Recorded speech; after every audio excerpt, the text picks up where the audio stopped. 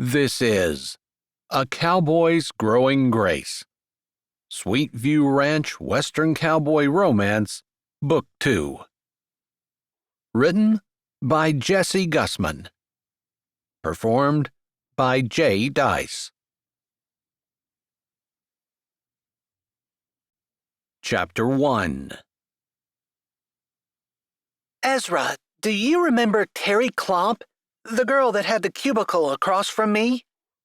Sandra didn't wait for his answer, which was just fine by Ezra. He had no clue who Terry was. She told me that she and her boyfriend are finally moving in together. They've been dating for 6 months, and she's been staying at his place most nights, and paying for her own apartment. She paused, and he assumed this was where he was supposed to interject some kind of sound into the conversation. Huh. I hope it doesn't interrupt our weekly Tuesday night dinners. That's when we catch up on all the latest and watch the best series in the world, and you know what that is. He had no idea. Huh. Exactly. The Bedroom and Beyond. The actors of that show are just amazing, and the writers are perfect. Especially Bubba Goo, the most gorgeous man in the world. She sighed. Ezra supposed it was a dreamy sigh. He's absolutely perfect, and I would just die to spend 1 second with him. Sandra went on, and Ezra tried to pay attention. It was hard, because he had no clue what she was talking about. He didn't even own a TV, let alone watch one. And it seemed like every couple of weeks, Sandra's best friend changed, and he couldn't keep up. So? The tone of her voice shifted, and he tried to pay attention. When are you going to invite me out? I thought that you said it was going to take you a little while to get settled in, and then you were going to have me come out for a visit. I assume, her voice took on a teasing yet questioning quality, that is so that I can look around and figure out where we'll live when we get married. He cleared his throat. He liked Sandra, but as he looked around his office, it was primitive and very cold in the winter, as was the rest of the house. And the entire ranch, actually. Considering that it was in North Dakota, everything was cold in the winter. But they were just coming out of the long, cold, snowy season, and he really didn't have an excuse. He liked her, but the idea of having her on the ranch for a couple of days, or more, made him want to turn and run in the opposite direction. He would have to entertain her, lead her around, be by her side every waking second, and he didn't have time for that. Well, I want to make sure that things are ready for you, he hedged. There was something wrong with him. It wasn't Sandra. All of his siblings teased him that he was never going to get married. Maybe that was the reason that he'd not shut her down the first time she tried to talk to him. Or maybe it was because he knew they would be moving soon and didn't think they would stay together. Whichever it was, he felt like a heel. Probably because he was one. He should just tell her now that he didn't want her to come out and that maybe they should start seeing other people. And she'd blindsided him when she assumed they were going to get married. Except she was already talking again by the time he got his mouth open. That's so sweet of you. That's one of the things I love about you. You're so protective. Just like the hero in my favorite movie. And then she went off on a tangent describing her favorite movie. He started to sigh and managed to stop himself just in time before he did it into the mouthpiece of his phone. She was still describing the first act, as far as he could tell, when his brother Asher walked into his office. He held up one finger, indicating to Asher that he would be with him in a moment. He waited for Sandra to take a breath.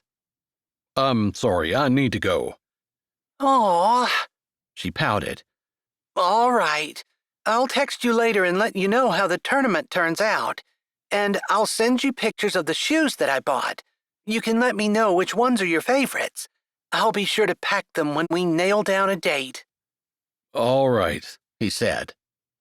They hung up, and Ezra stared at his phone for just a moment. He really needed to tell Sandra that they just weren't going to work out.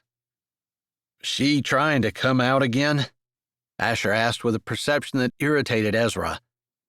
He was really good at seeing things that needed to be done, figuring out the best way to do things, and working his butt off. People, women in particular, seemed to be beyond his ability to figure out.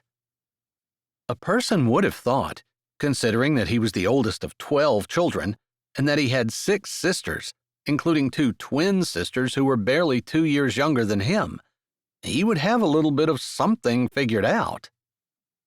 But his brain just didn't seem to work the way that it needed to in order to understand the gentler sex. Actually, he didn't find females to be all that much more gentle than males. But his grunt seemed to be answer enough, because Asher grinned, picking up the stapler that was on Ezra's desk and straightening it up before he set it back down.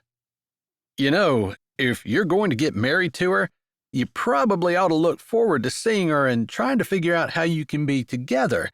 Not to mention, you should enjoy her company. Right, he probably knew that, but he was content to call her his girlfriend, talk to her once in a while, or maybe just a little bit more often, and live in one state while she lived 4 states away.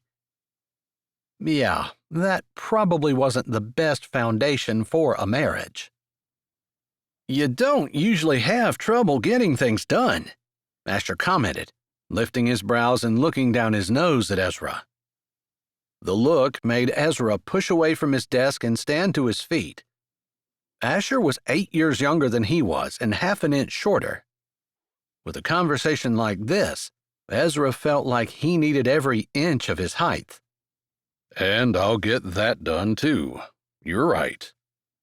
Yeah, if you can get a word in edgewise. Never met anyone who could talk as much as Sandra can. Asher lifted one brow. Even Joanna, he said, referring to their second youngest sister. Joanna was number 11 of 12, and Ezra figured that she probably had to do a lot of talking in order to get noticed. But Asher was correct. Even Joanna couldn't outtalk Sandra. Or maybe it was just that Joanna said things Ezra was interested in or could get interested in. The latest TV show or the perfect style of shoe was not something that would help him run his ranch, and therefore was not something about which he had much to say. Excuse me. The door pushed open. Alaska, whom he had just hired to be his personal assistant, popped her head in the door. Come on in, Ezra said, figuring that whatever Asher had to say could wait. I just wasn't sure whether you wanted me to file those folders in alphabetical order or by date, she said, one hand reaching out to twirl the earring in her lobe. She had piercings in her upper ears as well, but she didn't seem to mess with those. That was something he'd noticed in the last 4 days she'd been there. File the ones with names on them in alphabetical order. File the ones that have general information by date, he said, remembering that she was working on the bulls he'd used in his herd for the last 4 years, as well as the different updates that they'd done to the ranch so far, since they had bought it almost a year prior. They had been going to buy it almost 8 years before, but things had gotten held up when they tried to sell their ranch in Wyoming. If they hadn't, he probably wouldn't have gotten entangled with Sandra. He tried to push that thought out of his head. He wasn't through with Sandra, and maybe things would work out after all. Since all the problems were on his end, he was responsible for trying to fix them. He knew there were defects in his personality, and if Sandra was willing to put up with him, he should put more of an effort into their relationship. So far, she hadn't complained, but he could see a lot of room for improvement. Ezra? Alaska's voice came again. Yes, he said, noting that she was playing with her earring again. You told me to tell you when the kids were sleeping because you wanted to go over what my duties were going to be. They're sleeping. He kept himself from smiling. For some reason, he had been looking forward to talking with her. They had hosted a wedding on short notice on the ranch, and she had spearheaded everything. He'd been impressed by her organizational skills and her ability to jump in and do whatever needed to be done, while rolling with the things that didn't work out. She didn't get upset, and while she was understandably hassled, it wasn't in a grumpy or short-tempered way.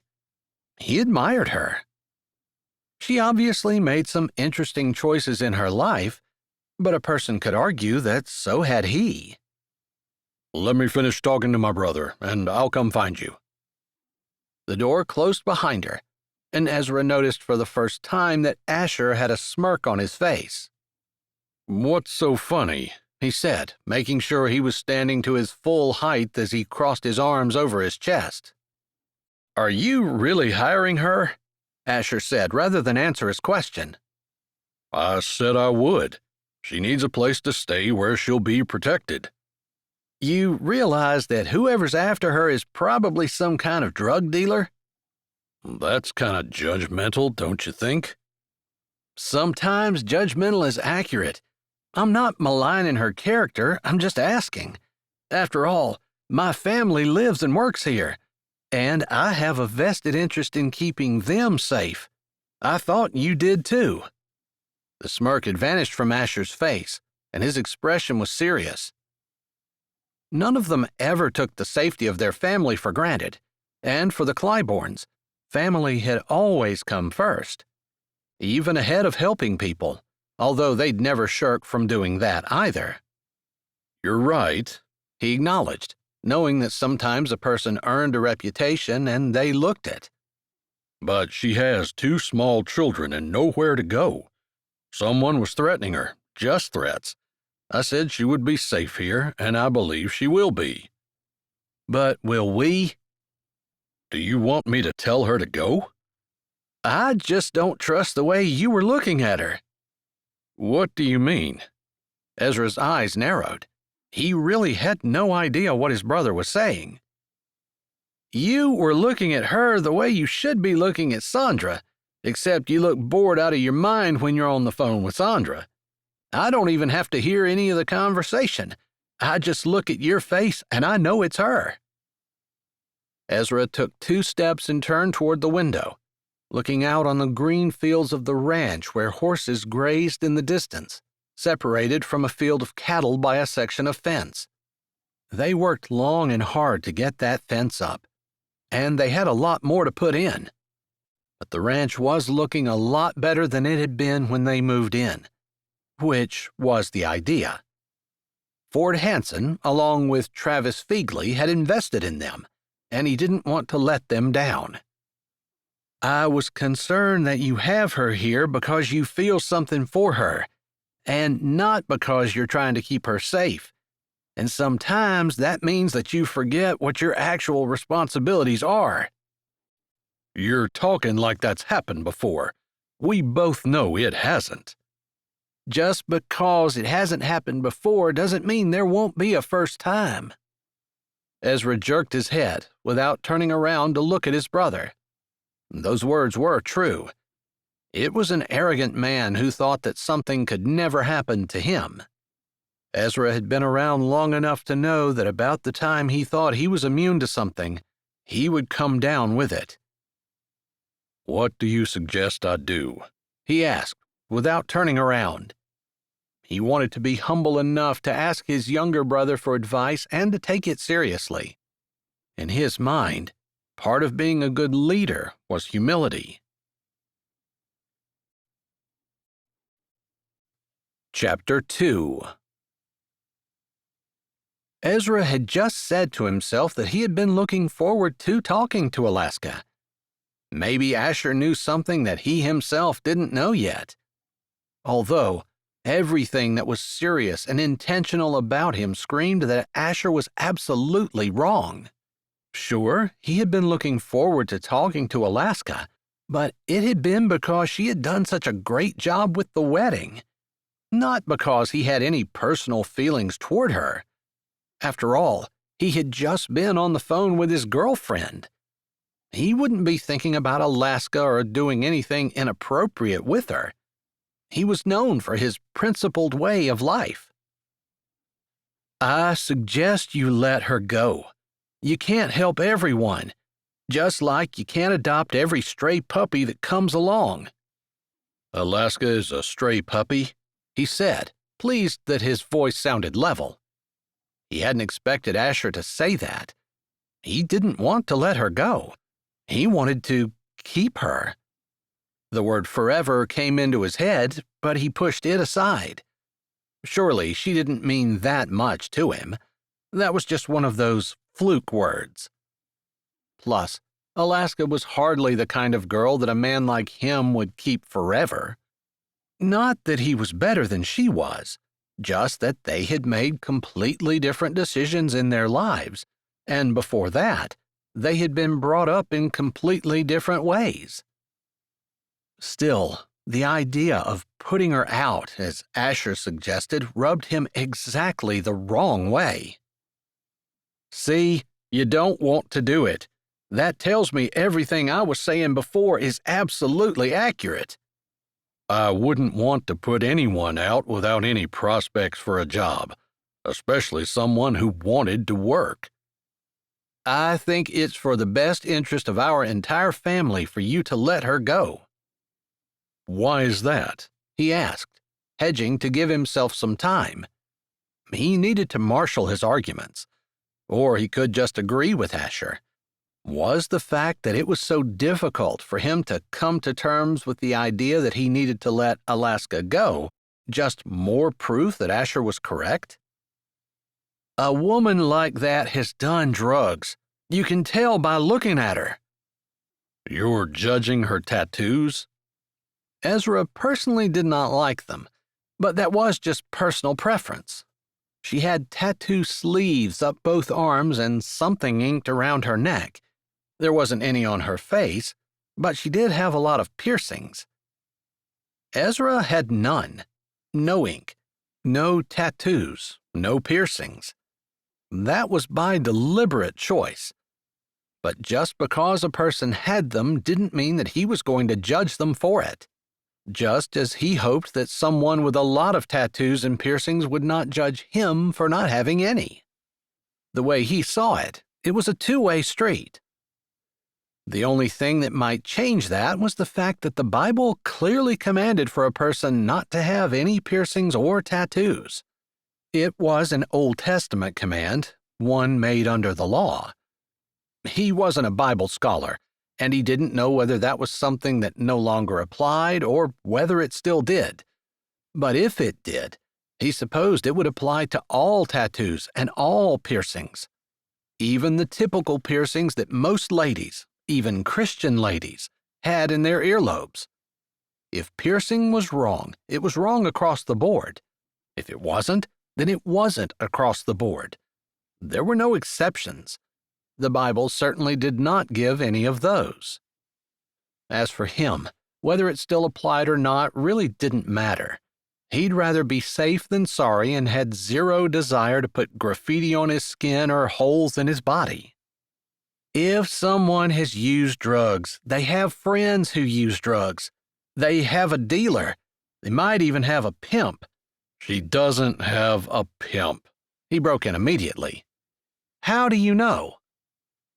He pressed his lips together. He supposed he didn't. It was just, this is Sweetwater, North Dakota, not New York City or Los Angeles.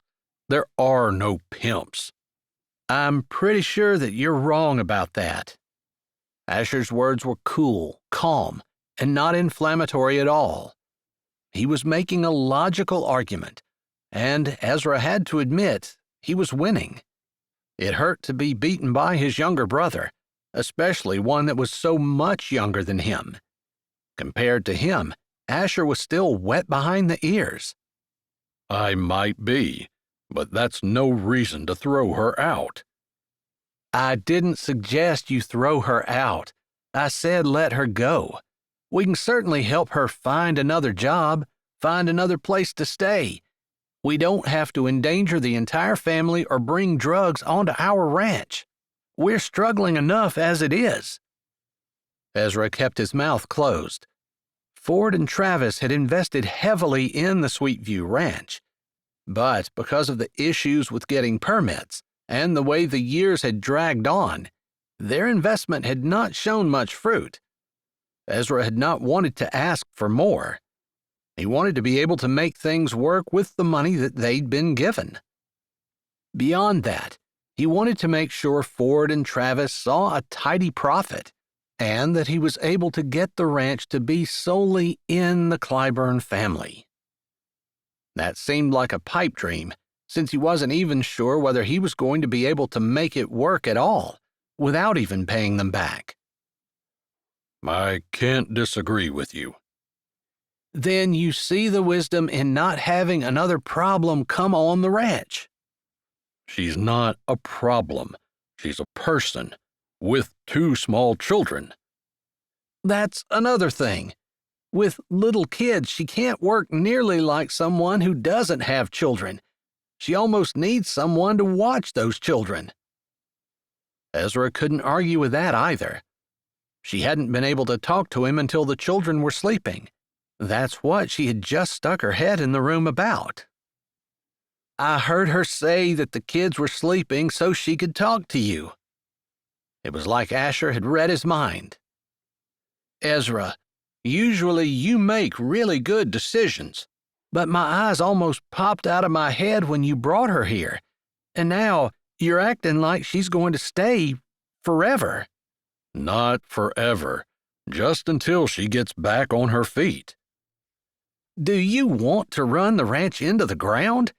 That's what's going to happen if you take up every stray person and animal that comes along, or even one.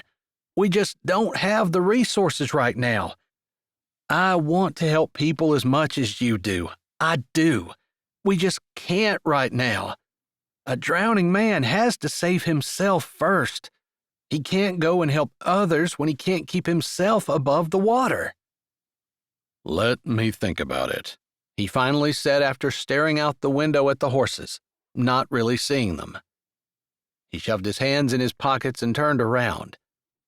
He'd found that it was usually best to present a confident front, but he didn't want to mix confidence with arrogance. And as much as he didn't want to hear what his brother was saying, he pretty much knew he was right. "Listen, I know you don't want to hear it.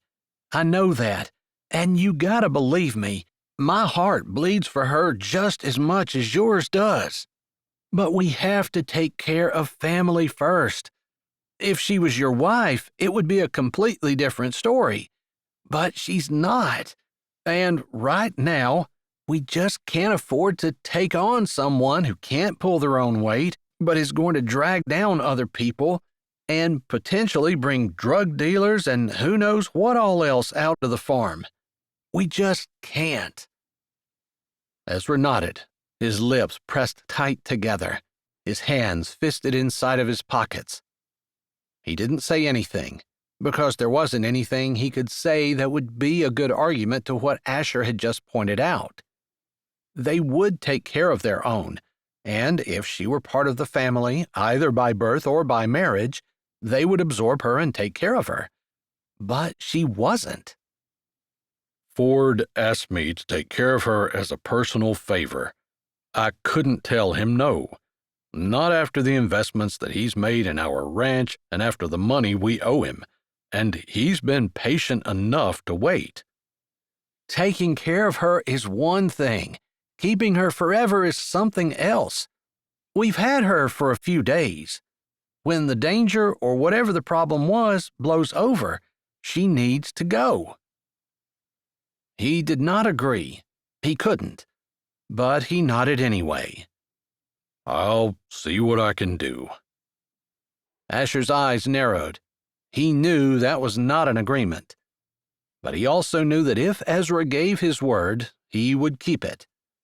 If he said he would think about it, he would. And he intended to, because Asher had great points. However, He had told Ford that he would take care of her, and that was his word. "Maybe you need to keep your word somewhere else," Asher finally said before he lifted a brow, waiting for Ezra's chin jerk before he turned around and walked out the door. He closed it carefully behind him. He hadn't walked out angry and did not slam it. There was no way that they could make the ranch work if everyone got mad every time someone disagreed with them. They could have disagreements. They could have discussions. They could even have intense discussions where someone was sure that their way was the right way. But at the end of the day, they all had to be able to get along, jump in, and pull together. It was the only way the ranch would work. Ezra had preached that to his brothers and sisters since they had started talking about trying to make this go. It was the way his parents had run their family. Ezra wasn't sure that parents could have 12 children and have the entire family get along without preaching some such thing. Disagreements were okay, and anger, in its place, was not necessarily terrible either. But selfishness and anger that a person could not get a hold of, that drove a person to do things that were unkind or unbiblical, was not acceptable. He took a deep breath and blew it out slowly. He needed to talk to Alaska, and he wasn't sure what he was going to say. That and the conversation that he had with Sandra weighed heavily on his mind. It also irritated him because he should be thinking about the ranch, about the weanings that were coming up, about the price of cattle and how it was down. They'd held off weaning their herd for as long as they could, hoping the price would go up. But it hadn't, and they were scheduled to work the cattle the next day. What was he going to tell Alaska? He still hadn't figured it out when a knock sounded at the door. "Come on in," he said, trying to make the tension release out of his shoulders and put the problems out of his mind. His sister Phoebe walked in. Phoebe was the older of the twins, which came in line directly after him. They were just about 2 years younger than he was, and he'd grown up with them dogging his every footstep. When he'd been thinking about going to North Dakota to try to make a go of the Sweetwater Dude Ranch, he wouldn't have done it without Phoebe and her twin Priscilla coming with him. Since their parents had died, they had banded together to raise the younger children. Phoebe had put off marriage and lost a longtime boyfriend because of her move. Priscilla had been married, but it hadn't worked out. As soon as she saw his face, her brows came down. He should have known that he wouldn't be able to hide anything from Phoebe. "What's wrong?" She stepped in, putting both hands behind her and leaning against the door, pushing it closed carefully, all the while studying his face. "I told Fort Hanson that we would give Alaska a place to stay safe. But Asher feels like not only whoever is after her could be a problem at the ranch, but he also feels like she's been with some unsavory people and she might bring those to the ranch as well. He thinks it's unfair of me to keep her here and wants her to go." Well, he's not wrong. Phoebe's words were matter of fact. He wouldn't expect anything less from her.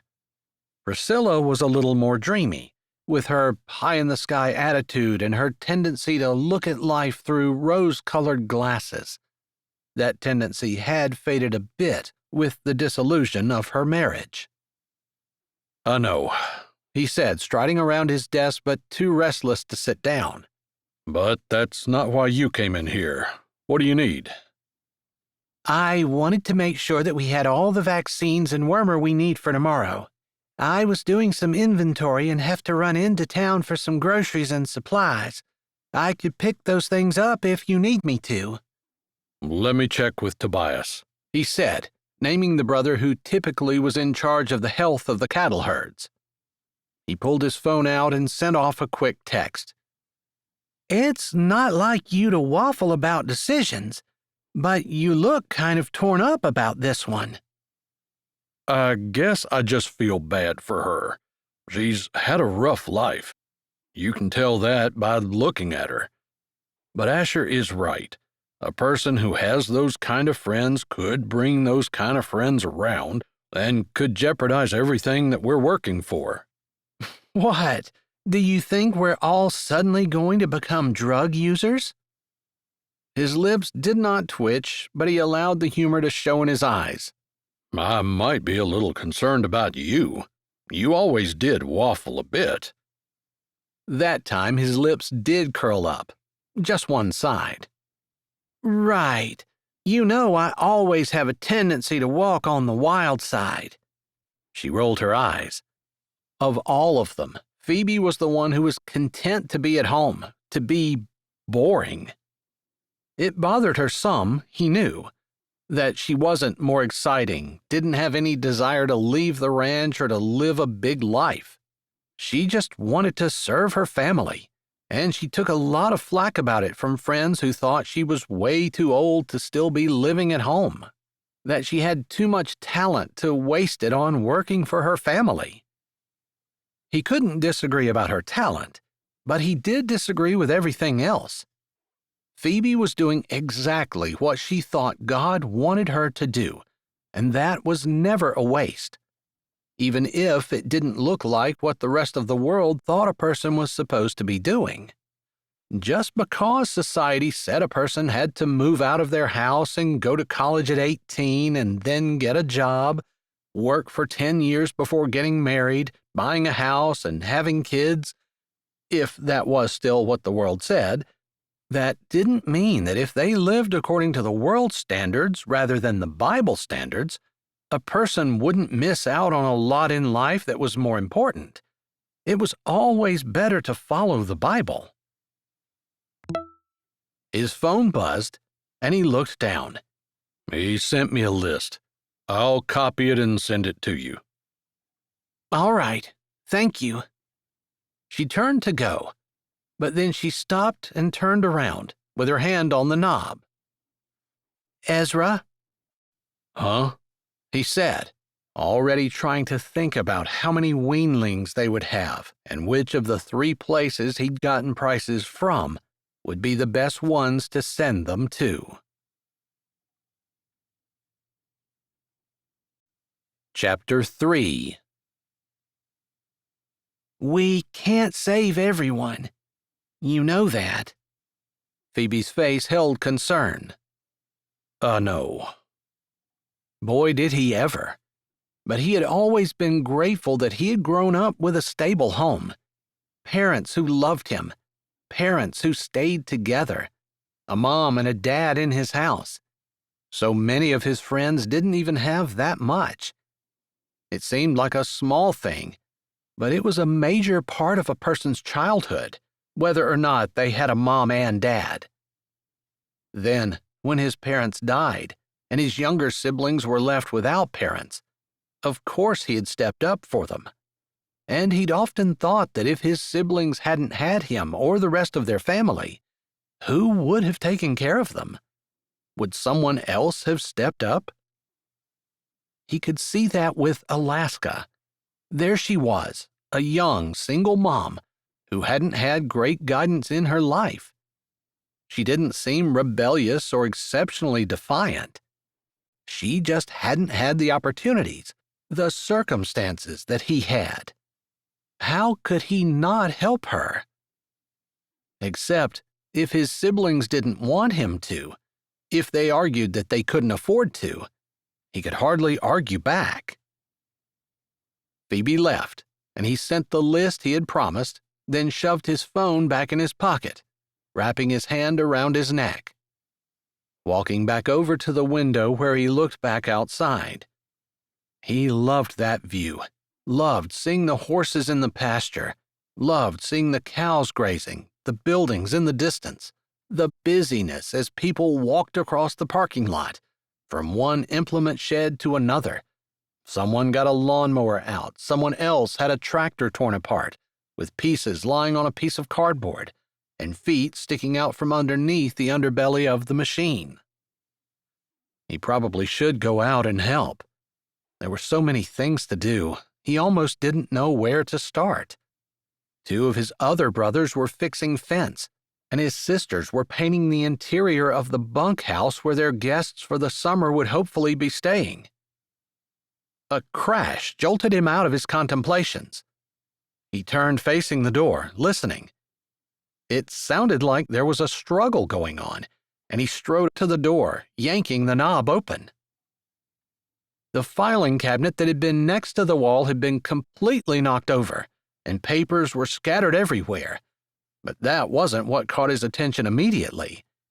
It was the fact that there was a man in the room, and he had Alaska in a headlock with her body pressed to his, and her chin lifted at an unnatural angle as he tightened the pressure, growling something in her ear.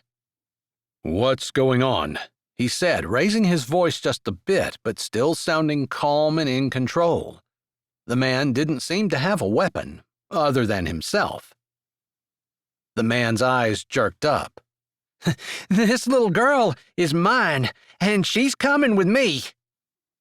Ezra hadn't been around too many people who did drugs in his life before, but this person had a wide-eyed look that said he might be on some kind of speed-type drug. Ezra wouldn't even know what kind of drug that was, other than it made people think that they were invincible and they would do stupid things, like break into a ranch and grab a woman right out of the living room, surrounded by people.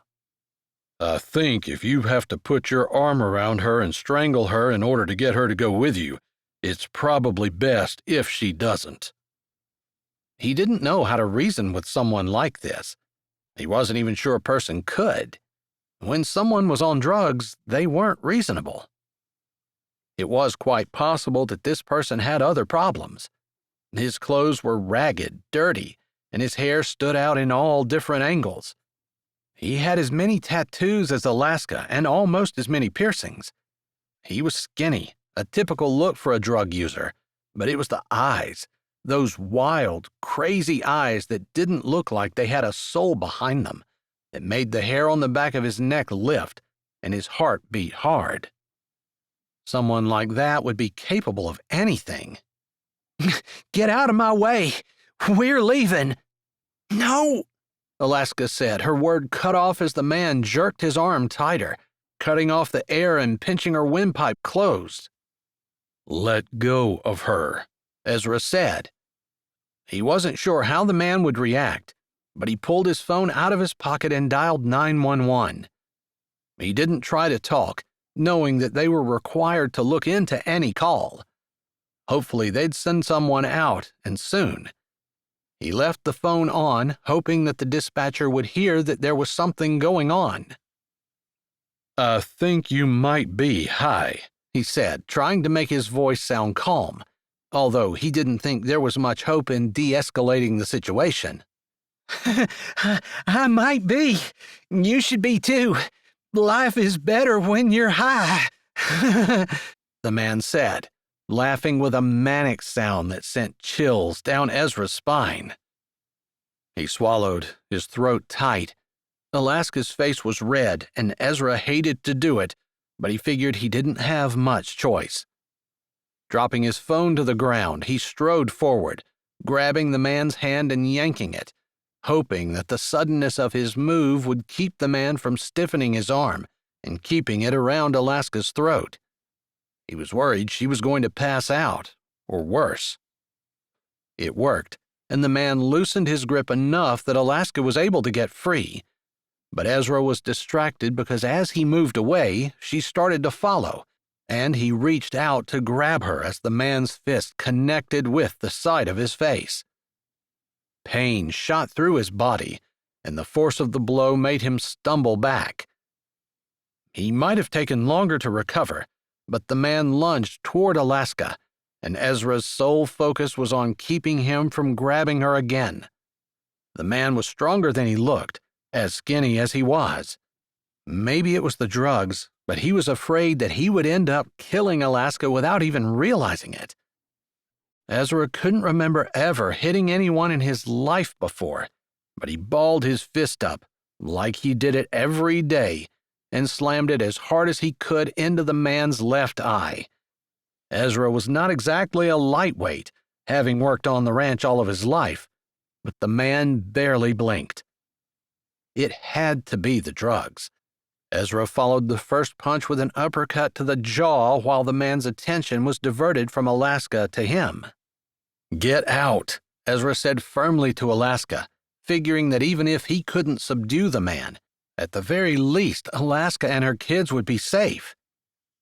But instead of listening to him, Alaska turned to the man, punching him in the stomach before he grabbed her hair. Adrenaline had dulled the pain in his face somewhat, and Ezra had an odd feeling of being outside his body as he hit the man in the stomach again and tried to get another blow in while working to figure out what in the world he could do to make the man let go of Alaska's hair. She screamed, the man yelled, and Ezra punched him twice more, hoping to either knock him out or make him let go. After he hit him in the stomach for the second time, the man screamed, an animal-like sound that conveyed anger and rage, and ran at Ezra. It was intimidating, but Ezra stepped forward into it, deflecting the man's fist while grabbing a hold of his arm and moving it, trying to pull it back and hold it behind him. They wrestled for a bit, with the man grabbing hold of Ezra's leg, and Ezra leveraging that to his advantage by pressing into the man rather than away, and they both tumbled to the floor. They scuffled there, with Ezra's larger size and perhaps his experience in wrestling steers, allowing him to get on top of the man, his hands pressed against the floor while the weight of his lower body kept the man still under him. "Get off me!" The man followed that with a string of curses, spewing language out of his mouth so filthy it almost made Ezra's hold loosen just to hear it. He made sure to stay well away from the man's mouth because he wouldn't put it past him to bite, and with the enraged, incoherent way the man was, if it were possible, he would bite clear through. "I told you to get back," he snarled at Alaska, angry that she had put herself in harm's way after he had freed her. "I'm calling 911, she said, completely ignoring his words and pulling her phone out of her pocket. "I already did." He could just hear his brothers now. This would be great press for the ranch, exactly the kind of press they did not want. And he had to admit that Alaska looked like she had done this type of thing before. Even while he thought that, there was a vulnerability about her that pulled his heart. This man could be him, although Ezra didn't have as much compassion for him. Alaska, at least, was trying to get her life turned around. This man was trying to keep her from it. Ezra couldn't help but want to help her. Of course. But his siblings would never let him do that now. They would want her gone as fast as possible. They would want to help, but from a distance. It would jeopardize everyone if they kept her here, and Ezra couldn't argue about it. They were all right. "What's going on?" The door burst open and Asher came in, those words tumbling from his lips before he'd even taken a step inside. He laughed, a humorless huff of air. "You're taking care of him the way you took care of Caleb when you guys wrestled when you were kids." "Why fix it if it ain't broke?" Ezra said, grunting a bit as the man struggled underneath him. To his side, he could hear Alaska speaking calmly into the phone. Again, like she had done it before. "I always hate it when I'm proved right." There was irony in Asher's tone, and he didn't need to say anything more. Hear you," Ezra said. "Before you start gloating, do you think you can give me a hand so I can get up?" "Seems to me like you've got things under control. Kinda looks like you were about to take a nap or something." He strode over, smirking. "It's not too often I see my big brother lying around on the floor. Let me enjoy it for a moment before I give you a hand." "Shut up and help me." Ezra ground out, annoyed. Why couldn't Phoebe have come back in? At least she would give me a hand before she told me all the things I've done wrong. He had to admit, there were times women were much better than men. This was one of those times. A man was far more likely to make fun of someone than to help them, especially if they didn't look like they needed help. But he didn't want to lie on the floor forever, and the guy was still high and dangerous. He's on something. Be careful, Ezra said as Asher got closer. Yeah. Asher didn't say anything more, but his lips were drawn and flat, and Ezra didn't need to hear him say anything more, or hear his thoughts, to know what he was thinking. Everything that he had said in the office, not even 10 minutes ago, had been borne out in the last 5 minutes. And he would waste no time in telling Ezra that Alaska needed to go. Today, probably. It wasn't that his family didn't have a heart. He knew it. Still, after this, Ezra would have to agree with them. What if one of his sisters had been in the room? What if the man had tried to take them, or worse? What if he had had a weapon? This is going to look great on the headlines for the ranch, Asher muttered as he pulled some binder twine from his back pocket, and Ezra grunted. So many times he shoved twine in his pocket, intending to throw it away, and ended up carrying it around with him the rest of the day. This was not the first time that it had come in handy at some point. It was, however, the first time that they had used it on a human. He could hear sirens in the distance as he got gingerly up, and then they helped the man to his feet. "Watch it," he said to Asher as Asher allowed his ear to get dangerously close to the man's mouth. I wouldn't put it past him, in the state he's in, to try to bite that off your head. A decent sort of fellow, you say, Asher muttered, obviously disgusted with the entire thing. He supposed both of them were thinking about how this was going to affect the ranch. Not the animals they raised or the horses they trained, but the dude ranch they were hoping to open. Asher had been right about having the wrong kind of people showing up here. It would be terrible for business. "I'm so sorry." Alaska came over and stood beside him, looking up with concern on her face. "I'm sure the police are going to want to ask you some questions, and then I can get my kids up and leave." No. "Yeah, that'll be good." Asher and he spoke at the same time. He set his jaw and turned to give his brother a stare. She's not leaving. She said she was. No. "Don't be stupid," Asher said, irritation heavy in his words. He knew he was being ridiculous. Alaska should go. She even said she would. But he couldn't even explain why he didn't want her to go. There was just something about her. "It's okay, Ezra. I appreciate you taking a chance on me. But Asher is right.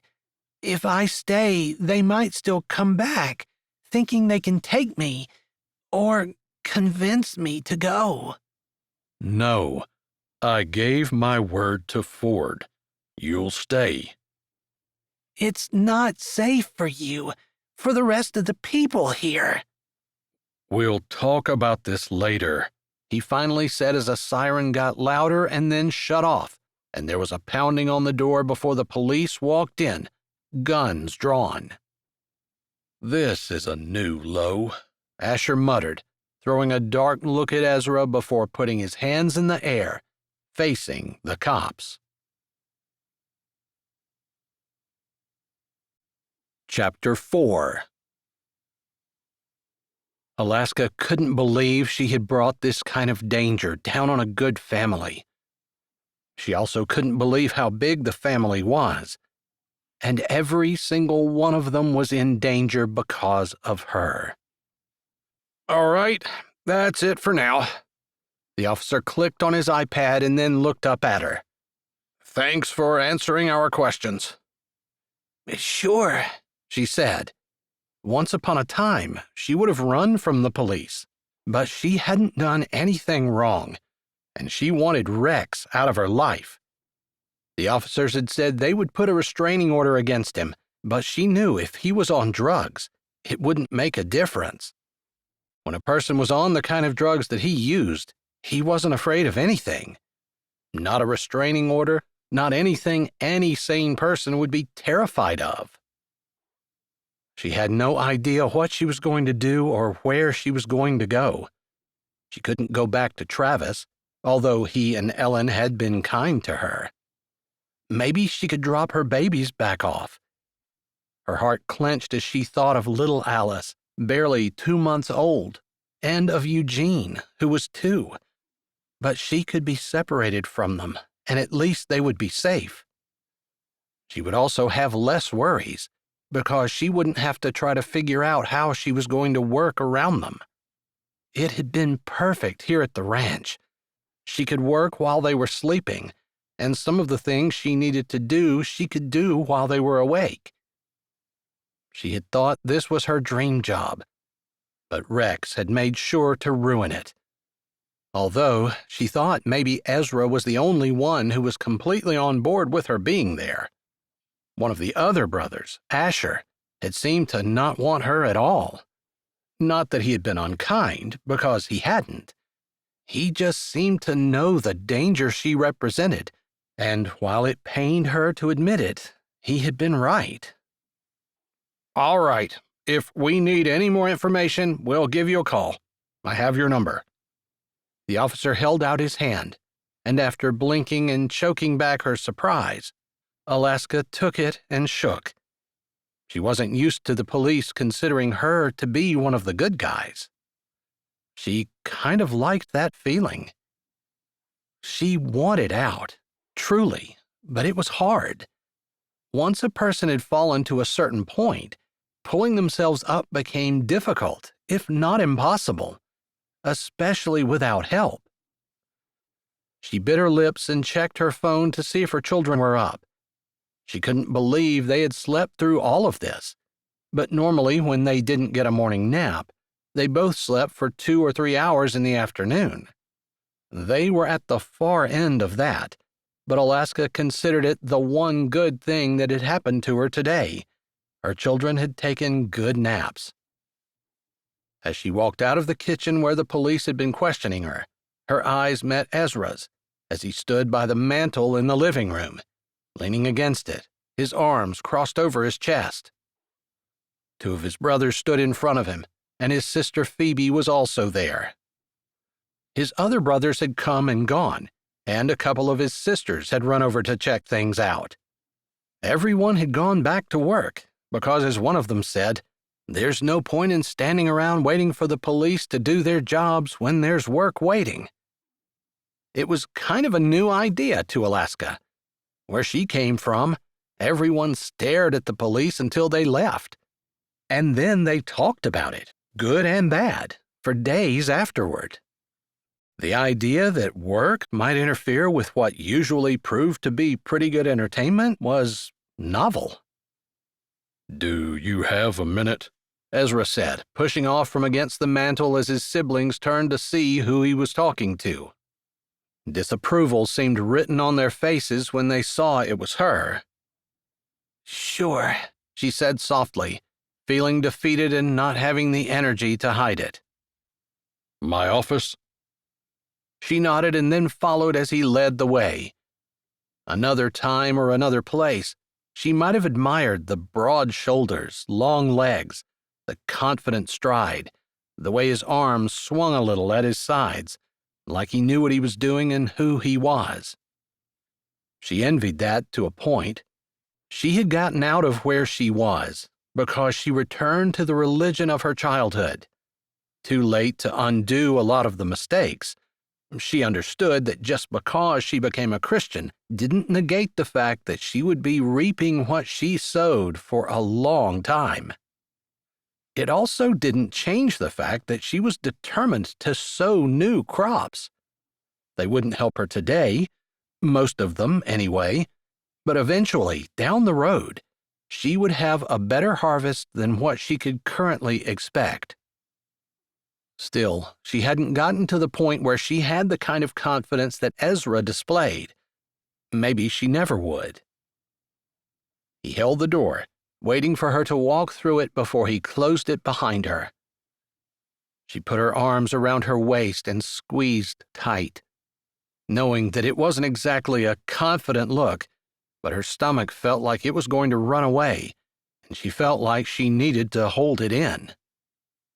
You can sit down if you want to, Ezra said, and his voice held compassion. He could be very commanding, and he often was. In the few days that she'd been here, she heard him issue orders with a rapid-fire, almost drill sergeant mentality. But he always used a softer, kinder tone on her. It had annoyed her as much as she had appreciated it. After all, she didn't want to be treated with kid gloves. She was strong, capable, and could take care of herself. Except, she kind of liked that he seemed to want to take care of her.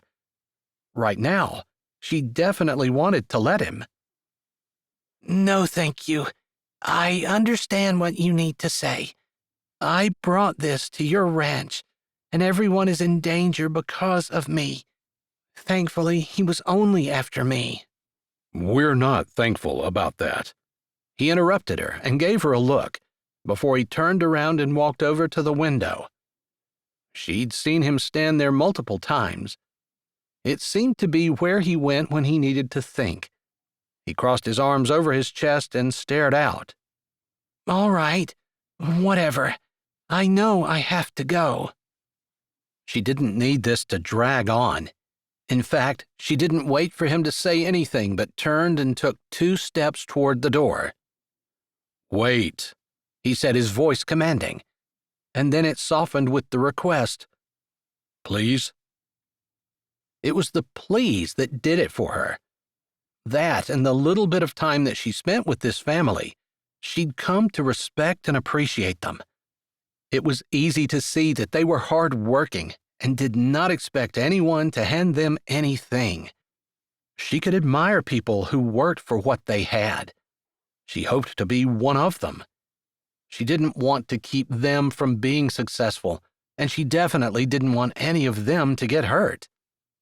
I heard bits and pieces. I understand that Asher especially wants me to go. He's the most vocal. The other ones will be okay whatever we decide. He had said we, like she had some say in it. I don't see that there's any other decision to make, unless you have a ranch somewhere far away, like Florida. He snorted. Huh. I can't say that might not be an idea that's crossed my mind in the middle of the North Dakota winter. He was laughing? Not really. His lip turned up, and it was more emotion than he typically displayed. I take it that's a no, she said, unwilling to be drawn into a lighter moment. This was serious. This was her life. This was the life of her children. That's a no.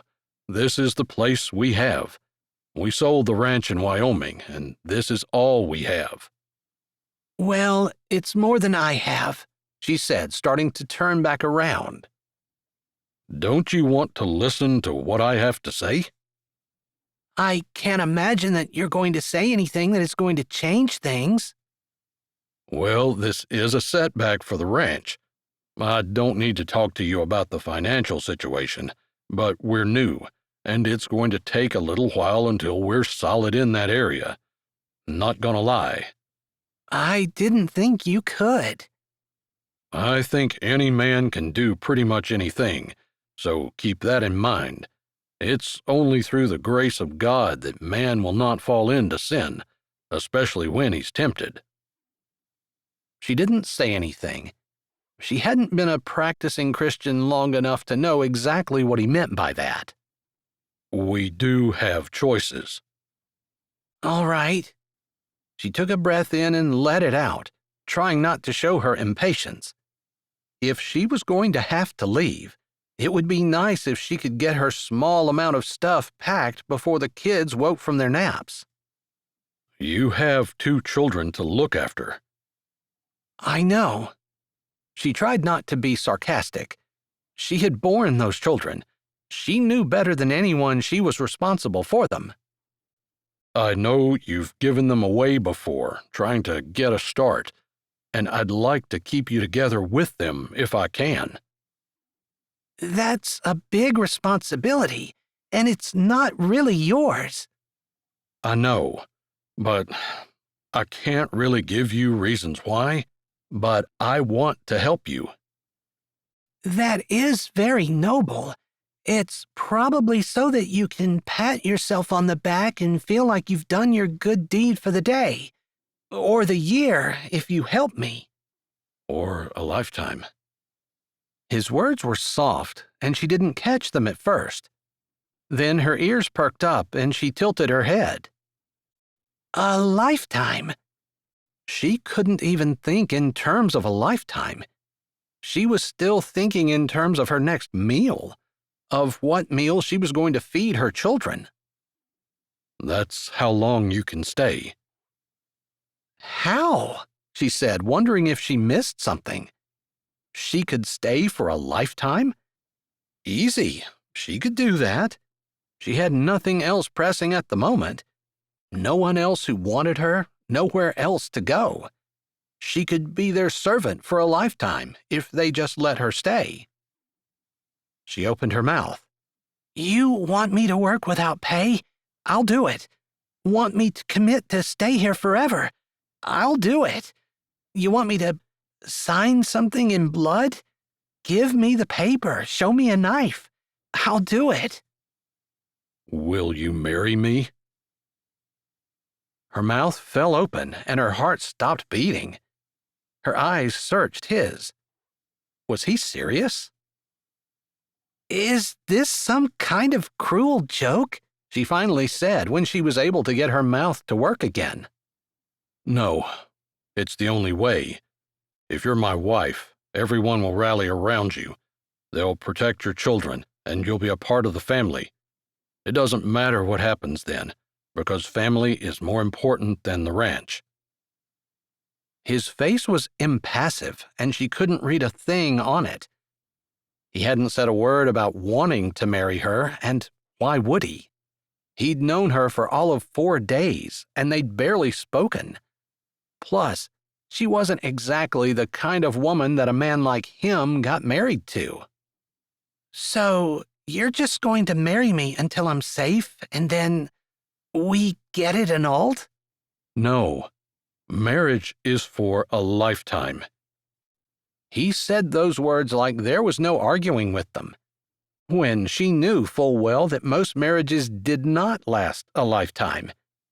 In fact, she knew of only 1 or 2 that had actually lasted a lifetime. That just didn't happen in modern times anymore. Marriages didn't last. Of course, she would fight for her marriage. She would make sure it lasted, if that's what he wanted. Except it couldn't possibly be. So, let me get this straight. You want to marry me. A real marriage, even though you barely know me. In fact, do you know my last name? Slessing. Right, you processed my employment papers. And I remembered. She almost thought a bit of humor crossed his face, although she couldn't be entirely sure. She couldn't believe he could find anything about the situation funny. But then again, he held the upper hand. Except she did. He was the one who had asked her. She could say no. It was her choice. All right, you get credit for that. It was reluctant, but she supposed it couldn't be all about her. He was giving her the upper hand, and she could take it and wield it over him, or she could do what he was doing and be gentle with her power. It seemed like when someone got a little bit of power, they liked to lord it over people. Goodness knew she had that done to her often enough. But she could be different. She could be gracious with her power. "Thank you," he said, irony in his voice, but his face once again turned impassive. "You need to think about it carefully. I don't plan on getting married twice." Chapter 5. Well, if you're looking for a pure virgin bride, remember I have 2 children. Alaska wanted to tell Ezra about the other things that she had done, but this was the best opportunity she had ever. She didn't want to talk him out of it. "I know you have children." Well, there's a lot of other things you don't know. She couldn't keep herself from saying it. If he was looking for a lifetime love, he needed to look for someone else. She was hardly lifetime love material. "Do any of them matter?" He asked, like she would seriously tell him. I've done some pretty awful things for money. I don't know what matters to you. That was a flippant answer and not the truth. He was a righteous man, someone who valued purity and honesty and integrity, and all those other things that she wasn't. She knew those things would matter to him. "The only thing that matters is that you're not married to somebody else. It would be illegal in that case for us to get married. The only other thing that matters to me is if you're going to keep your word or not. Because if you're not planning on keeping your word, I'd rather you didn't give it to begin with." Was he for real? You don't want to know about the things I've done? You don't want to know about the fact that the father of my children was married when I slept with him? You don't want to know that I used to sell myself in exchange for drugs? She wanted to slap her hand over her mouth. The things she hadn't wanted to tell him had come out. In the form of questions, sure, but they'd still come out. He hadn't flinched when she spoke. She'd seen his eye twitch, but he hadn't changed his position. "But that's not who you are anymore." His words were a statement, not a question, and she found herself nodding in agreement. That was how she felt about it. That wasn't typically how other people felt about her. They saw her past and considered her a part of it. And she couldn't fault them for that. A person was a product of their past. The things that they had said, done, and lived, watched, and read, those all went in and made a person. When Jesus came into a person's life, he could make them new. She'd experienced that. Even though she still had guilt over the sins of her past, the way she lived, the things she'd done, she knew that when God looked at her, he didn't see those things. Sometimes it was hard to believe, but she knew it to be true. Jesus had paid the penalty for those sins, and in God's eyes, she was just as pure as the man standing in front of her. The thing was, the rest of the world would look at them differently. She couldn't believe he didn't. But there couldn't be anything else. What benefit is this to you? "I told you. I can't explain why." That confused her. She wasn't used to people doing things out of the goodness of their heart. The reaction of his siblings made a lot more sense to her. While she knew that Asher was probably the only one who really didn't want her, and the other ones would probably allow her to stay, Ezra actually wanted her. He wanted her so much he was willing to marry her, a lifetime commitment, real marriage, marry her, in order to keep her. I don't get it. I don't understand what you see in me. Why you'd want to help me. Why you go to such great lengths to have me stay. He lifted his shoulder like it didn't matter, like it wasn't a big deal, like he wasn't giving up everything for her, which basically he was. Aren't you going to want to get married sometime? Didn't I hear a rumor about your fiancé coming to visit? At the mention of his fiancée, he had more of a reaction than he'd had over anything. I knew it. You have a fiancé. I don't understand. She was leaning toward the idea that she had to begin with, that this was some kind of cruel joke that he was playing. But what she couldn't figure out was why. It seemed like a sadistic game, and Ezra did not seem like a sadistic kind of person. I'm sorry, I can't explain, but the offer is there. It's up to you whether or not you want to take it. She closed her mouth. She wasn't going to get an explanation. And she wasn't going to get any declarations of undying love either. She was hardly in the position to hold out for more. She almost laughed at the thought. How could she justify the idea that she could have gotten someone like Ezra to marry her, raise her children, and make a lifetime commitment to her, and decide not to do it because he didn't give her a declaration of undying love? Yeah, that was smart. Yeah, she couldn't imagine anyone ever saying that, at any point. All right, I'll do it. But the kids are going to be up soon. She had no idea what time frame he was thinking about. When I spoke to the police, they said they were going to try to hold the dude as long as they could, but they weren't entirely sure that they could get a judge to set bail high enough to keep him. Obviously, he's a danger to you. We're going to get a restraining order, but the sooner you and I get married, the safer you'll be. She couldn't believe that he was going to marry her, just to protect her and keep her safe. Couldn't believe that he cared that much about her. We've only known each other 4 days. I don't understand why you're doing this. I'm not sure why either. Except, I need to. Well, that was fair. He kept saying he had no idea. Maybe he was being honest. She couldn't remember ever doing anything without reason. Nothing this big. How soon works for you? He said. Turning from the window, walking over to his desk, he picked up his phone and presumably pulled up his calendar. This job is the only thing I have on my schedule, so whenever you can spare me, I can do it. He stopped swiping and clicking for a moment and looked at her over the top of the phone.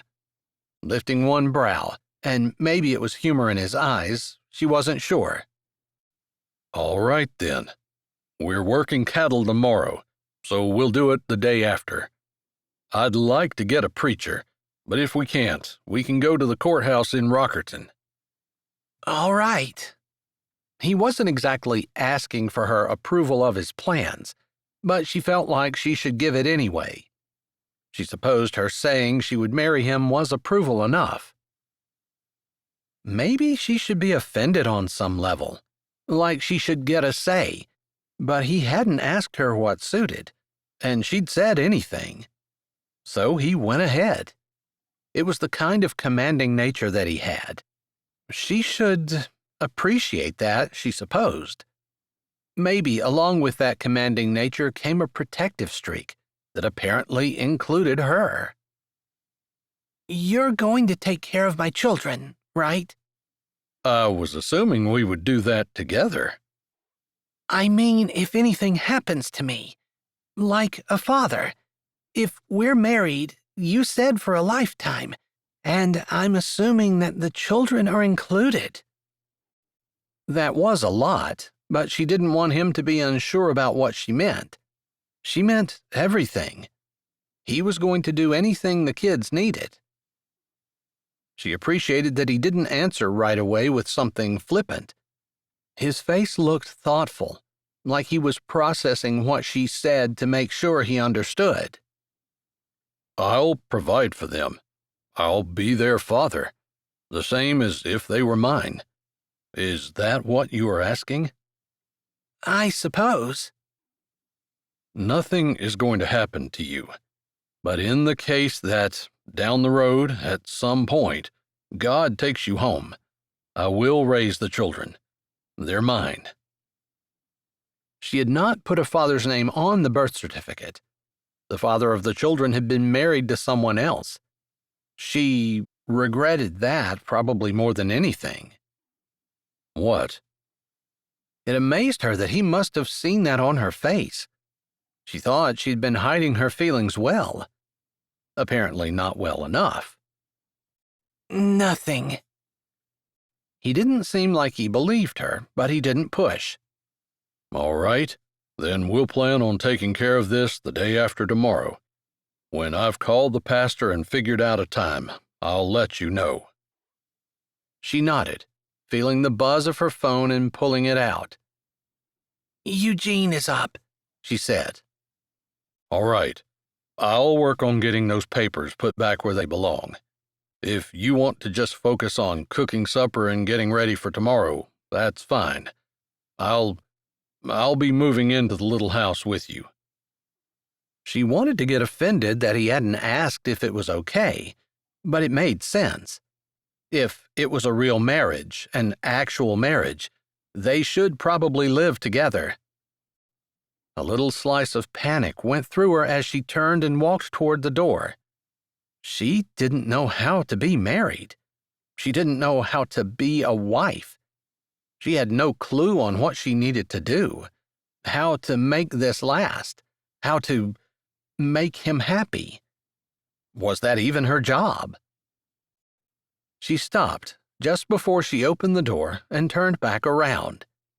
He still stood behind the desk, his hands planted on either side of it, his head hanging down, almost as though he felt defeated. She hated that the idea of marrying her made him look so beaten down. She should tell him that she changed her mind, that she wasn't going to go through with it, that he was free. If she were a better person, maybe she would. Are you okay? She asked softly instead. Maybe she could work her way up to being a better person. His head lifted, and his face looked every bit as determined as it had before. Yes. Is there someone I can talk to? This might sound funny, but I'm not sure how to be a wife, and I feel like you deserve a good one. That time, both corners of his mouth turned up, and she would definitely term his expression a smile. Yeah, I think there are some ladies who might come over, even this evening if you want them to. I don't need them that fast, although I guess the sooner I get started, the sooner I can work on getting better. I'm sure you're going to be fine. This isn't something you have to get worried about. You don't understand. I don't have anything to bring to you. You're giving me everything. A home, a chance at a new life, a place to work, a dad for my kids, and I don't have anything to give in return. She didn't have to go into all the details about the life she led before and how she was bringing more baggage than anything else into this marriage. She didn't want to be a taker. She didn't necessarily want to be a giver, although maybe that should be her goal, but she wanted their relationship to be more equal, not with him doing all the giving and her doing all the taking. I'm sure things will even out over the years. That's what a relationship is. Give and take, and it's not always equal or even. It's just that we both do whatever we need to in order to keep our marriage together, strong. I don't really have any examples of a strong marriage. My parents had a strong marriage. His voice sounded a little far away, like he was thinking about days past, better days, happier days, days with people he loved. Would he ever think about the days they had like that? She hoped so. She hoped that even though she didn't really think it was her job to make him happy, she hoped that between the two of them they could create happy memories. Then she thought about the farm and the problems on that, and realized that some of their memories might be really bad to start out with, especially if they lost the farm. Maybe once they were married, she would ask if there was anything she could do in order to help save it.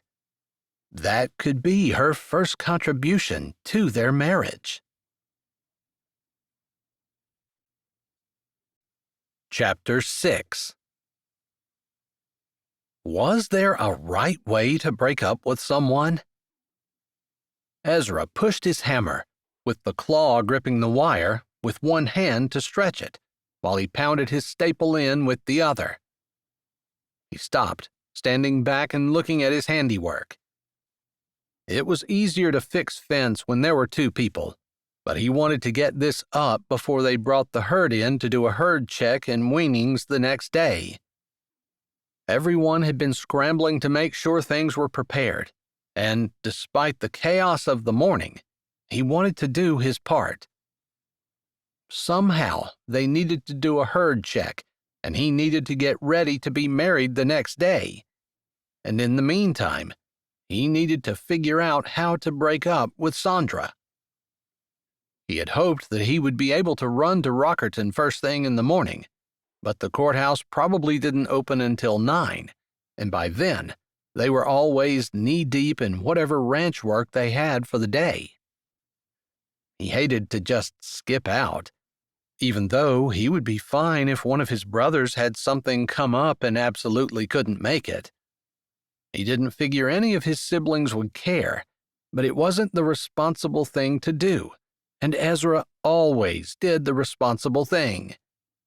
Except, getting married after knowing someone for 4 days was hardly the responsible thing. Lord.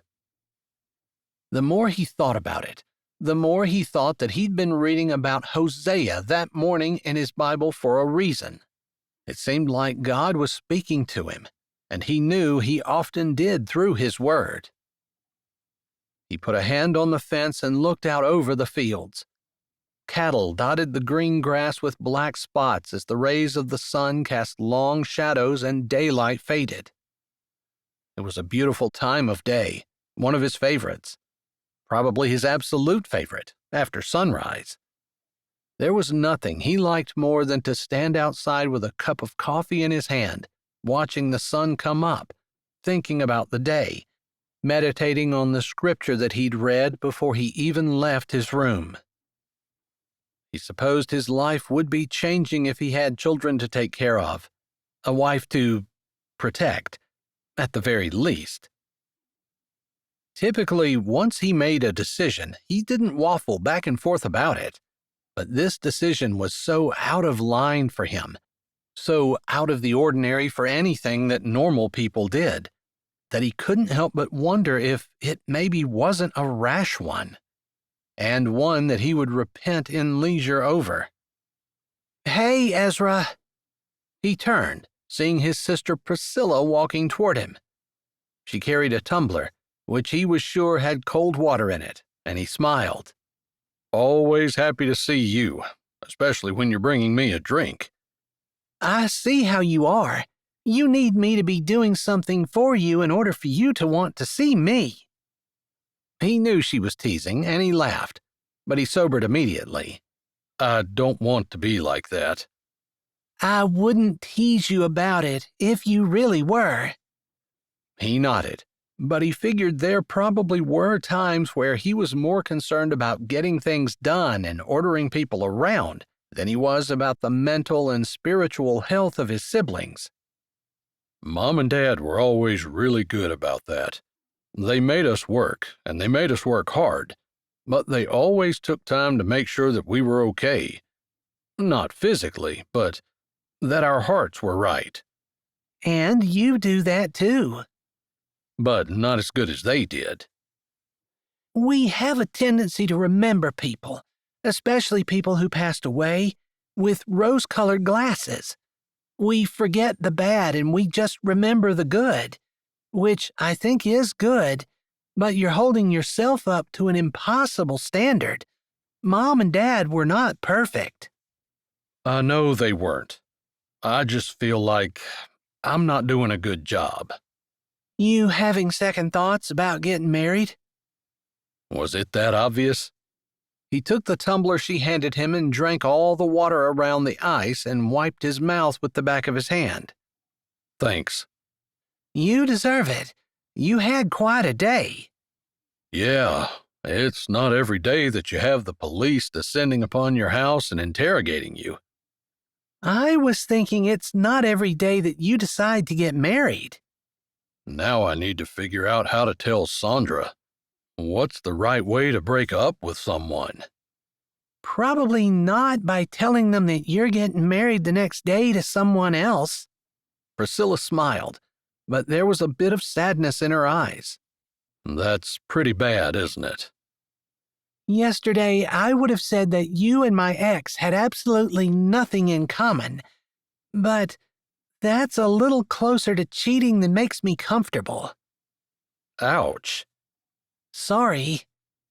No, I would far rather you be honest with me and help me fix my faults than ignore them and pretend they don't exist. You don't have very many, and I mean that honestly. He appreciated her saying that. He also appreciated her insight. She had been married, and she had the scars from that marriage. She would have insight that he didn't. He appreciated her sharing it with him. I think it's too late for me to do it the right way then. Yeah, you and Sandra probably never should have gotten engaged to begin with. We never did get a ring. Why did you ask her anyway? I never really thought you liked her that much. She asked me. I don't even think she asked me. At least, I wasn't thinking of it as a marriage proposal. She just said in one of her rambles that we should get married. When she stopped to take a breath, I agreed with whatever it was she said, and the next thing I knew, she was announcing to the world that we were engaged. I figured I might as well marry her as anyone and let it go. You didn't stop to see what the Lord thought about that? Priscilla asked, sounding as though that were the obvious thing for him to do. No, I guess I just didn't think about it. I mean, I wasn't exactly thinking about getting married, and I wasn't thinking about asking her. I wasn't thinking about answering her either, since she did the asking and the answering, and I just didn't argue. It just kind of happened. I don't think I would have ever looked at you, as commanding and purposeful as you are, and thought that some woman would have tricked you like that. Well, I kind of did want to get married. He set the hammer down on the back of his four-wheeler and then lifted his hat and ran a hand over his hair, scratching a bit where the rim pressed against the scalp. He settled his hat back down on his head. You're lonely. That's crazy in a family as big as ours, and as unusual as our family is. Typically, everybody goes their own way, but we all just kind of hang out together. We worked together. We all had a purpose, and the ranch was big enough for everyone. And Mom and Dad made sure that everyone had something to do that matched their interests. Yeah. That was another wise decision his parents had made. He had a commanding attitude, and his dad had taken him along, showing him how to manage things. One of his brothers had a head for numbers, and a couple of his sisters had worked in graphic design. They all did the grunt work on the ranch, but some of them liked it more than others and spent more time on it. Everyone pitched in where they were needed. Sure, there were fights and disagreements, but his parents had lectured, and Ezra had taken up the drum about being able to disagree without fighting or hating each other. So, are you going to seriously go ahead with the wedding so soon? It's going to be a lot anyway. With trying to work the herd tomorrow, that's always a big day. Yeah, I think the sooner we get it done, the better. It will solidify Alaska's position here. You mean it will make her part of the family and we'll be obligated to take care of her? I guess if you want to look at it like that. I know you will. Even though we're not married, I assume everyone knows the plan is there, and you'll still take care of her. We will, but she'll still be in danger from whatever friends she has. He heard how Priscilla said friends.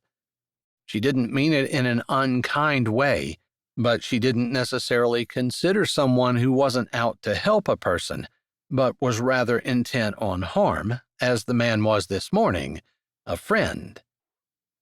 Yeah, that would probably be the only reason I feel like there's a rush. She's trying to do right, and I know that there are places that will help her, but there's no better place than right here. Am I wrong? No, you're absolutely right. She's just not the kind of girl that I ever pictured you ending up with. But I know that if you marry her, you'll stay with her until you die. Do you really think it's a good idea? She was playing to the doubts that were already in his mind, not necessarily because of the person Alaska was, but because he didn't know her that well. How much more afraid must she be? She didn't know him any better, and he could overpower her at any time. He was a good bit bigger than she was, and definitely stronger. You know, she kept asking me why I was asking to marry her, why I'd want to, and I couldn't answer. I don't know that I can answer you either. I was reading in Hosea. Oh. He smiled, loving that Priscilla knew exactly what he meant when he said he had been reading. Hosea had been commanded to take a prostitute as a wife and bring her home. That wife had left him, and he'd gone back for her. He didn't necessarily think that Alaska was going to leave him, but he could see some similarities. Not that she was a prostitute, necessarily, but that a person would have thought that Hosea would marry a godly woman, as befitting his position as a prophet.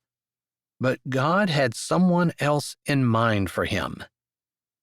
Their love story wasn't necessarily a great one, but the applications were there, and it just felt like a nudge from the Lord.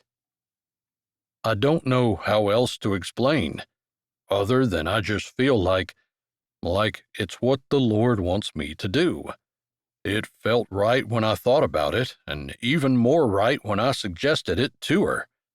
I figured if she disagreed, that was out of my hands, and what kind of woman agrees to marry a man that she only knew for 4 days? I really didn't think she'd consent. But she did. Yeah, and here we are. Him with the problem of what to do about Sandra, and this feeling that what he was doing with Alaska was exactly right, coupled with the nerves that clenched and unclenched his stomach. Do you still feel like this is what God wants you to do? I do. He knew that without a shadow of a doubt. It was so out of line for him, so unusual, that it almost could only be from the Lord. He certainly had thought that. He was almost 40 years old and had yet to even have a serious enough relationship to be engaged, other than Sandra, and he wouldn't have termed their relationship serious. They'd only been out a couple of times. They mostly saw each other at church and community functions where she came over and hung out at his side. It was a relationship that didn't feel right to him. It was crazy, because Sandra was the right kind of girl, at least according to the way anyone would see it, looking at them. She was like him, had been raised the way he had, although not in as big of a family, but in a small town with most of his values and morals. Alaska, she was as different from him as night was from day. Are you sure that you're not just attracted to her because she's different than you are? I can't say that the thought hasn't crossed my mind, but I've met a lot of people who are different than me, and I've never felt drawn to them before. I've never felt like I needed to ask them to marry me before. They've never been in this situation before. That's true. But if you are still certain that this is what the Lord wants you to do, then I think you need to go through with it. Thank you. I appreciate that. He paused for a moment, and then he said, humbly, Can I ask you something? She lifted her head to the breeze, cooler now that the sun was down, although it wasn't fully dark. The sky was ablaze with orange and reds and pinks, and they had shifted to stand shoulder to shoulder, looking at the colors blaze overhead. Sure, ask away. I'm probably going to sound weird, but I'm serious. I know I need to break up with Sandra, like you said, and I really would appreciate any advice or help that you can give me.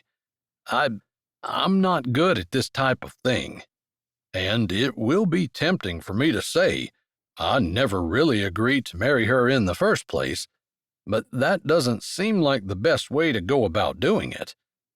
But at the same time, I don't want to hurt Sandra's feelings, but I want to balance that with the fact that Alaska is going to be my wife, and I don't want her to feel like I catered to Sandra and didn't care about how she felt. That I put more thought into making sure Sandra didn't get upset than I did about how Alaska might feel about me being so considerate to Sandra when she's the one I'm marrying. If that makes sense. You want to make sure that she knows that she is the most important one to you. Exactly. Sandra I care about, but Alaska, she's going to be my wife. Just because she's going to be your wife doesn't mean you have any special feelings for her. You seem to be struggling about that. Well, our society sometimes has a twisted view of what love is. If I say that I love her, people might get the idea that I'm infatuated with her or that I have feelings that I really don't have. But if we're talking about love the way God commanded us to love someone, where we do it with our actions, or love is patient, love is kind, love does not envy, love does not boast, it's long-suffering, not proud. I mean, I can say that I love her now. Yeah, I understand that, but I can see how you would hesitate. You wouldn't want anyone to get a mistaken idea. Yeah, including Alaska. I can promise to love her, but I can't promise to have feelings that may or may not ever come. Do you think that's fair to her? Dad told me once that you have feelings sometimes, especially when you're a teenager. That's where I was. I was probably 15. He said they feel strong, but feelings lie. He said that marriage isn't supposed to be about feelings. It's supposed to be about treating someone else the way God wants you to treat them, even when you don't feel like it, especially when you don't feel like it. You know, sometimes I think we were really blessed to have so much time with Mom and Dad. I feel a little bad for the younger kids who didn't get to spend as many years with them as we did. But they have you. She smiled at him, looking over, like she admired him. He supposed it was a pretty big deal, considering that she was his sister and had grown up with him and knew him almost as well as anyone did. She knew his faults and foibles, and she admired him anyway. That made him feel pretty good. So, to answer your question, I suppose there aren't supposed to be feelings, if I asked the right way. Maybe, but I do think that there's some kind of feeling, something that makes one person special more than another person, and makes you think to yourself, I really want to spend more time with this person. I enjoy them. I always thought that was because they made you better, that you should want to spend time with someone who makes you a better person, who challenges you to grow, who encourages you, who believes in you, who can see the potential that God put in you and wants to help you touch the world with it. That's a pretty tall order. You don't agree? Maybe he was pie in the sky. He usually had both feet planted firmly on the ground, but sometimes he could have some lofty ambitions. He always thought that his wife would be someone, even if she wasn't quite the wind beneath his wings, as the cliché went, someone who was wind to him, the same way he would be wind to her. Maybe that was asking too much of someone. I think it sounds really good in theory. Sometimes in practice, I think in a relationship especially, people get jealous of each other. They each want to be the top person, and they keep score. You know, I did more for you than you did for me, so now you owe me. Because to make someone better, sometimes it takes a level of sacrifice that a lot of people aren't willing to give. Well, even if just being around her makes you better, you know? Like you see them doing something, and it inspires you to up your game. Not in a competitive way, but because you know that what they're doing brings them closer to the Lord, and when you're around people like that, they have a tendency to inspire you to want to be the same. Yeah, I can see that. They were quiet for a bit, and then he prodded her gently. Suggestions about Sandra? He really had no idea. He knew he needed to call her, knew he needed to let her know that the future she was planning wasn't going to happen. That was definitely a harder call than what he wanted to have to make, but sometimes a person just had to do the hard things, and this would be one of those. No, I guess the best thing to have done would have been to have done it back when she first started saying that you were engaged. The second best thing would have been to have done it before you decided you were going to marry someone else. Now, I guess I would call her and at least talk to her on the phone. It would be easier to send a text, but that seems a little... Low class? Yes, for lack of a better word. It just seems inconsiderate. All right. The sky held just a little bit of color now, and the cows had made their way over to them, so the munching sounds of the cows eating combined with the music of the wind through the grass, gently blowing. Well, I'll leave you then, since I assume you're going to do that now. Yeah, might as well get it over with. Let me know how it goes, she said, and then she walked away, slowly through the grass, as though she were thinking about what they were talking about. Or maybe other things, like her children. Chapter 7. Ezra said a short prayer, and then he took his phone and pulled up Sandra's contact, hitting the button to call her. Ezra, she said, picking up the phone in the middle of the first ring, like she had been waiting for him. I was just going to call you. I have so many things to tell you. First of all, you would not believe what happened on the bedroom and beyond. Sandra. No, I'm serious. I need to tell you this. Sandra, I need to talk to you.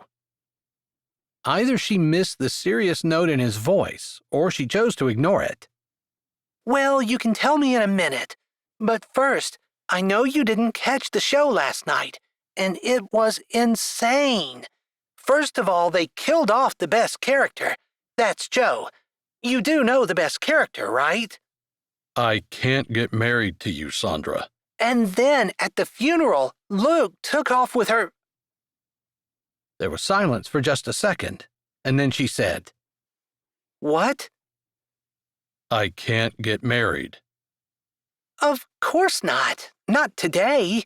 Not this year. Because I don't have enough time to plan a wedding, but we can set a date for next year. I'm so glad you finally want to set a date. Why didn't you just say so?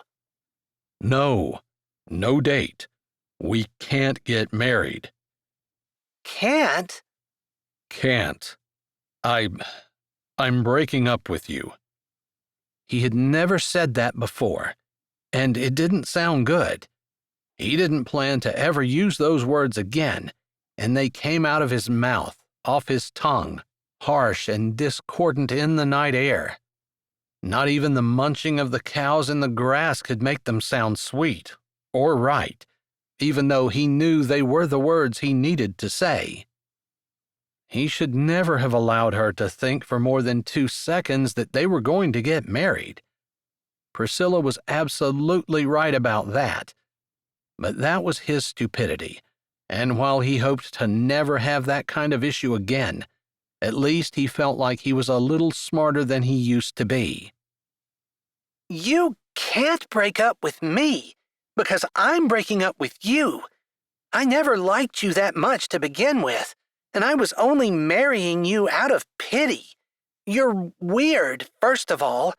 You never talk, secondly, and you don't talk about your feelings even if you could talk. It's annoying. I don't know how I put up with you for as long as I did.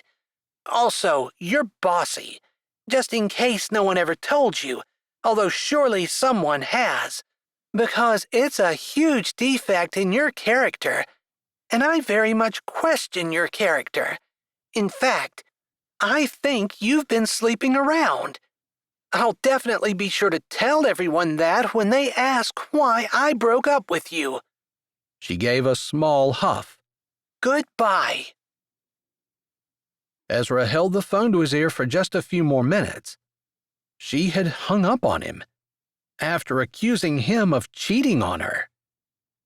That wasn't exactly how he intended for that to go.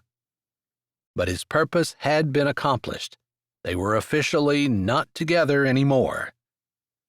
He hadn't exactly wanted it to happen quite like that, but he supposed that it was better that they were broken up than that she had somehow tried to talk him into staying together. But considering how terrible he was, she certainly wouldn't have wanted to do that. He would have laughed at the absurdity, except the conversation didn't leave him feeling very good. In fact, he felt worse than he could ever remember feeling since his parents' funeral. I suppose this is what I get for allowing it to go on instead of stopping it. I took the easy way out, and this is payment, right, Lord? There was a little bit of a shift in the breeze, and while he knew it wasn't God speaking, it still made him smile, remembering God's still, small voice speaking to his chosen man, Moses. Ezra had never gotten to the point where he wanted to speak to God, and he had to admire Moses' courage in wanting that to begin with. Knowing that he'd regret what he'd done with Sandra for a long time, he stayed until full darkness had descended, praying that he would be a good husband, that things would go well with the weanings in the morning, that no one would get hurt, that he would be able to be a father. A father. When he thought of the example of his dad, he felt intimidated, but he knew that his dad had to start somewhere too. Maybe a relationship like his parents had would never happen for him. He could hardly imagine Alaska and him having the kind of love that seemed to flow effortlessly between his dad and his mom, but he hoped for that.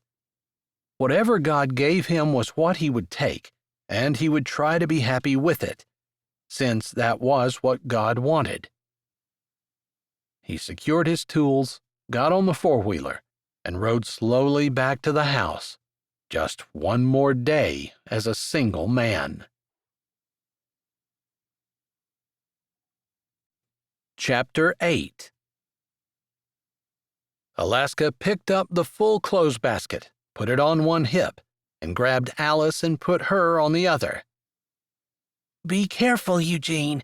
Sit down on your butt and slide down. She watched as Eugene obeyed, sitting on his rear and sliding down the steps. Eugene was too little to be able to climb down them the regular way, and there was no way Alaska could carry the baby and the basket and Eugene too. Going up the stairs, she could put Alice in the basket and then hold Eugene's hand. She sighed. It was almost dinner time, and she was exhausted. Ezra had said that while he could use her help outside, the kids would need to stay out of the way, and they weren't old enough to know where they could be safe and stay there. So he'd asked if she would stay inside and cook lunch so that Claudia, who usually did the cooking, could go out and help. She had been more than happy to. She figured the more she did, the more she'd start to fit in with the family. He also mentioned that if she wanted to, she could move his things over to the small house. The twins, Phoebe and Priscilla, as well as Claudia and Asher, all lived in the big farmhouse. Ezra had moved out of the small house for her, and some of his things weren't even unpacked in his bedroom. She hadn't quite recovered from the day before, and every time she went down the steps, she looked around, making sure that no one had come in the house that wasn't supposed to be there.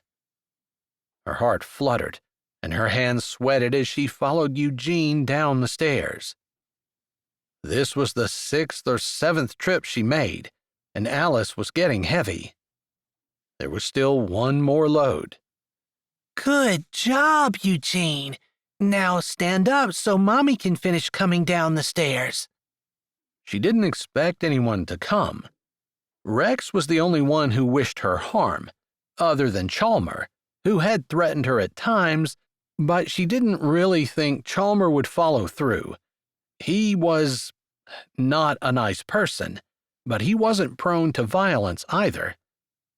Plus, he wasn't quite as far into the drugs as what Rex was. She had seen how they wrecked a person's life. She wished that she would have believed without experiencing, but there wasn't any way to go back and redo the past. So what she had to do was try to take the lessons that she'd learned and put them to good use. That reminded her that she wanted to try to figure out how to be a good wife.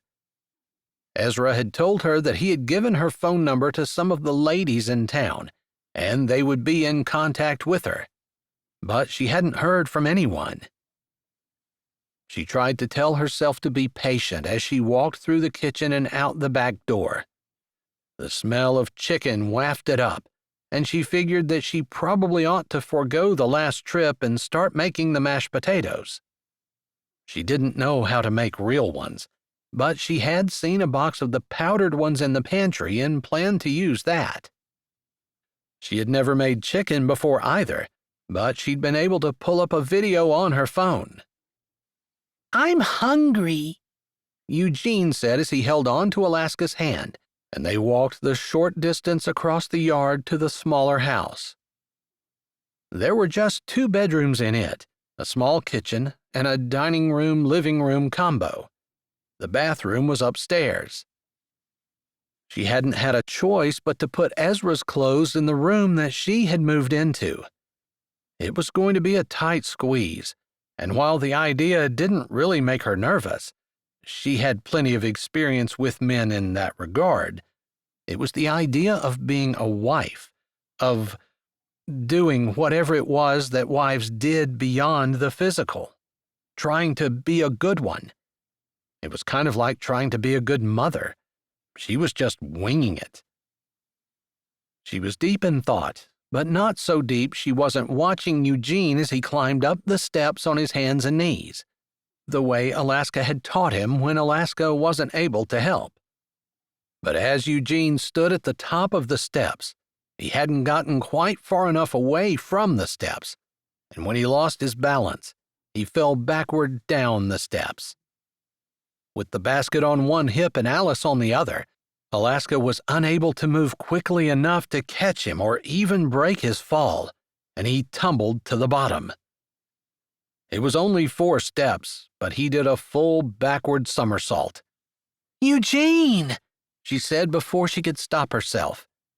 Someone had told her that children respond to their parents, that they see whether they should be upset or not from how their parents react, and a lot of times, things that children would just brush off were made into a big deal because of the reaction of the parents. She clamped her mouth closed, but set the basket down and hurried back down the steps. To her relief, Eugene was moving. He hadn't broken his neck, at least.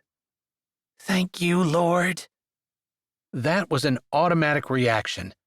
She had been trying to train herself to thank God for the good things that happened. After all, she had been very quick to complain about the bad things. Eugene had been quiet for just a moment, the way kids sometimes were before they let out a blood-curdling scream. That scream happened as Alaska reached the bottom.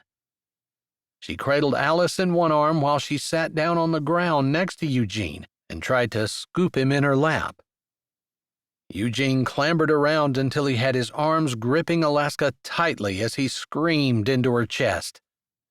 Alaska appreciated the screams. That meant he was okay. She sat on the step, holding Eugene, rocking him back and forth. Is everything okay, young lady? An older woman's voice said as Eugene's screams started to die down. It had been 5 or 10 minutes since Eugene had fallen, and Alaska hadn't been sure whether he was ever going to stop crying. He fell down the steps. Oh, that is not good. The lady, who looked to be in her early 70s, or maybe slightly older, came over and sat down beside Alaska.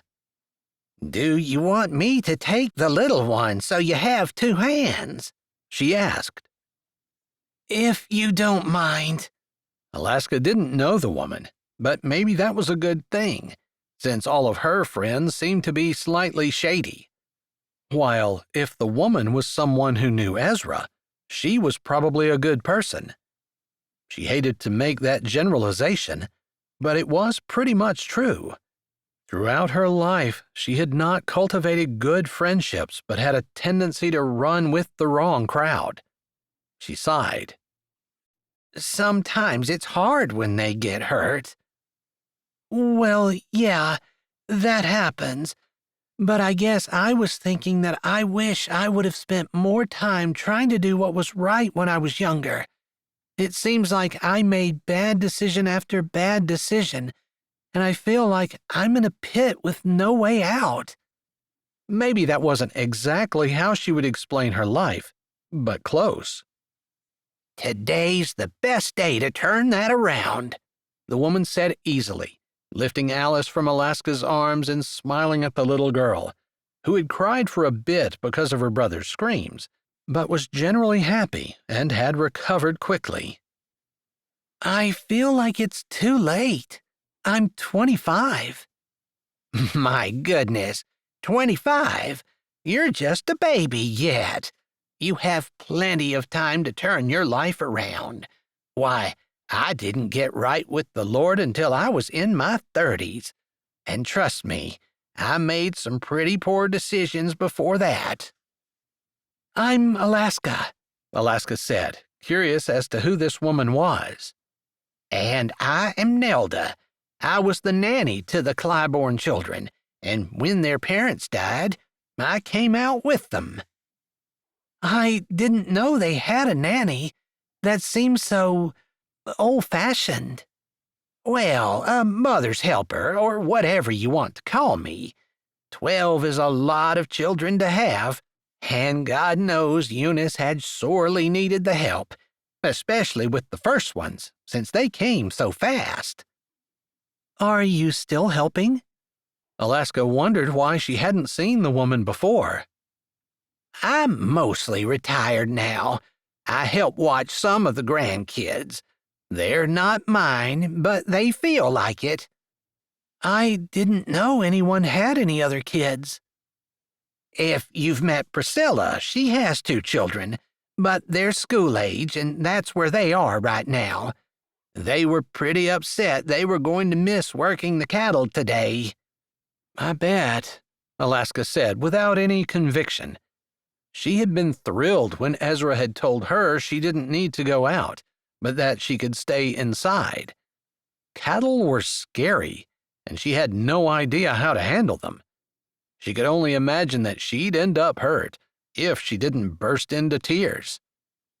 She didn't think of herself as a weak person, but cows were scary. Nelda chuckled a bit as Alaska adjusted Eugene, who had mostly stopped crying. There was something soothing about Nelda's voice that infused a sense of calm into Alaska as well. You sound like you couldn't imagine anyone being upset that they didn't get to work cattle, Nelda said, and there was humor in her tone. Was it that obvious? Alaska asked with a soft chuckle. If you're going to be working here on the ranch, you probably ought to get used to them. It would not be a good look for you to be afraid of cattle while you're working on a cattle ranch. Actually, I'm getting married to Ezra tomorrow. She hoped she wasn't speaking out of turn. If this woman meant a lot to Ezra, maybe he wanted to tell her himself. In Alaska's experience, men were much less picky about that than women, but she didn't know Ezra very well. If she had to guess, he would thank her for saving him the trouble of having to tell someone. Nelda gasped. She blinked and then narrowed her eyes a bit at Alaska, as though trying to see what in the world Ezra could have seen in her that would cause him to want to marry her. Ezra? He's getting married. To you. There was no insult in her voice, but there was a lot of disbelief. I know. I can hardly believe it either. We don't really seem like 2 people who would end up getting married. Well, I suppose now that you mention it, there's that. But Ezra is just so solid. He never does anything on the spur of the moment. He thinks everything through. She laughed, and some of her humor had come back. It took 8 years for him to finally move to Sweetwater. Really? She couldn't imagine taking 8 years to make a move. There were some hurdles to overcome, some difficulties with the sale in Wyoming and with permits and things they needed to get in order to make this ranch what they wanted it to be. But I think Ezra would admit that some of that time was him just being methodical. Alaska tried to picture herself taking 8 years to make a decision, and she couldn't. She didn't know anyone that methodical. Maybe she wasn't the only one with some issues coming into this marriage. For some reason, the idea that Ezra wasn't perfect actually made her feel better. So I guess that's what I was thinking. Ezra also has a girl, Sandra, and I thought they were engaged. It wouldn't have surprised me if they had stayed engaged for the next 20 years, and Ezra never made a move. He's, like I said, very methodical. Ezra is engaged? Why hadn't he told her? Well, I don't know all the details, but I'm guessing that Sandra probably asked him, and if he even said yes, I'd be surprised. He probably grunted, and she took it as a yes. I don't think she likes him any more than he likes her, but it suited them both to be engaged. That didn't really make Alaska feel any better. She didn't want to be married to someone who wanted to be married to someone else. So if Ezra decided that he was going to marry you, and you're getting married, did you say tomorrow? That's what he said. She didn't want to go into all of the issues from her past and the fact that there were people who wished her harm. That wasn't something she was proud of, and it felt like starting off on the wrong foot to simply introduce herself and say, "Yeah, I know drug dealers."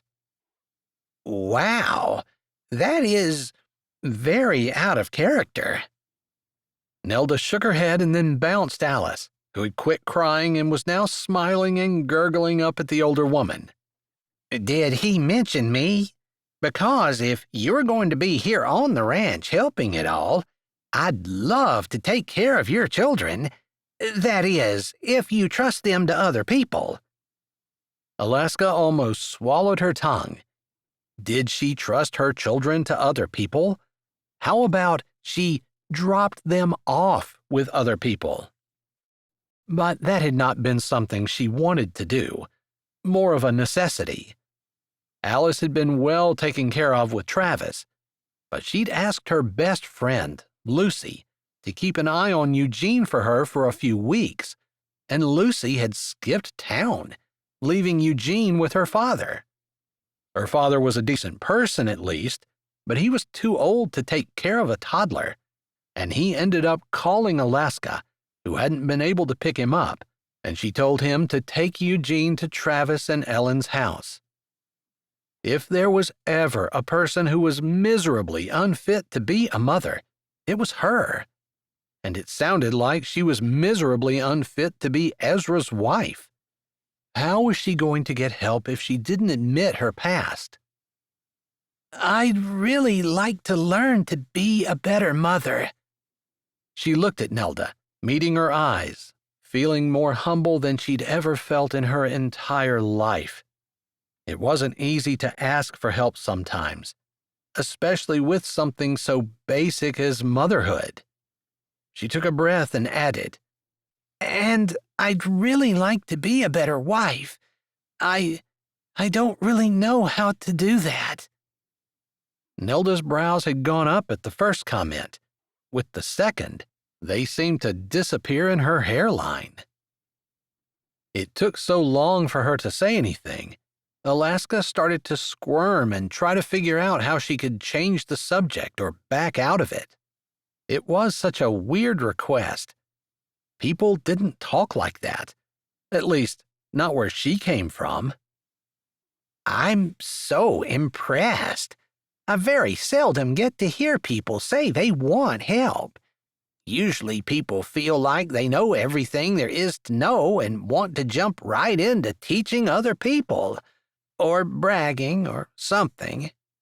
I think I can see some of what Ezra sees in you. Alaska took that as a compliment. She knew that the way she looked on the outside probably didn't scream responsible adult, especially not to someone of Nelda's age. A lot of people might say that was judgmental, but Alaska had been around enough to know that sometimes a person really could judge someone else by the way they looked. A lot of times, she deserved the judgment. The idea of being something different, better, made her want to get started right away. You know, I can definitely help you with the motherhood thing. It might be a good idea for you to talk to Ezra about the wife thing. To her surprise, Alaska could feel her cheeks heating at the delicate way Nelda had said that. I have 2 children. There are certain things about being a wife that I feel like I have under control. She didn't know if she needed to be more graphic, but something kept her from it. Maybe it was Nelda's age, or perhaps that she seemed like a gentlewoman. The other things. I mean, I assume he needs me to do the cooking and cleaning and all that stuff, and I was hardly raised to do that. In fact, the little bit of parenting I had, and a lot of the teaching that I had in school, told me that that stuff was dumb, and that I needed to have a career in order to be satisfied with my life. But it seems like someone has to cook and clean and keep the house, and I'm guessing it's not going to be Ezra." Nelda laughed. "I agree with you, my dear. Someone needs to do it, and the Bible gives the job of keeping the house to the woman. So, to me, it's less about what Ezra wants and more about what God commands." Alaska didn't say anything, and a sound caught her ear, making her turn her head. "It sounds like we're going to have company." "Oh, my goodness! I forgot all about the chicken." She jumped up, taking 3 steps to the house before she remembered that Nelda held Alice. She hurried back, poor Eugene confused as she went first one way and then another.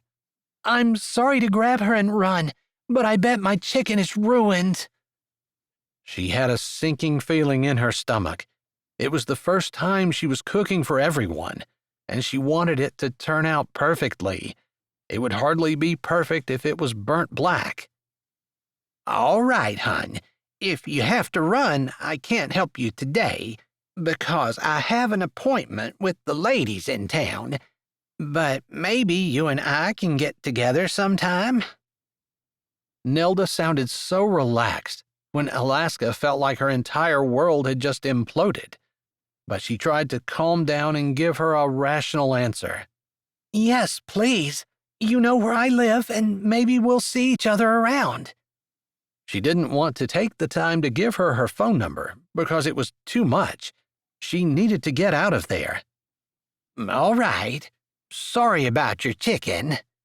She nodded, knowing there was nothing she could do, and took Alice in her arms, grabbing a hold of Eugene's hand and hurrying as fast as she could back to the larger farmhouse. As soon as she opened the door, smoke boiled out of the kitchen, and there was no doubt that the chicken was not only burnt to a crisp, but from the glow from the oven, it was actually on fire. Talk about a disaster. She looked at the clock as she ran to the oven. Exactly 12 noon. People would be pouring into the house at any point, and they would expect to find food. Edible food. She absolutely hated that she was going to be a miserable failure the first time she met everyone on the ranch. "Alaska?" She turned. Nelda stood just inside the door, her hands on her hips. "Yes?" She made sure she kept all impatience out of her voice. She didn't want Nelda to feel like she was brushing her off, even though she felt panic welling up inside of her. "I saw the smoke coming out of the door. Give me the kids. I'll stay home from my meeting. I would say whatever you're planning to eat is ruined, but I have bacon. We can have bacon, lettuce, and tomato sandwiches, and I know that everyone will be happy with those." Alaska considered herself a strong woman. She'd been through an awful lot in her young life, and while she'd been knocked down a lot, she always got back up. With her newfound faith in Christ, she expected to be able to be even stronger. But Nelda's words made her want to cry. She swallowed through a tight throat and said, "Really?" Maybe it was the tone of her voice, or maybe it was the relief on her face, but it made Nelda smile. "Really? Come on, we don't have much time." Chapter 9. All right, we'll send these cows to the sale barn the day after tomorrow. Ezra stood, looking at the half-dozen or so cull cows they'd pulled from the herd during the herd check. 4 of them were open, and 2 of them had raised such a scrawny calf, mostly because of feed issues that kept them from grazing and getting as much food as they needed, that they'd decided to send them down the road. It was not Ezra's favorite thing, but it was something that needed to be done. They couldn't keep every cow until she died of old age, or the ranch would not be profitable. I have the notes, and I'll get everything typed into the computer and send a report to everyone later today," Tobias said as he held the notebook and pen in his hand. Some people put their information in an iPad as they were doing the check, but Ezra had found that it was safer to just use a notebook. Twice, they had whatever piece of electronics they were working with ruined when a cow got out unexpectedly. Once they had to work in the rain, and they'd ended up switching to a notebook anyway to keep their computer from getting wet. "I'm starving. Are you guys done chewing the fat so we can go chew actual fat?" "I'm not sure we're having anything with fat in it. Alaska might have had chicken in the oven," Ezra said absent-mindedly as he looked over at the pen of weaners who were bawling for their moms. There were some nice calves in there, and he had high hopes for them. He just wished the price was up. "I don't care, but I'm pretty sure I smell bacon, and I'm not going to let you talk me out of that." "All right, let's go in and see what she's got, because we have to move those calves if we want to get to Richard's place before dark." Richard owned the feed lot where they'd decided to take them, but they weren't going to leave without eating. Ezra pushed back away from the fence and started walking toward the house with Tobias and Caleb and Asher. Phoebe and Priscilla had gone to the barn to put the leftover vaccines and wormer away, and Ada, their younger sister, had gone with them. There were a few siblings who weren't currently on the ranch, so there would only be 7 for lunch. Ezra hadn't given it a thought until just that moment, but he hoped that wasn't too intimidating for Alaska. He supposed someone who wasn't used to cooking for anyone might be a little intimidated cooking for 7 people all of a sudden. "Have you talked to Nelda lately?" Caleb asked as he shoved his hands in his pockets and walked like a hungry man toward the house. Ezra bit back a smile. Caleb always did think about food first. "No. Why?" "I just thought that if Alaska needed any help, Nelda would probably give it to her." "She's retired. I know she still helps with the kids some, and she considers them her grandchildren, but I wouldn't ask her to take on full-time responsibility." "Maybe she wants to," Asher murmured from his other side. "Do you think?" He hadn't considered that. He just assumed that Nelda would enjoy her retirement. She certainly earned it after helping their mom raise 12 children. "She always seemed like she really loved kids," Tobias said, in that thoughtful way he had. Of all his brothers, Tobias was most like him, but Ezra liked to think that he was a little bit happier, less moody than Tobias usually was. Not that he could blame Tobias. There were some things in his past that would be difficult for anyone to get over. "Hey, wait up," Ada said, coming up beside them. "You guys were planning on going in there and eating everything before we got a chance." "Survival of the fittest. Isn't that what they teach in school nowadays?" Caleb said with a grin. "Just because they teach that in school doesn't mean we have to live it," Ada said with an eye roll. Ezra sniffed the air, and a sense of foreboding overtook him. It smelled like something was burned. Not like burned a little, but like charred, on fire and burned to a complete crisp. Burned flesh. Everyone was going to give him a hard time if not only did Alaska represent danger to the family, but she also couldn't cook. And not just couldn't cook, but couldn't cook to the point where she burned the food beyond recognition. Ezra had done that himself a few times, and he recognized the smell immediately. It had never been his job to cook for a hungry crew after they'd worked all morning, and he supposed there was a certain amount of pressure that would put on a person. Maybe Alaska didn't realize that, or maybe she tried too hard. Whatever it was, he found his steps slowing and his hand feeling heavy as he reached for the door handle. "Man, something stinks. I sure hope it's not lunch," Caleb said with a dark look. very foreign for his face, as he stepped up on the porch. Whatever it is, you better not give her a hard time. It's her first time, and she's not used to this. Ezra's voice came out as commanding as it always had, even though he quaked a bit inside. Really?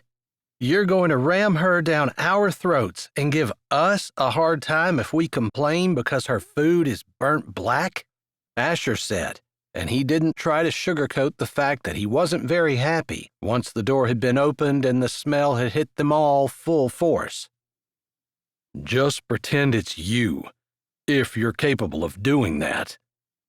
Ezra didn't mean to be so harsh on his brother, but Asher had to understand that he was going to marry Alaska. She was going to be part of their family, and that was the end of it. The siblings filed in as he held the door. They stood in line silently at the sink as each one of them washed their hands, no one commenting again on the smell. But the jovial nature that had settled on their group after the work had been successfully completed had lifted, and a fog of foreboding took its place. They piled into the kitchen, with Ezra washing his hands last and coming in after everyone else. You guys don't look like you're tired enough to have worked all morning. Maybe you need to get back out there and do some more work, Nelda said from where she was breaking lettuce up into a bowl. I take it you've met Alaska, Ezra commented, unsure whether he should be happy or upset. He didn't want Alaska to have put Nelda to work, but it would be more like Nelda to want to help, and he couldn't fault her for that. In fact, he appreciated it. I sure have. And we had quite the morning together, haven't we? Nelda said with a smile at Alaska. Alaska had her lip pulled in and bit down on it the way she did when she was unsure.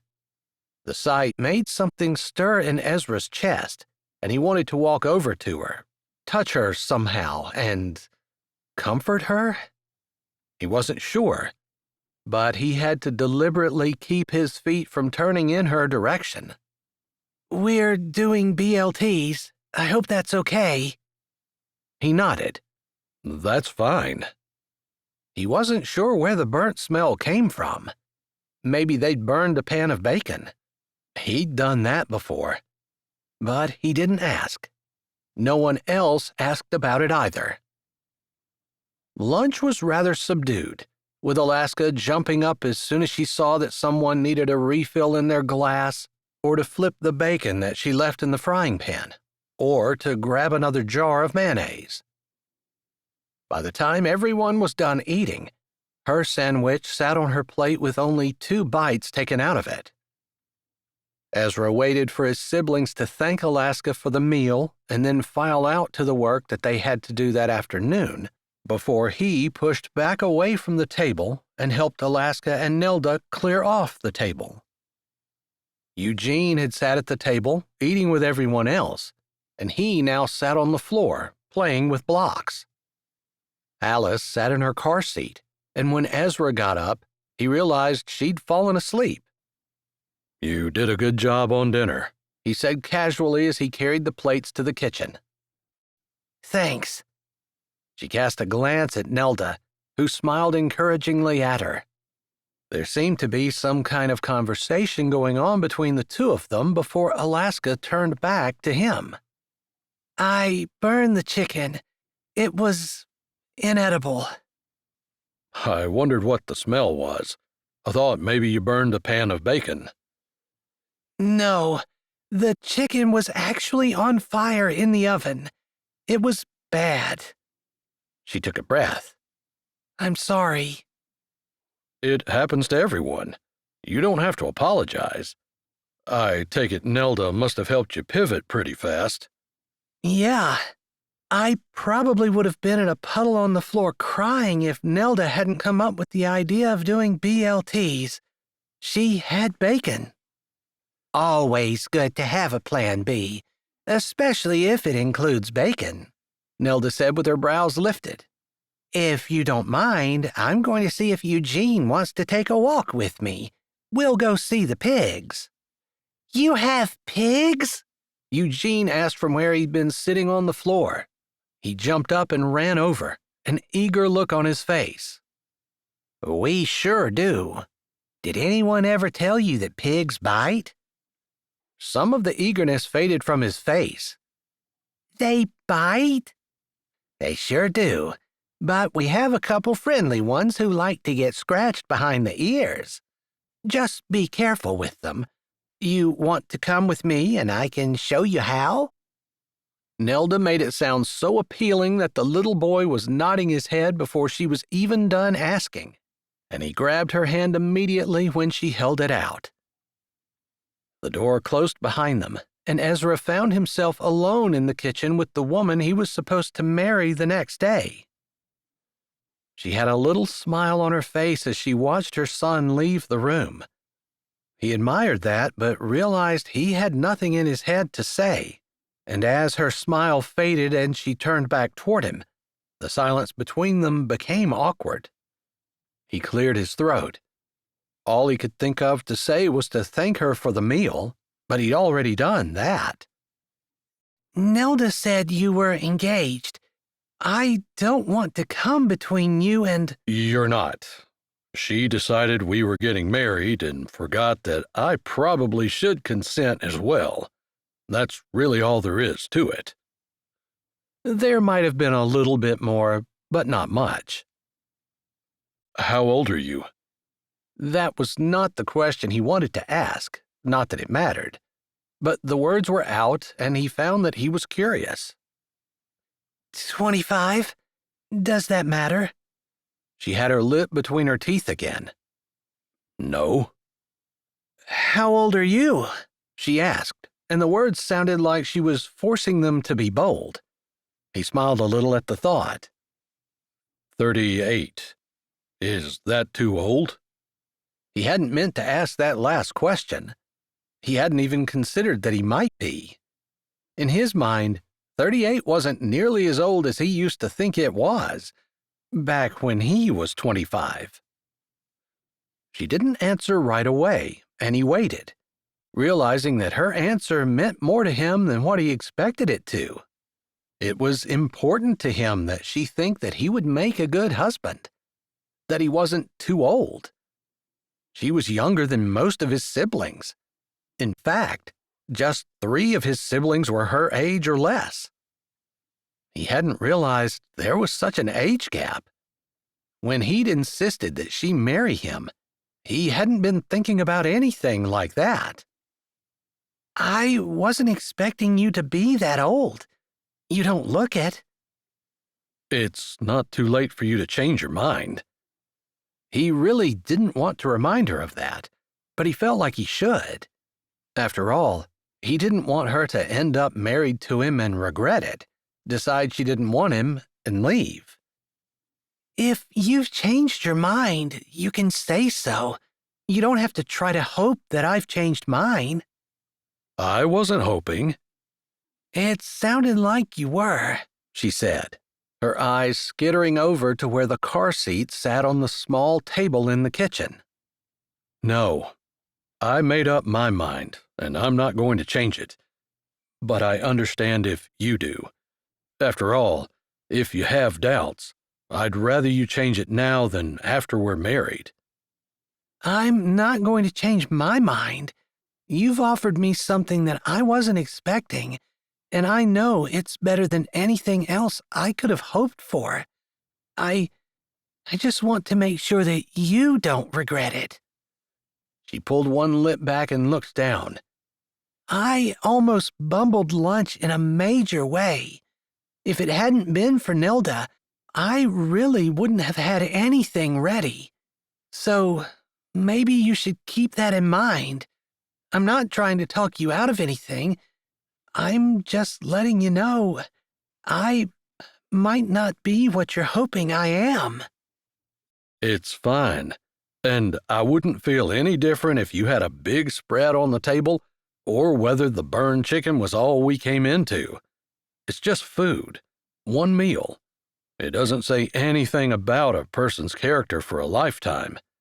In fact, I think how you recover from that says a lot more about your character than messing it up in the first place. Anyone can make a mistake, but it takes someone with character to bounce back from that catastrophe and turn it into something better. You did that today." His words made her look up, first in surprise, and then a little smile touched her lips. She was beautiful when she smiled. The thought went through his head, but he didn't allow it to come out his mouth. He didn't want to muddy up their relationship with ideas of beauty and love, not the worldly kind anyway. He was marrying her to protect her, because that was the kind of man he was. Someone who saw someone who needed help, and he would help them however he could, even if it meant committing to them for a lifetime. Her babies needed a father, and Alaska needed a break. Marrying him would solve both of those problems. That was all there was to it. Any kind of emotional entanglement would just complicate things. "Nelda is going to help me with the kids. I don't really know how to be a mom," she said, looking at him underneath her brows. "Nelda's really good. I should have talked to her before this. I don't know what her thoughts are, but if she's willing to help you, you couldn't have anyone better." "But when I asked her about being a good wife, she told me I needed to talk to you." He didn't really understand what she was saying about being a good wife. He supposed there were things that she could do that would irritate him, and they would figure those things out. "I think we talked about there being a group of ladies that you could talk to. I sent a text to Bernadine, who kind of spearheads things. She said she would drop by or call you. Hasn't she?" "No." "It's been less than a day. Let's give her a little more time before I nudge her again, okay?" She nodded. "So you don't want to tell me what you want me to do as your wife?" He started to turn, thinking the conversation was over, but her words made him stop and just stare at the floor. "Can you give me a little time to think about it? I'm not sure what you're asking. Sometimes I think that maybe you just have to step into something before you figure out the things that don't work. Does that make sense?" "Yeah, I guess. I want to have a list. I want to know exactly what I have to do in order to, I don't know, win? Something like that." "Just be faithful. Just be faithful and give me grace when I'm not the husband you think I should be." That seemed to be a new idea for her, because she tilted her head to the side, and there was a line between her brows. "Give you grace." Sometimes when you mess up, you need someone to say, "It's okay," and not get mad and give you the silent treatment for 6 days and make you grovel on your hands and knees for a year before forgiveness is extended. Grace is giving someone something that they don't deserve. Special favor. So, if you had served burnt chicken for lunch, and I'd tried to eat it anyway, and hadn't gotten upset, and I had thanked you for the meal, and we had gone on as if it hadn't been a bad thing, I think that would qualify as giving grace." He grinned. "Maybe you should have done that, just to see if maybe I need to grow in grace.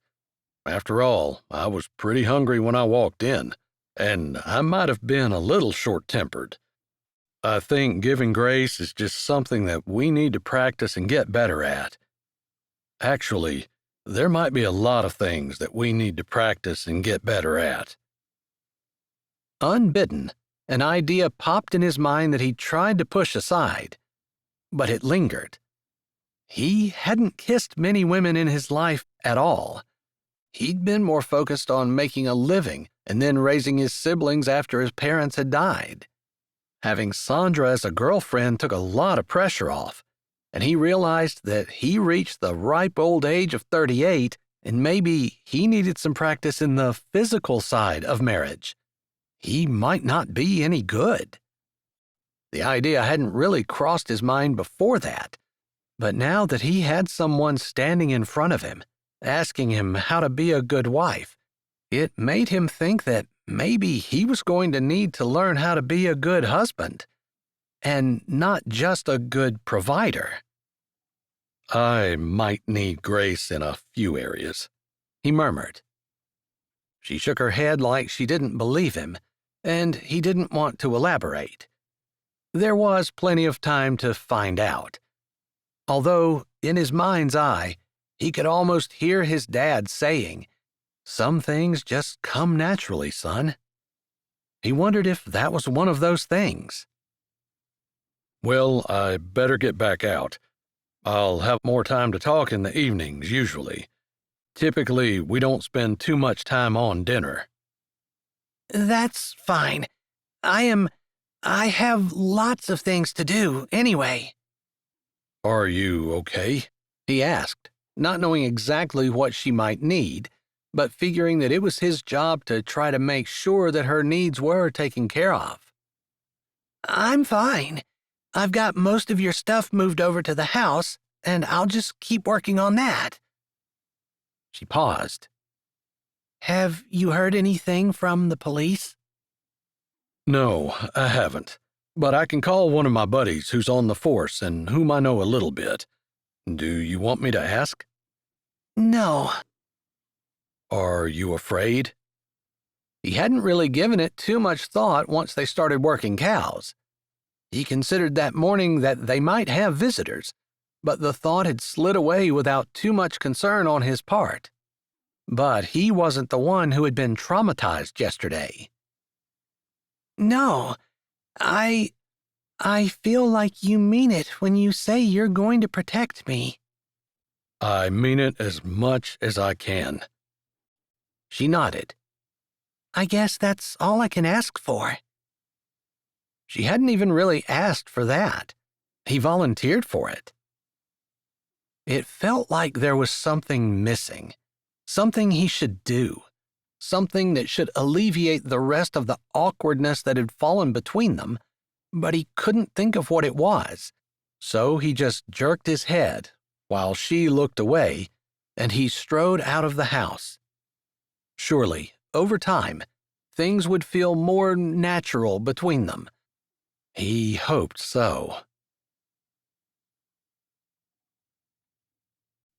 Chapter 10. Today was her wedding day. Alaska stretched and rolled over, looking out the window. The sun was well up in the sky, and she was pretty sure that everyone would have eaten breakfast and be out working for the day. She managed to talk to Claudia for just a couple minutes the night before, and had offered to cook breakfast or lunch or supper or something. She wanted to be able to do something on the farm.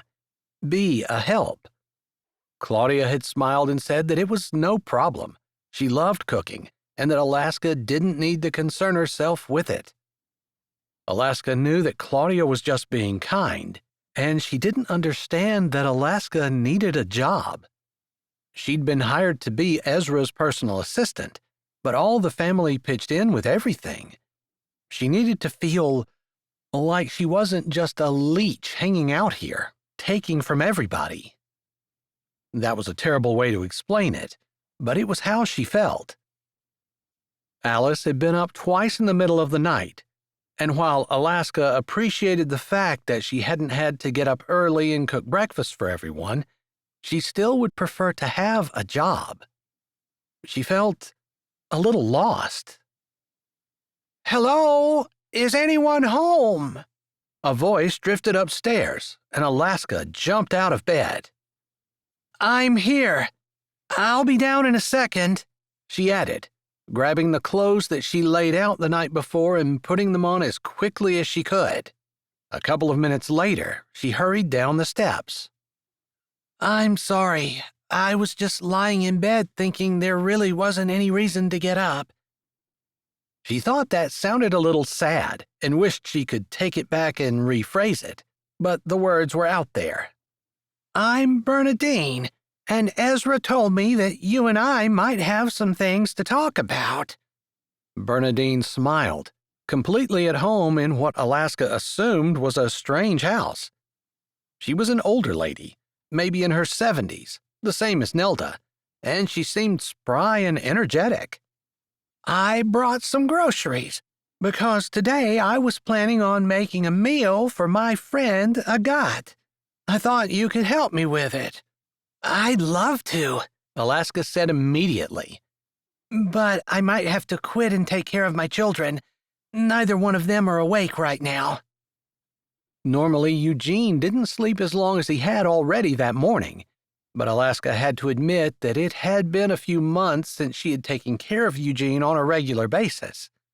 The thought made her sad, and she had to turn her mind away from that. She had decided to go down a different trail, and she would not look back. "I heard you had 2 little ones, a baby and a toddler." "That's right. A little girl, Alice, and Eugene is 2.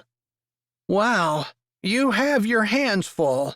Those ages are fun, but they're a lot of work, too." While there was compassion in Bernadine's voice, she was also a very no-nonsense type of lady, as she walked through the living room and into the kitchen, setting 2 bags of groceries on the counter. "Yeah." Alaska realized she felt a little overwhelmed. Bernadine was like a force of nature. "All right, I have everything we need to make my delicious spinach and sun-dried tomato orzo bake. My friend Agat is taking care of her husband who's in the early stages of Alzheimer's. I don't know what else to do for her, so I just make food." There was some pain hidden in her words, and Alaska didn't have any trouble picking up on that immediately.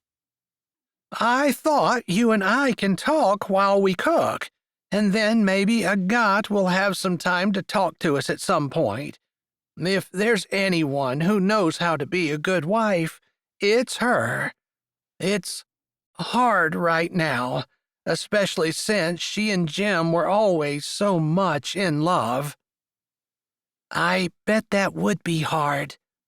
Alaska didn't want to think about the end of her life. She'd barely gotten started on the beginning, although that might be something she faced. She hadn't realized that Ezra was so much older than she was. He was 38.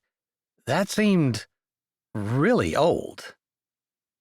But it didn't change the fact that she would still marry him, and, she supposed, surely he thought that her age was really young. She didn't have any time to continue that train of thought because Bernadine was talking again. "Go ahead and get a casserole dish out. This is super easy to make. We're going to put the ingredients right in the dish." "That sounds easy, all right," Alaska said, and then she figured she might as well add, "This is my 2nd day in this kitchen. I probably don't have any more idea of where the pans are than you do, so I'm just going to be hunting for them. I wanted to warn you." "Well, don't be shy. If you're going to be a good wife, you have to just jump in and start swimming. You might not know how to swim, but you're not going to learn if you just stand around. You have to get in the water at least." Alaska couldn't argue with that, and she went around opening drawers and doors until she found the pan. Pulling one out, she held it up. "Will this work?" "That's perfect," Bernadine said, setting the paper bag that she'd emptied on the chair. "We'll use that as our garbage can. Now set that on the counter here." She started to talk about how she was going to make the food, and she gave Alaska a package of orzo to open. "Men are pretty simple. They want us to feed them, they want you to respect them, and they want—" Bernadine lifted her brow. "I think you're probably okay in that regard." For the 2nd time in 2 days, Alaska felt her cheeks heating. She wouldn't have thought she could get embarrassed, but she found out that she was wrong. It's definitely the other things I'm looking for advice on, she said quickly, trying to pretend she wasn't embarrassed. I just never saw a good relationship. I don't know a single couple that's happy together, even if they're still together. Certainly my parents weren't a good example. She didn't even want to go there.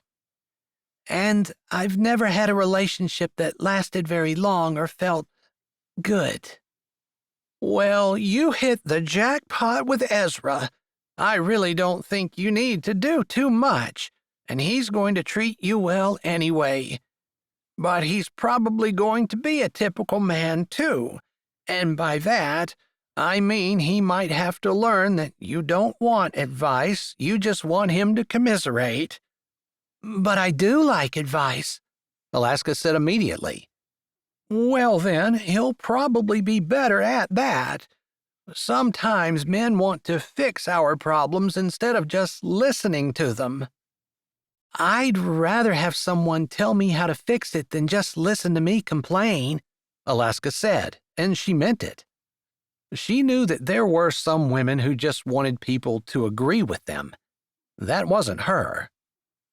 You'll have to tell him that. Maybe he's learned from his sisters that females prefer to have someone pat them on the back and make tisking sounds. I know I've had my share of men who were so hard-headed they didn't even care. At least it felt like they didn't. You tell them how terrible your life was, and they'd be like, "That's great. Is supper ready yet?" She rolled her eyes. Alaska laughed. That did sound like a typical man. Here, I think I hear one of your little ones crying. You stir this, and I'll go get them. Bernadine thrust the spoon at her and then proceeded to walk out of the kitchen and up the stairs. Alaska had never met anyone who was so at home in someone else's house. She certainly wouldn't have been running up the stairs to grab someone else's children, but maybe that was the way things were done around here. Or maybe Bernadine was just one of a kind. Maybe that was why Ezra thought she would be a good person to talk to Alaska. She had to remember that Ezra had chosen this woman himself. Whatever she had to say, Alaska wanted to listen.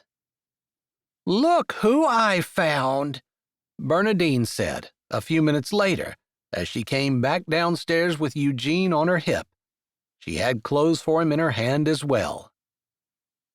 She gave instructions to Alaska while she changed his diaper and put his clothes on. She seemed to do everything effortlessly, when Alaska knew that she would be stumbling and bumbling around, trying to figure out what to do next. "All right, you can put that in the oven for 20 minutes. She had finished changing Eugene, and Alaska's son was much happier than he normally was in the morning when she had him herself. It was a little bit discouraging, but she put the orzo bake in the oven, and then Bernadine said, "Your baby was up, but she was happy, so I didn't grab her. We can go back up and get her." She didn't leave any room for conversation, and Alaska dutifully followed her back up the stairs. 15 minutes later, they were back downstairs with 2 freshly changed children, and Bernadine made a bottle for Alice while directing Alaska to put some scrambled eggs in the pan for Eugene. Was this the way she normally ran her kitchen? It felt so efficient. Alaska figured that, better than talking to her, she was just showing her how she could take things in hand. She had given the children attention, but she kept her eye out for the other things that needed to be done, giving Alaska instructions, figuring out where the bottles were, and determining what Eugene could eat for breakfast. Sometimes it took Alaska half an hour or more just to figure out what in the world they were going to eat. And Eugene seemed to like his eggs just fine, as she set the plate in front of him, and he began to eat eagerly. "I wish things went this smoothly when I am alone," Alaska said. "I've had plenty of years of experience. You learn how to do things, and then they come naturally. But you can't expect to do things perfectly the first time, or the second time. You have to give yourself grace." That was the second time she heard that, grace, in 2 days. "Ezra talked about grace yesterday, only it was like not getting angry for mistakes. And especially mistakes that maybe you should get angry for. After all, as a mom, you expect yourself to know how to be a mom, but sometimes you don't.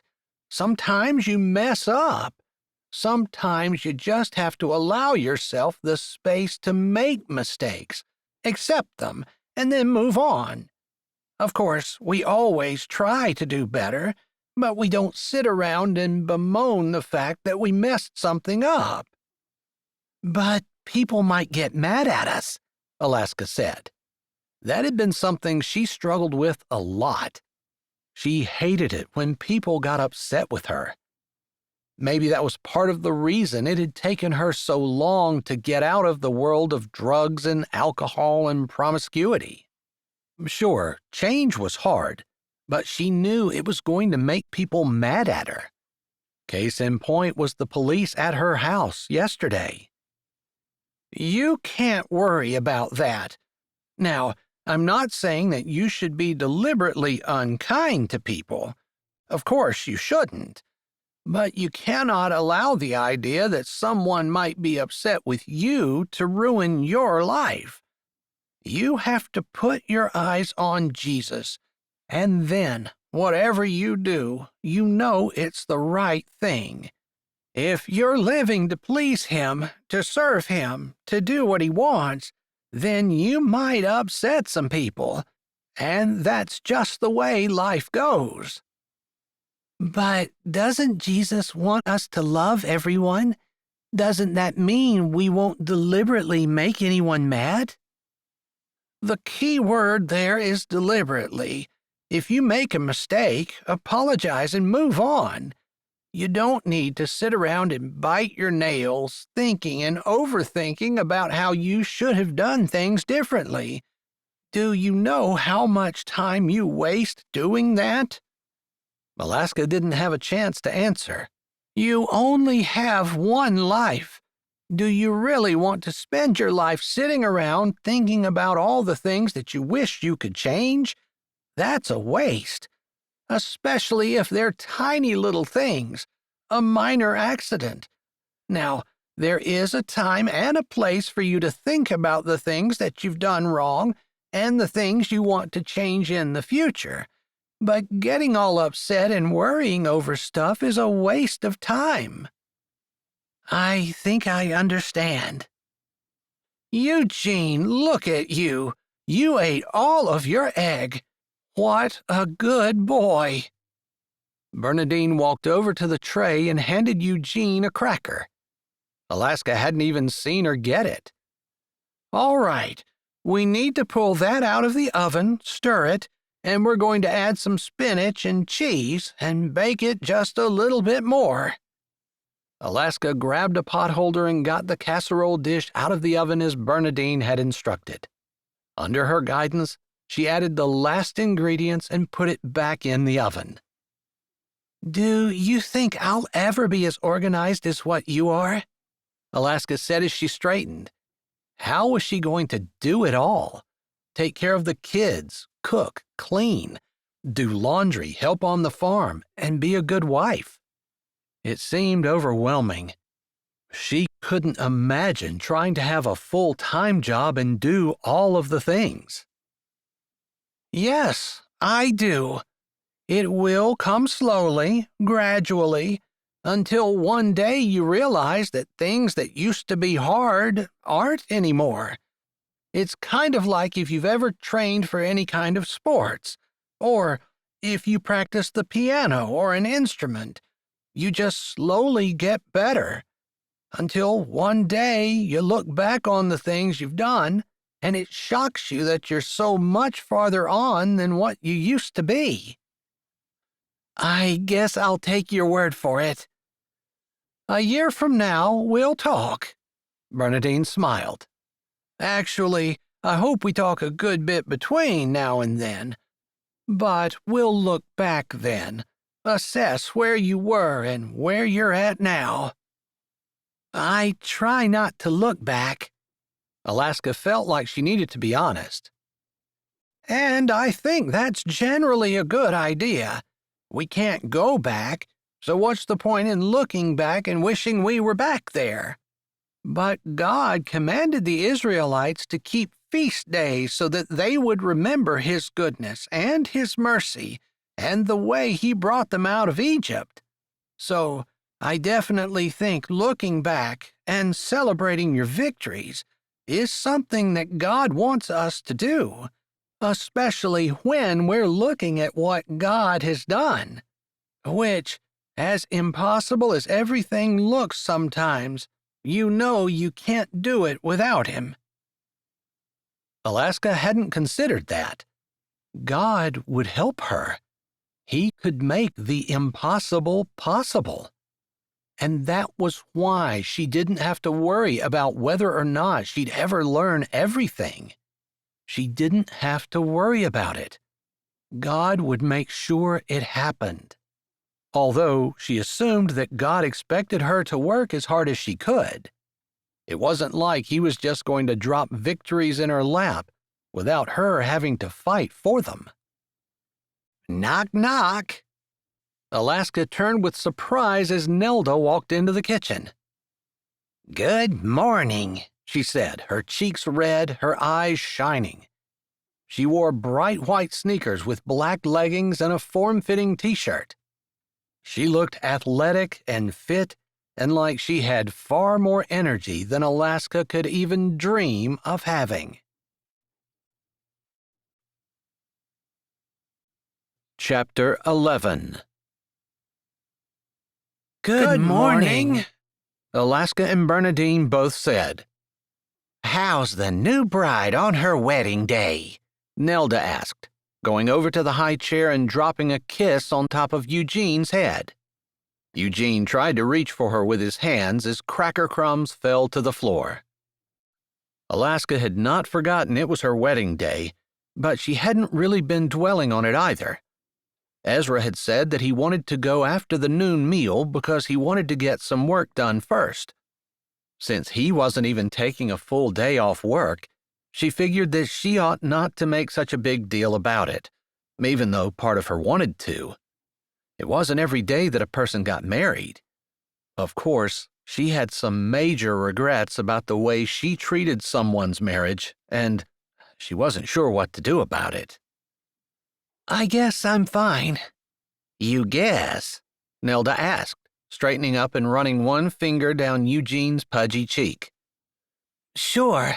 I mean, Ezra isn't really making a big deal about it, so I haven't been thinking about it too much either." "Well, you should probably make sure that it's what you want to do. This is something that should be irreversible." "Right." Divorce came all too easily for some people, but she didn't want that to be something that she did. Of course, her track record wasn't exactly great, and she couldn't fix it, but she could. She had to talk to Ezra when he got in. There was something she definitely needed to do before they got married. She couldn't believe she hadn't thought about it before this. "We were hoping that it would be okay with you if Nelda took the children so that you and I could go and see Agat together, without them." "Are you sure you don't mind?" She turned to Nelda, surprised. She wasn't used to not doing things with her children. That was part of the reason she'd given them to other people. Because having them with her made everything she did so much harder. And, of course, trying to have a job and pay someone to watch her kids typically didn't leave much money left over at all. It was almost impossible to get ahead while paying for childcare. "I don't mind at all. I got up this morning with eager anticipation because I thought I was going to get to spend the day with two cuties," Nelda said, coming over and taking Alice into her arms. Alice was done with the bottle, and Nelda grabbed a tea towel, throwing it over her shoulder and putting the baby up, patting her back to burp her like an expert. If she had helped to raise 12 children, she would definitely be considered an expert in Alaska's view. Well then, it's okay with me. Thank you. She couldn't help but be surprised. She wasn't used to people just coming in and volunteering to help her. The first that she had any idea that people could be so kind was with Travis and Ellen. They had accepted Alice and taken as good a care of her as though she were their own child. Unlike Lucy, whom she'd given Eugene to and who had dropped him off with her dad and skipped town. And Lucy had been someone she had considered a friend. What's the matter? Bernadine said, bending over and trying to look in her eyes. I guess I'm just not used to people being nice to me, she said, being as honest as she could. Oh, honey. Bernadine took 2 steps and wrapped her arms around her. The feeling made Alaska want to cry. She wasn't used to someone caring about her, wondering what was wrong, or wanting to hug her. She couldn't remember any feeling of safety and warmth in her mother's arms, and this felt even better. She wrapped her arms around Bernadine and hugged her back, blinking back the tears that wanted to fall. She couldn't help the past, but she could try to make something better for the future. Not just for herself, but for her children too. That's what we're here for, all of us, to support other people. I think we get really confused and think we're just here for ourselves. We start to live for ourselves, care only about ourselves, and forget that's not what the purpose of life is. I've often wondered what the purpose of life was. Alaska's words were soft. She laid awake at night often, wondering what in the world she was living for. Sometimes things just felt so hopeless, and it didn't seem like it was worth it to get up in the morning and keep striving. For what? Then, after she turned her life over to Christ, she understood that she was supposed to be living for Jesus, but she still didn't really understand what that meant. The Bible says that we're here to glorify God and live to serve Him. If you look at Jesus' life on earth, most of His life was about others and living for them. I think sometimes we get our focus on others rather than ourselves, and then we have an idea about life and its purpose. Because when we work to help others, then we have a reason for living. Children give us purpose, and that's living for others. They demand so much of us, it's almost impossible to live for yourself when you have babies around. Bernadine went back to the stove and took the orzo bake out. It smelled so good. I think we ought to try to take this while it's hot. Are you ready to go? Alaska said. Sure. And I've got the kids. We'll finish eating, and then I'll probably take them to my place. It's not far, just down the road a piece, behind the barn. It didn't even occur to me to wonder where you lived. There's so many people coming and going, and I haven't even gotten familiar with all the buildings on the ranch. It's a big place, that's for sure. Alaska nodded. She would have to take Nelda's word for it since she hadn't really seen much at all. She and Bernadine left shortly after, with her holding the hot casserole dish on her lap in a carrying case. It's not far to Agat's, Bernadine said as she pulled the car down the driveway. Alaska listened to her, but she looked off to the horizon where there were 2 four-wheelers moving down what looked like a road heading out toward one of the fields. She thought it was Ezra on the first one, but she couldn't be sure. It was funny how she wanted to just get a glimpse of him, like she somehow needed to see him, or at least had a deep desire to. I was so nervous on my wedding day. You seem pretty calm. Maybe Bernadine was just trying to make conversation, but it made Alaska feel like there was something wrong with her. I guess I've done some things in my life that I really regret. Looking back, I made a lot of stupid choices. Marrying Ezra doesn't seem like it is even close to fitting in the category of any of my other dumb ideas. You two seem very different, but sometimes people who are different are compatible. The thing is, you just have to learn to share some common interests and maybe even learn to know each other a little. She paused for a moment. I don't know Ezra that well, but it seems like he might be a hard man to get to know. And you have to remember that you can't change him. He might not want to get to know you, he might not be interested, and he might not be interested in doing things that you enjoy. If you're getting married to him, you can't depend on equal sharing of 50-50 or 100 or whatever you hear counselors say. If you want to make sure that your marriage lasts, you have to put everything you can into it and not worry about what he does. That doesn't seem very fair, Alaska pointed out. I don't think you see anything about things being fair in the Bible. God is the righteous judge, and then he gives us commands, and he wants us to follow them and let him worry about what's fair and what's not fair. She put a turn signal on and pulled into a driveway. Sometimes we just have to have faith that everything's going to work out, and when we get to heaven, we'll see all of the unfairness washed away, and things will seem right to us. I don't know how else to explain it. But if you're looking for a marriage that's entirely fair, I don't think you're going to find one. Alaska had been looking for advice on her marriage, but that wasn't exactly the kind of advice she wanted to hear. She wanted to hear that both of them were responsible for their marriage, and that Ezra had to pull as much weight as she did, and that it wasn't all going to be on her shoulders. If she were married to a good man, and she considered that Ezra was most likely a good man, it would not be on her shoulders. But if it weren't, she understood that Bernadine was saying that if she wanted to keep her vows, she was going to have to be the one to make the effort and not depend on anyone else. The thought was sobering. Now, Agat's husband Jim sometimes knows who people are and sometimes he doesn't. I'm just warning you.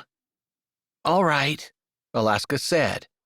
She hadn't been around too many people with Alzheimer's, but she understood that it took their memories. It seemed sad, especially for Agat.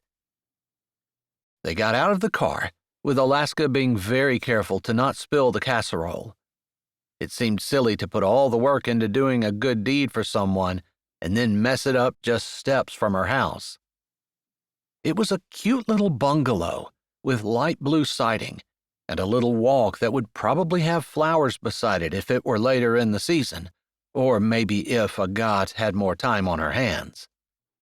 There were neighbors on each side, although there was a nice-sized yard, and the house was set back from the road just a little.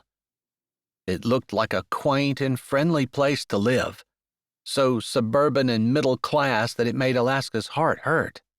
This was the kind of house that she had always looked at from the outside, but had never set foot in. Now, all of a sudden, with Ezra's protection, she was doing things she never thought she would. It didn't really occur to her to look around and make sure that she was safe, but as she stepped up the sidewalk, she suddenly wondered if perhaps her presence here would be endangering the people in this house. She hadn't considered that at all. Being on the ranch wasn't something she worried about. Ezra said they would protect her, and it was less about her bringing people on them and more about him watching out for her. Although Ezra had not said that she shouldn't leave the ranch, now she wondered if maybe she shouldn't have. And on the heels of that thought came another one. She left her children there alone. Nelda was in great physical shape, but she was still a senior citizen and too sweet and kind to think ill of anyone. If someone came to take her children, Alaska wouldn't want Nelda to get hurt any more than she wanted her children to suffer. The thought scared her enough that Bernadine looked at her after she knocked on the door. Are you okay? She asked. I'm fine. Your face is kind of white, and you went real silent there. I guess I'm not used to visiting people. This isn't something I normally do. Don't worry, we're not going to stay long. Agathe has her hands full, and you have a wedding.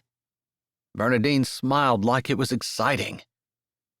Alaska supposed she was looking forward to getting married, but more because it would solve some problems for her than because of the typical reasons a bride might look forward to her wedding. Although spending the rest of her life with Ezra did not present a hardship in her eyes. Bernadine, come on in. The lady who arrived at the door opened it wide, smiling like she took great pleasure in having visitors. We'll come in, but we're not staying. We just wanted to deliver a little casserole for you to try to take the burden off a little bit. That's so thoughtful of you, she said as they walked in. Jim is having a good day today, she said in a low voice. Bernadine nodded and bent forward just a bit, her voice pitched so low that Alaska had trouble hearing. It's good hearing that. I know it makes it easier on you. Agathe smiled and nodded. Bernadine straightened and then turned to Alaska. This is Alaska. She's going to be out at the ranch, and she's marrying Ezra.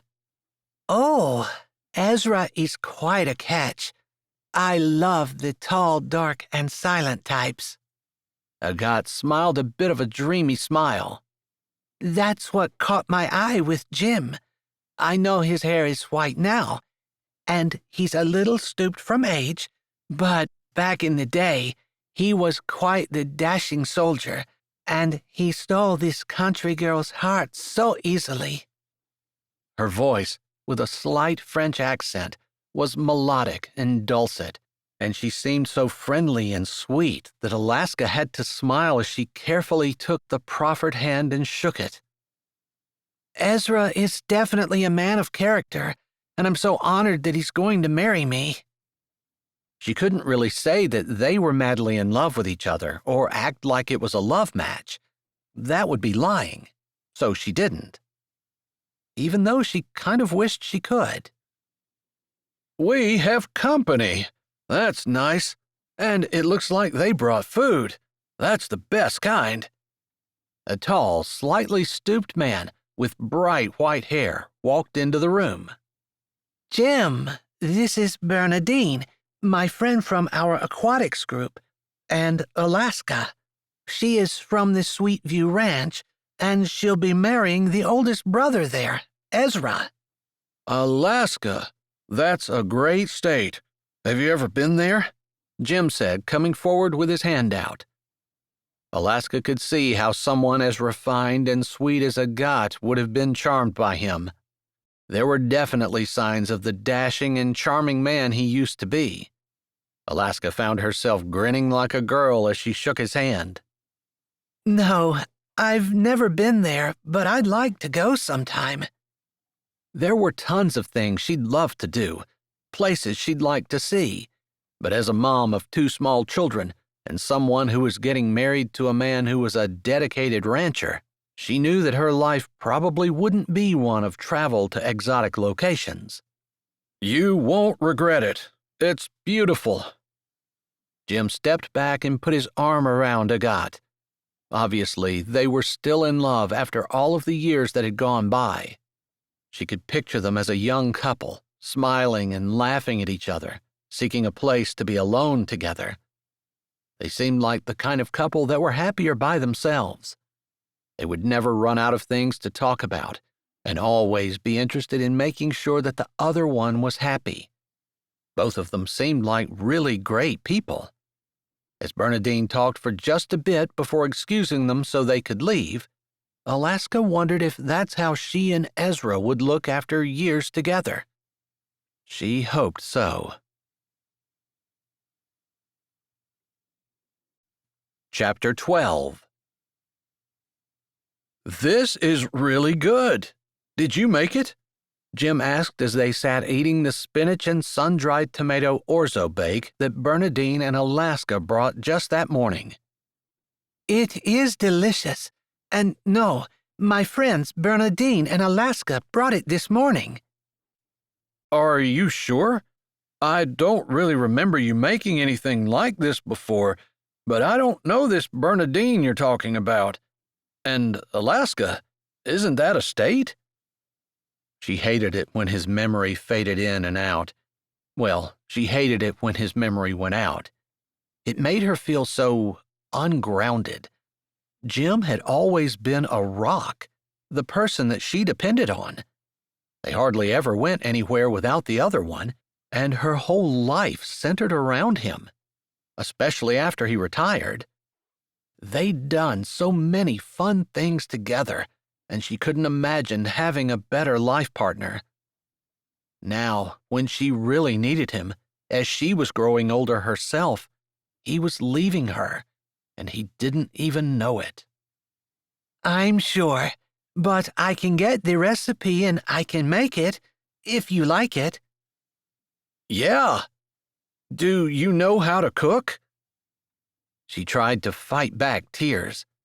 He used to tease her that she was French, so she was an excellent cook, even though when they got married, she really wasn't. She had learned, because back when she was married, that was what a good wife did. Now, women weren't expected to know how to cook. She was glad she'd grown up in a different age. Cooking had given her a lot of satisfaction, even if it wasn't the traditional French meals that her mother had made growing up. She'd learned to cook like an American.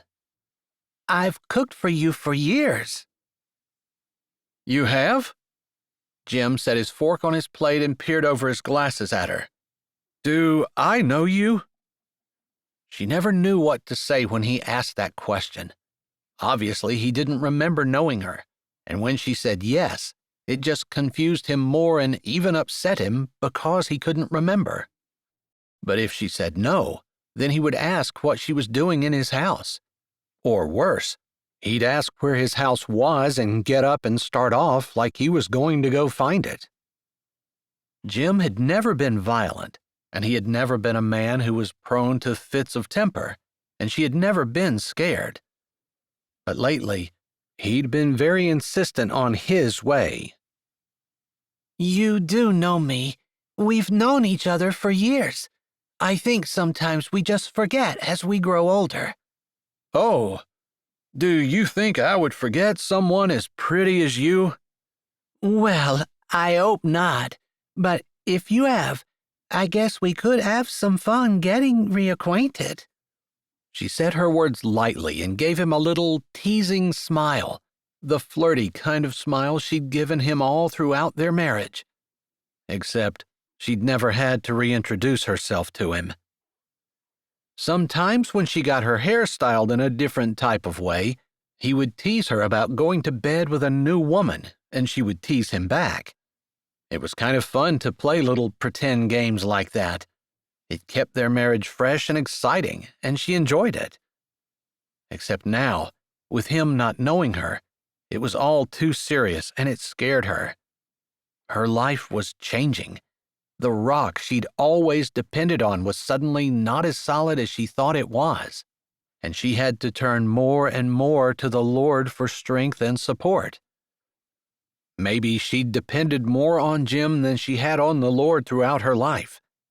That was one of the things that she learned in the time she'd been dealing with her husband and his Alzheimer's. She always said that God was the most important thing in her life, but she found out that maybe that wasn't quite as true as she wanted it to be. Maybe we can do that after my nap. I'm getting tired. I do take a nap after lunch, don't I? Jim's brows furrowed, and he looked at her as though she were his caretaker or his mother, instead of his wife. Sometimes, she said, being honest. He didn't typically take a nap, but as they got older, naps had been something that had become a little bit more common. He pushed back away from the table and looked at her. Do we know each other well enough to take a nap together? His brows were puzzled, as though he were trying to figure out what their relationship actually was. I think we do. We've been married for more than 50 years. I'm pretty sure it's okay for us to sleep together. Well, in that case, I'll take the pretty girl with me. He held out his hand, and she slid hers into his, the feeling so familiar, so nostalgic, bringing back all of the memories of their years together that she had to fight back tears. It wasn't hard to leave the table, leave the leftovers, leave the mess for later. It was easy for her to think that there wouldn't be very many times like this left. She had to enjoy them while she could. As she walked away, down the hall toward their bedroom, she remembered that Rhoda had left a message about an Alzheimer's group that was meeting in the Olympic Training Center and asked if Agathe would like to join. When she got up, she'd have to remember to call and see what she needed to do. This was one of the hardest things, if not the hardest thing she'd ever done. She definitely could use some support for it. Another thing she wanted to do was to make sure that she continued to develop a relationship with the Lord and make sure that He was her anchor. It was obvious that she was losing Jim, and she would need to have God to hold on to keep her from feeling unmoored, like her life was in flux. It was a disconcerting feeling that made her want to hang on to whatever was closest. She had a feeling that things were going to get a lot harder before they got better. Chapter 13. We need to get the fence fixed in the upper pasture. We have those mamas that just lost their babies there, and we need to make sure the fence is good enough to keep them in. Ezra lifted his hat and ran a hand through his hair. There were so many things to do and not enough time to do them. That's the way he always felt. I guess you won't be helping with that. You have to go to Rockerton.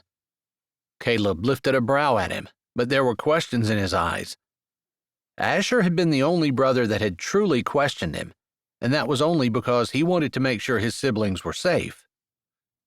Still, if it were him, he certainly would want to say something to any of his brothers, since he didn't think it was a good idea to get married after meeting a woman less than a week prior. Yeah, I wish I could help you, but I can't today. There will be work to do tomorrow. There always is. Caleb snorted, and then he nodded, clasping his brother on the shoulder. You know, I've never known you to do anything crazy. You always make the best decisions. I think this is the first time in my life I'm questioning what in the world you were thinking. Except maybe when Sandra went around announcing that you guys were engaged. But even then, I just assumed she put words in your mouth. That's basically what happened. Ezra didn't really want to talk about it, although he supposed he should. It was only fair to his siblings. He certainly would want to talk to him about it. But unless he wanted to get married in the clothes he'd worked in all morning, he needed to get to the house to change. He'd told her they'd leave at 1 o'clock, and he and Caleb had stayed out, fixing the float on the water trough rather than going in for lunch. Now he needed to get himself in there and get cleaned up, or she was going to think that he didn't want to marry her. It was crazy, but thinking about Alaska made something warm tug at his heart. I'll get this stuff gathered up. You go on ahead, Caleb said after a short silence, where he must have figured out that Ezra wasn't going to say anything more about Sandra and their engagement. He really couldn't without speaking poorly of Sandra, which he didn't want to do. He jerked his head and then walked to his four-wheeler, starting it and taking a second to allow his gaze to roam over the fields, green and lush in the spring, dotted with black cattle, and a few brown ones, a new breed that they'd introduced to try to improve the quality of their meat. He hadn't been afraid to take risks, to take chances, and to try to always improve. As he drove along the road that led toward the buildings, he could look across and see a white car coming down the driveway. He had to do a double take because it looked an awful lot like Sandra's car. But he just talked to her yesterday, and he'd broken up with her like he planned, although it hadn't been any easier than what he thought it was going to be. He hated the conversation, that he even had to do it, and was glad that part of his life was over. Maybe part of marrying Alaska was because he knew he wasn't good in this area of his life. He'd found someone he could just marry without trying to go through the awkwardness of getting to know her, figuring out what she liked, and wondering if she was going to break up with him. He could just focus on work. Even when he thought about that, he had a nagging voice in the back of his head reminding him that he couldn't expect to have a strong marriage if he didn't want to put any effort into it. He knew it. He just, probably like any human, didn't want to spend a lot of time doing something that he was uncomfortable doing and wasn't any good at. He squinted at the car, looking out from under the brim of his cowboy hat. A brisk breeze, never ending in North Dakota, stirred the grass, making the shushing sound that he loved. But he didn't notice, because he was absolutely sure that was the exact make and model of Sandra's car. He didn't know anyone else in Sweetwater who drove that kind and color, and he tried to think of what time it was when he had spoken with her the day before. Would she have had time to drive all of this way? It didn't take much thought before he realized that she absolutely could have. It was only about 8 hours to where they lived in Wyoming. Sandra could have made the trip easily. Just because it was the way things usually happened, he wasn't surprised when, in the distance, he could see another car turning off the main road and pulling down the drive. He almost laughed to himself. That would be Bernadine bringing Alaska home. A couple of his brothers had come back from lunch and said that she had gone with Bernadine to take a meal to Agat, but that she would be back in plenty of time to get married. They teased him about it a bit when they'd stopped in where he and Caleb were fixing the float on the water trough. He let their teasing roll in one ear and out the other, but when he saw the car pull in, he was sure that was who it was, even though he didn't know what kind of car Bernadine drove. He wanted to turn the four-wheeler around and take off to the furthest part of the ranch. But he didn't want to be a coward. He had been the head of the house for a long time now. Even before his parents had passed away, his dad had put a lot of responsibility on his shoulders, not just because he had an aptitude for it, but because he didn't turn around and run when things got hard. He squared his shoulders, lifted his chin, and said a short prayer. He didn't even know what to pray, other than, "Help me, Lord." This was not something he was good at, and a confrontation between the woman who thought she was engaged to him and the one that he was supposed to marry today was not going to be pretty. And then he knew what he had to pray for: wisdom, compassion, and that elusive quality that enabled a person to smooth things out, to calm someone down, even when they didn't want to be calmed down. Charm. That's what he needed, and that's what he lacked. That's what he'd always lacked. He was conscientious, dependable, the kind of person who got things done, and responsible. But he didn't typically do it with an abundance of charm. That was Caleb, or one of his other brothers. "Lord, I feel like I might as well ask you if you could help me learn to fly. But right now, I could really use some charm." It wasn't that he didn't have faith that God could work miracles, because he did. He just kind of figured that God wanted him to muddle through his life with the personality that God had given him, and not always need something extra. Regardless, he continued driving toward the house, arriving after Sandra, who had already gotten out of her car and was not in a good mood, if the storm clouds on her face were any indication, and shortly before, Bernadine pulled in right beside Sandra's car with, of course, Alaska's door right beside where Sandra stood.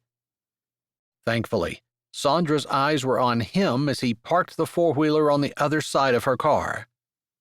It wasn't a deliberate move. He would prefer to have parked behind or between the two cars, but part of him thought that Sandra might leave in an angry huff, and it might be better to not have anything parked behind her car that she could run into on her way out. Ezra Clyborne, are you going to explain to me exactly what that phone call was about yesterday? He sat on the four-wheeler for a moment, his thumb mindlessly flipping the gas lever, while his brain, maybe in fight or flight mode, encouraged him to turn tail and get out of there. It wasn't too late. But he stood, flinging one leg over the seat, and landing on the ground and striding around the car where he stood at the front of the two vehicles parked in front of the house. Alaska had gotten out of one, and she had a shy smile on her face, like she was expecting her husband-to-be to look happy to see her, and to greet her, since he hadn't seen her all day, and it was their wedding day. Sandra, I can't believe you drove 8 hours to get here. After that phone call, I'd be a fool not to. What were you thinking? She looked around, her eyes skimming over Alaska, dismissing her as unimportant, and instead she seemed thoughtful about the ranch, the buildings, and the work that was going on. Did you think that this was going to be too hard for me? Do you think I'm not rancher's wife material? At that, Alaska's eyes went from him to Sandra, and they widened. It was like she was figuring out that Sandra was not just another visitor to the ranch, but had a personal connection to Ezra. Alaska, this is Sandra. She is my ex-fiancée. He hated to introduce her like that, because it made it sound like he had asked her to marry him, when he hadn't. Before he could introduce Alaska, Sandra spoke. Ezra, you and I need to talk. You can't keep putting me off, and you're going to have to open your mouth and speak actual words. You can't just ignore me. Alaska and I are getting married today. That probably wasn't the best way to say it, but he knew he wasn't going to be any good at it. Lord, maybe I should just give up trying to have anything to do with women. He'd already tried that, and then somehow Sandra had gotten entangled with him, and they'd ended up engaged. What? Sandra said, sounding shocked and angry and like she wanted to grab a hold of someone, and he wasn't sure, but he took a step closer, feeling like he needed to protect Alaska. Which was hilarious, considering that Alaska was tiny but scrappy and could probably take him down if she wanted to.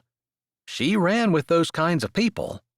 Where Sandra was soft and probably had never balled her hand up into a fist in her life before, let alone thought about getting into some kind of physical fight. He didn't answer her, but just stood there. Honestly, he had no idea what to say.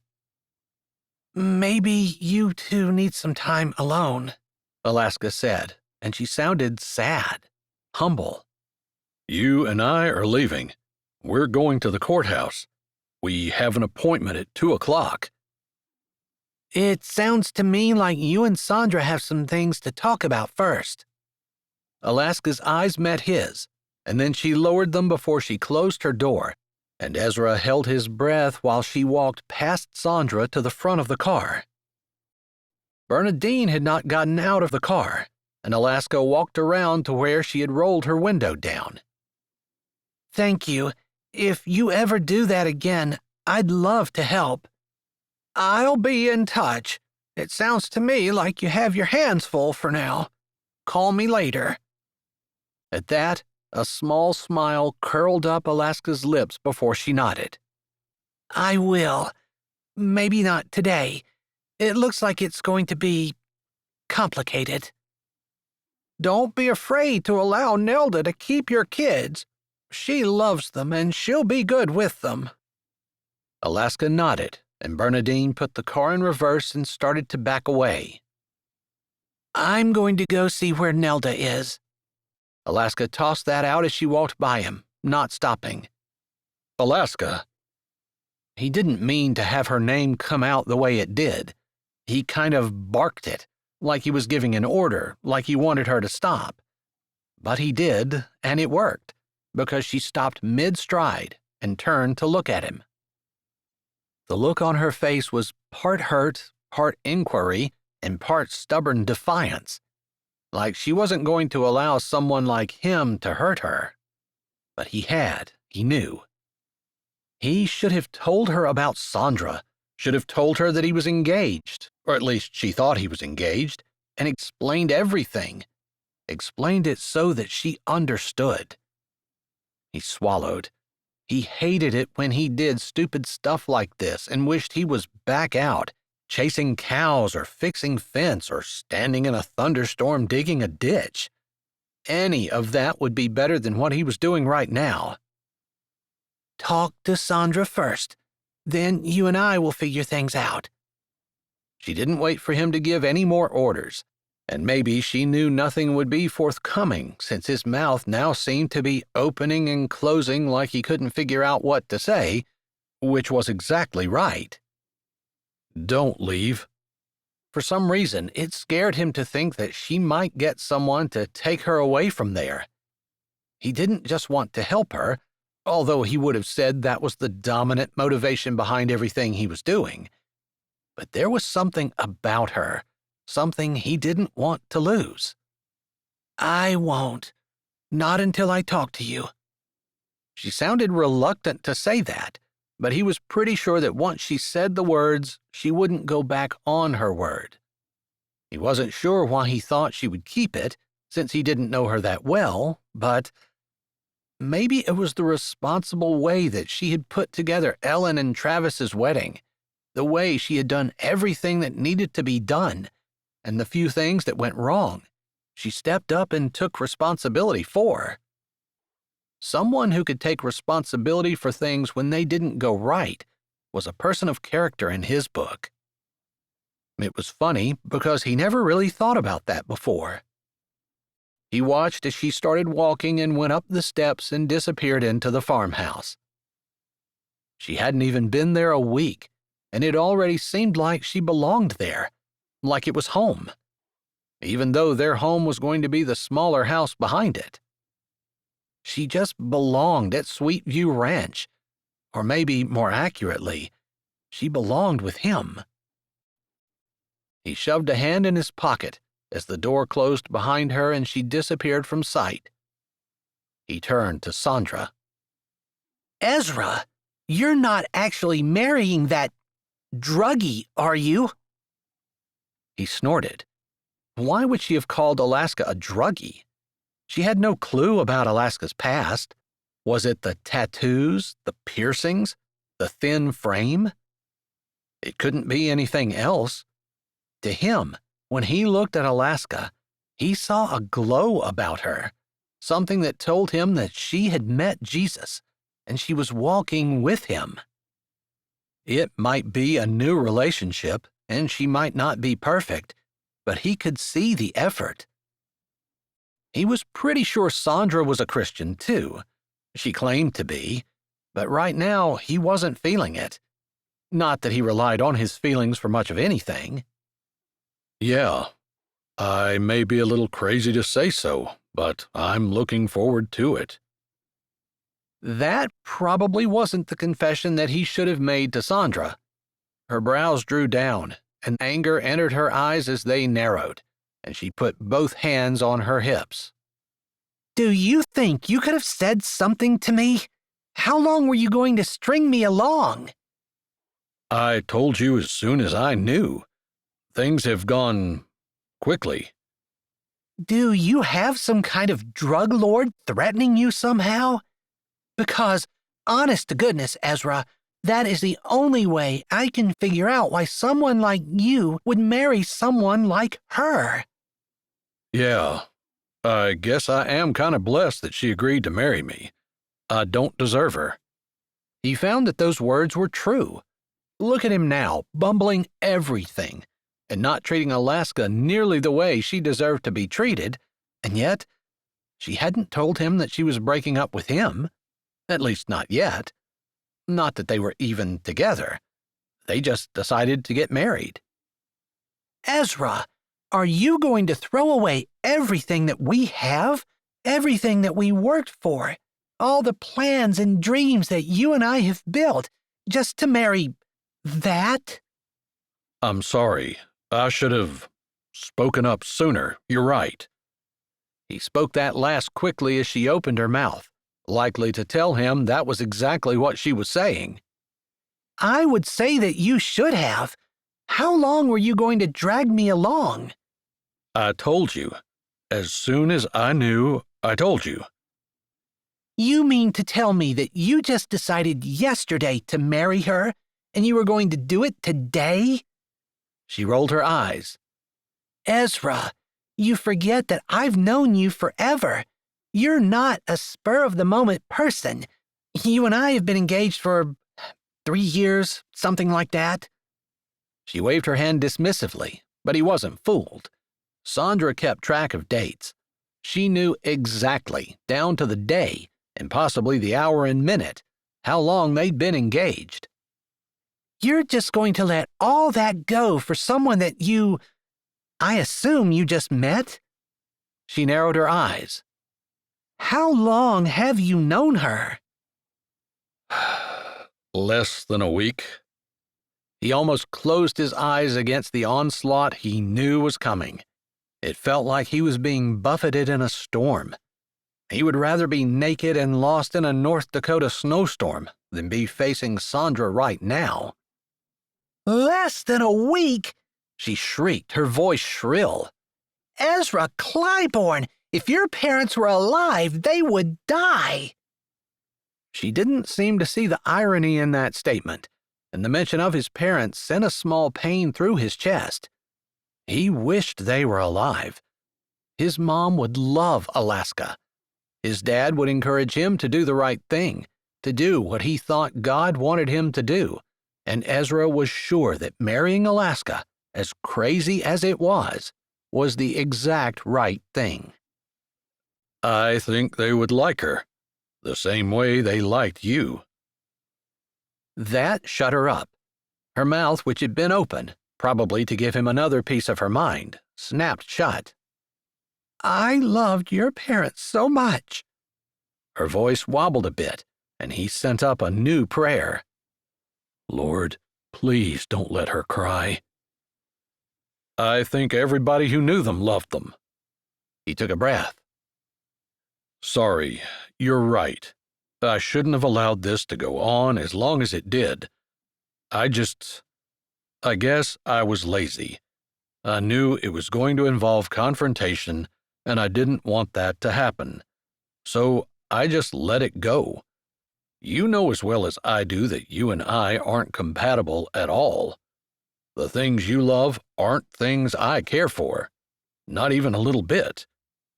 And that was a major understatement.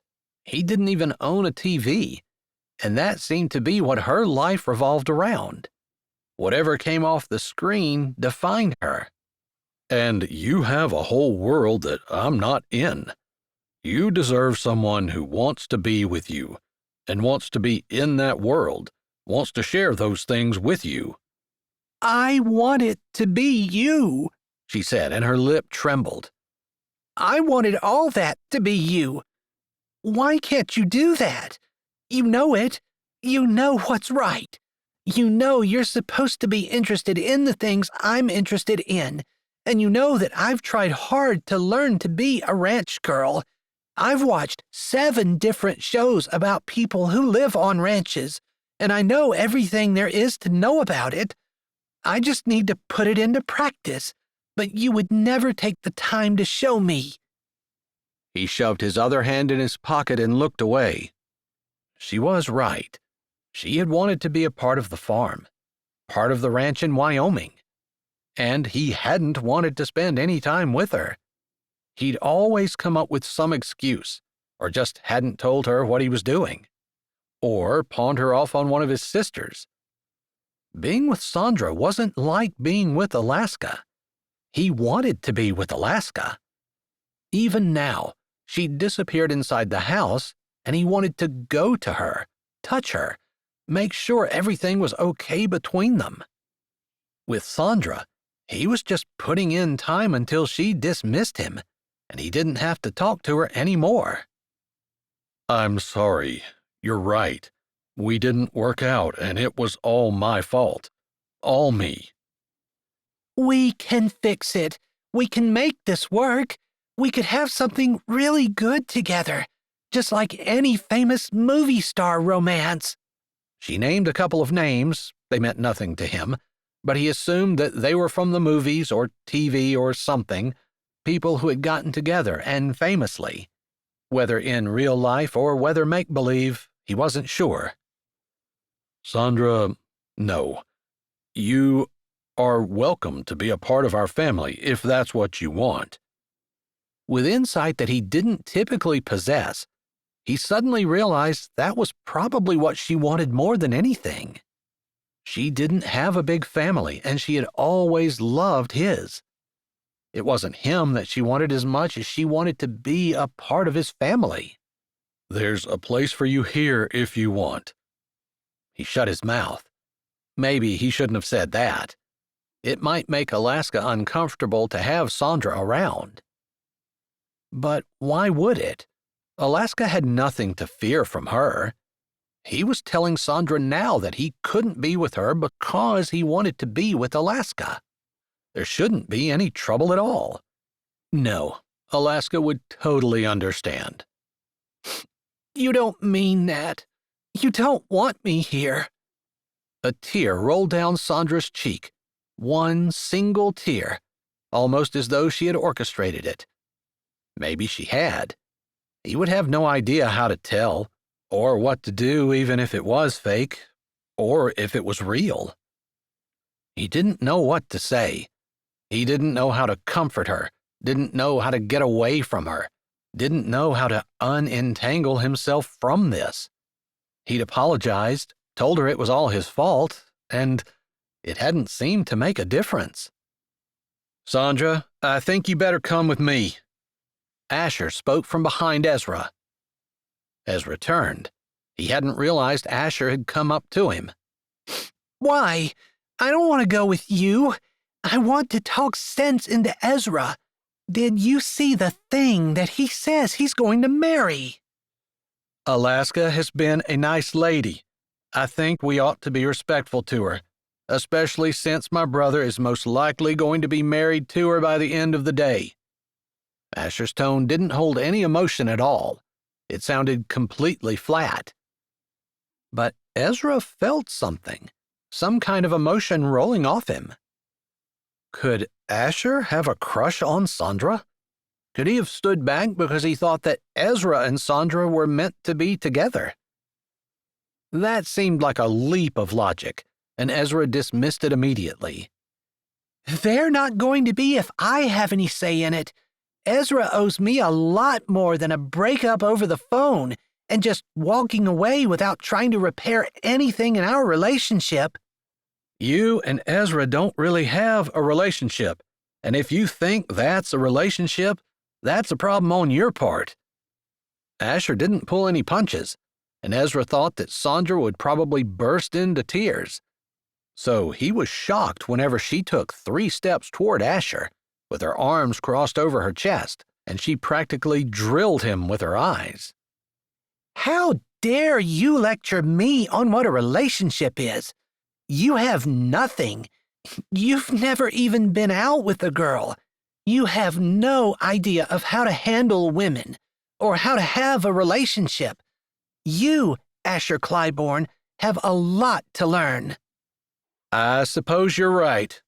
Asher pressed his lips together. Then he looked back up at Sandra. Maybe you could teach me a thing or two. As soon as I give your brother a piece of my mind, I'll take you off by your ear and give you about 15 things you can work on immediately to make you a better person. Come on, we'll leave Ezra here. He's got some things he needs to do, and it sounds to me like you and I have some work we need to do. Sandra's mouth opened and closed, and Ezra hid a smile. It was kind of nice to see her at a loss for words for once. Typically, it was him that ended up scrounging around trying to figure out what he could say when he was around Sandra. But Asher had rendered her speechless. It was an interesting sight. Finally, she turned to him, lifted her brows, and said, "You just go ahead on the path you're on. You're going to regret it, mark my words. And then, when you come crawling back to me, I will remind you of this very conversation and how I tried to talk you out of it and how you refused to listen." All right. I suppose, if I ever come crawling back to you, you owe me that. And I'll listen to you. She harumphed, like his humble attitude wasn't doing anything for her, and then she grabbed a hold of Asher's arm. "Let's go." Ezra's brows went up. Even though Asher had offered, and Sandra had said that she was going to go, he couldn't believe that it was that easy. That Asher just told her, and she grabbed his arm and wanted to start walking. Ezra tried to figure out what in the world Asher had done that he hadn't, but like most things with women, he really had no clue. He wanted to say, "Thanks, bro," but he didn't. He didn't want to do anything that might make Sandra turn around and spew more of her wrath on him. Sandra took 2 steps, and Asher walked beside her. Then his head turned, and he met Ezra's eyes. Ezra mouthed, "Thank you," but he didn't smile, and neither did Asher. He wasn't sure what he read on Asher's face, but he thought that maybe his first instinct, the one that said that Asher had a crush on Sandra he'd been hiding, seemed even more probable. "We'll be at my cabin in Montana," Asher said, and to Ezra's surprise, that made Sandra stop. Ezra glanced at Sandra, then back at his brother. "How long?" "I guess as long as it takes for her to teach me what I need to know," he said, one side of his mouth going up. He supposed Asher just wanted him to know that Sandra would be out of the picture. Even though they needed Asher's help on the farm, Ezra understood that Asher was trying to help. "You have a cabin in Montana?" Sandra asked, her eyes going wide. "Why, that's just like the TV show, Cabin in the Mountain. Have you seen it?" Asher huffed out a laugh and shook his head no, his eyes on Sandra. And there was something in them, something Ezra knew had never been in his eyes when he looked at Sandra. Admiration.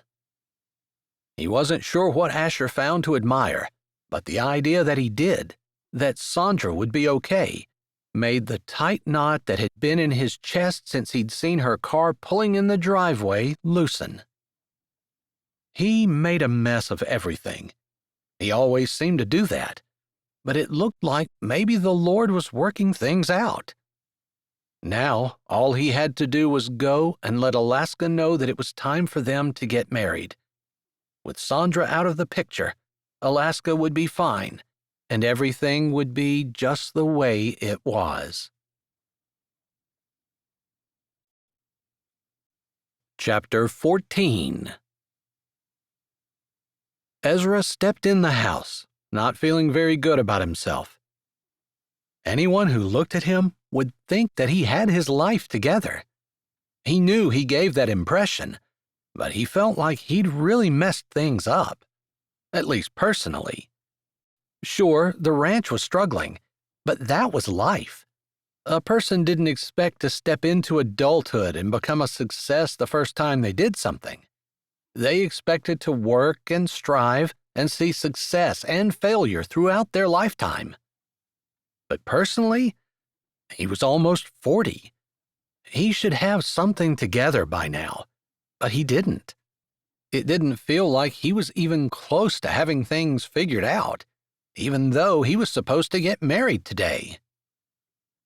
"Alaska," he called when he didn't see her in the living room, nor the study. He thought about going upstairs, but figured that she probably wouldn't be there. She'd been up to get his things out of his room the day before, but there was nothing for her up there. He tried to think of where she would be, and the little house next door was the only place he could come up with. There really wasn't any place for her anywhere. She hadn't been on the ranch long enough to have a place of her own, a place where she loved, one that she sought out in her private moments. For him, there was a little grove of cottonwood trees about a mile from the barn. It was right beside the creek, and while the creek was quiet and kind of meandering and slow, it still gave him a sense of peace to see it flow and just feel the breeze, watch the leaves rustle along with the grass, and sit by the water. Suddenly, he wanted to take Alaska to his spot, to show it to her. That was really getting the cart ahead of the horse. He needed to figure out how to develop a relationship with her, and that was going to take time. He was going to have to make time, along with all the other things that he needed to do. He didn't know how. He walked through the back door, and to his surprise, Alaska sat on the steps, her feet pulled up tight against her chest, and her arms wrapped around them. Lord, please don't let her be crying. He didn't know what he was going to do if she was. He was so far out of his league with all of this. He wished he'd just kept his mouth shut and tried to figure out another way to protect her. It wasn't too late. They could decide not to get married, but there was a part of him that rebelled against that. Alaska? He spoke softly, not wanting to startle her, but she must have figured out it was him when she heard the door opening, because she didn't startle or even turn around. Are you not talking to me? He asked, unsure. Should I be? She asked, and her voice sounded fatalistic. I'd like it if you were. We can't really work anything out if one of us isn't speaking to the other. Well, considering that we had all of one conversation in our entire relationship, I suppose talking might be a good start. She took a breath. He could see her back rise and then fall as she blew it out. Maybe we shouldn't get married. It sounded like she didn't want to say it, or maybe that was just him hoping. Can I sit down? She looked beside her, as though judging whether or not there was enough space on the step for him. Her hands released her legs, and she scooted over to allow room for him. Thanks, he said, sitting down beside her. Lord, I'm terrible at this, but every time I think about marrying Alaska, I feel like it's the right thing to do. If it is, I know you're going to work this out. I'll do my best, but you and I both know this is not something I'm good at. I suppose, since you're putting this in my lap, it's something you want me to get better at. But I don't know how. And as he was praying, a thought came to him. Be honest. What a novel idea. He sighed. I'm not very good at this. Good at what? She asked, and he was grateful that she was at least talking to him. Some of his sisters could go days, weeks, giving him the silent treatment when they were younger. His parents never allowed it, but sometimes they could get away with doing it to him if his parents didn't figure out what they were doing. His mom and dad had been big believers in discussing things and not pretending that nothing was wrong. He, on the other hand, would much rather pretend that nothing was wrong and just muddle through. Talking to women? I suppose that is pretty obvious, considering that you had a fiancé you didn't tell me about, even though you and I were supposed to get married. See? I told you I wasn't any good. She laughed a little, and he felt like maybe that was the first hurdle, that she wasn't completely cold to him. He could make her laugh a little, He wasn't exactly known as someone who was jovial and funny, but it made him happy to hear Alaska laugh. She had a slightly husky laugh, one that moved over him smooth, like warm honey. "I like to hear you laugh." I didn't know we knew each other well enough to know what we liked about each other. "That bothers you?" It didn't, but maybe it should. I didn't like the surprise of finding out that you had a fiancé, and I really didn't like the surprise of seeing her today and seeing that she thought she still had a claim on you. Considering that we're supposed to be in Rockerton at the courthouse, it just feels not right. Probably because it wasn't right. Again, that's my fault. He didn't ask her where her children were, although it occurred to him just then to wonder. Probably Nelda had expected them to be gone all day, and she had either taken them to her house or gone somewhere with them. Does that happen often? Alaska asked. Then she wrapped her arms around her legs again and leaned forward just a bit, as though protecting herself. I know I really don't have the right to ask. You do. No, you're marrying me because of pity, to protect me, to protect my children and give them a life. I should be grateful, not demanding fidelity. You have to demand fidelity. That's a given in marriage. It's definitely something I owe you, if I'm going to make you my wife. Like you owed Sandra? I told you that's different. What if I start going around saying something and start believing that it's true? Are you going to correct me? I guess I should. I shouldn't just let things go. I'm bad at that, because I know this kind of thing, what you and I were talking about. It's stuff that isn't concrete. It makes me feel squirmy inside. Squirmy wasn't exactly a manly word, but he didn't have another word to use. He couldn't think of anything else that was applicable. I guess I can understand that. The idea of this ranch, of me being on it, I feel like I don't know anything. I mean, I wanted to storm away somewhere, but I didn't even know where I could go, you know? That's funny. I was thinking as I was walking in the house that there's a spot that I wanted to show you. It's my favorite spot on the farm. I'd like to see it. Her eyes dropped down. You know, you're not the only one who's not any good at this kind of thing. Are you trying to tell me that you're not either? He found that hard to believe. Weren't women naturals at relationships? And the whole controversy between men and women was because women were good at it and men weren't, right? Yeah, that's exactly what I'm saying. I don't typically have good relationships. I guess I have a tendency to fall for men who are unavailable. What do you mean? I mean, the father of my 2 children was married. I'm not sure I knew that. Yeah, that says a whole lot about me, doesn't it? I don't think you're that person anymore. He spoke slowly, hoping that was true. He didn't want to get married to someone who didn't think that marriage vows were sacred. No, that was before Jesus.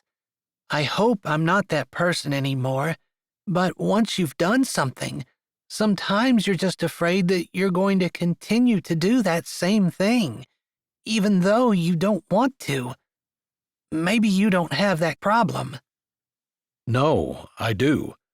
I want to be the kind of person who's able to talk to people, but every time I try, I seem to say something stupid. It doesn't matter how many times I think to myself I don't want to open my mouth until I know what's coming out is going to be beneficial. This is not the only time where I had that problem.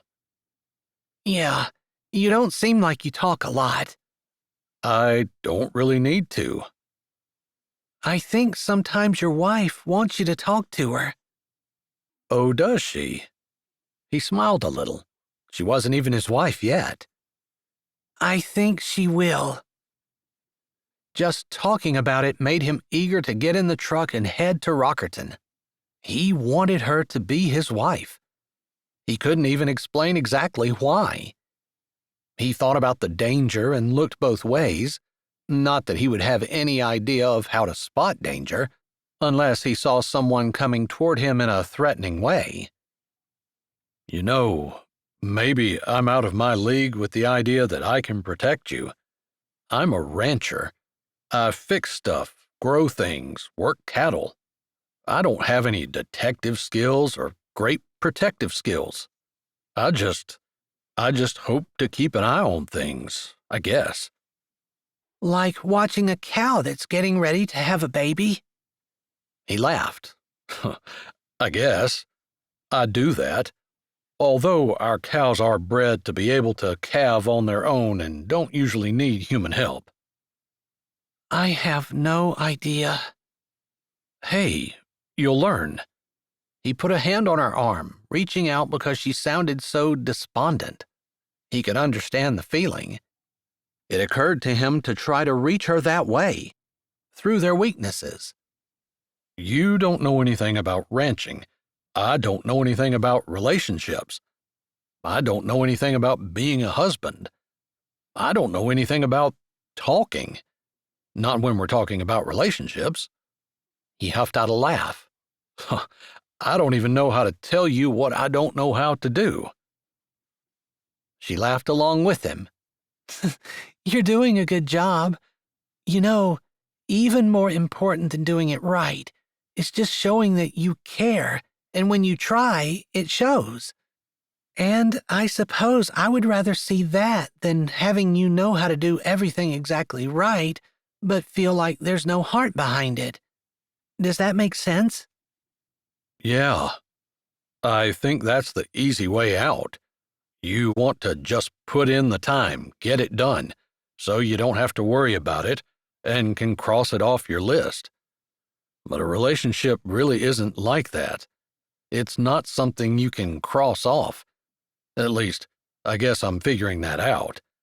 But I always did try to have a good relationship with my siblings, and my parents modeled that.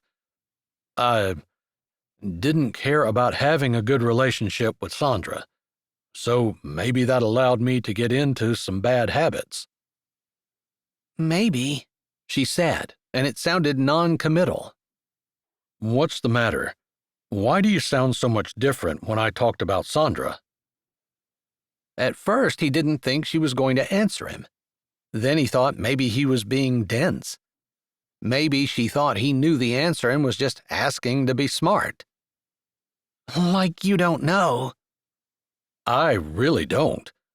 I know that I should know more than what I do, but this is not the kind of thing that I focused on. Will you help me? I'm sorry. It just seems like it would be common sense, but then I suppose there's going to be a lot of things on the ranch that to you are common sense, and to me are new and don't make any sense at all. That's fair. He figured she was probably right. So, I don't really like hearing about Sandra. You were engaged, for goodness sake, and you're supposed to marry me. And you didn't break up with her until yesterday. It kind of makes me feel like you want to hang on, and when you bring her up, it makes me feel like you're thinking about her.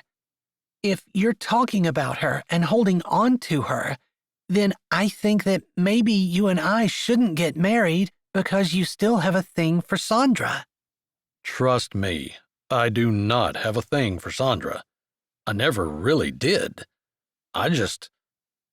He paused. He wanted to say that he just didn't really care who he married. He wanted to get married. He wanted to start a family.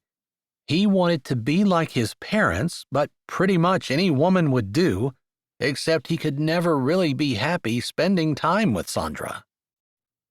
Something told him that wouldn't sound good to Alaska, and he was finding that it wasn't completely true anymore.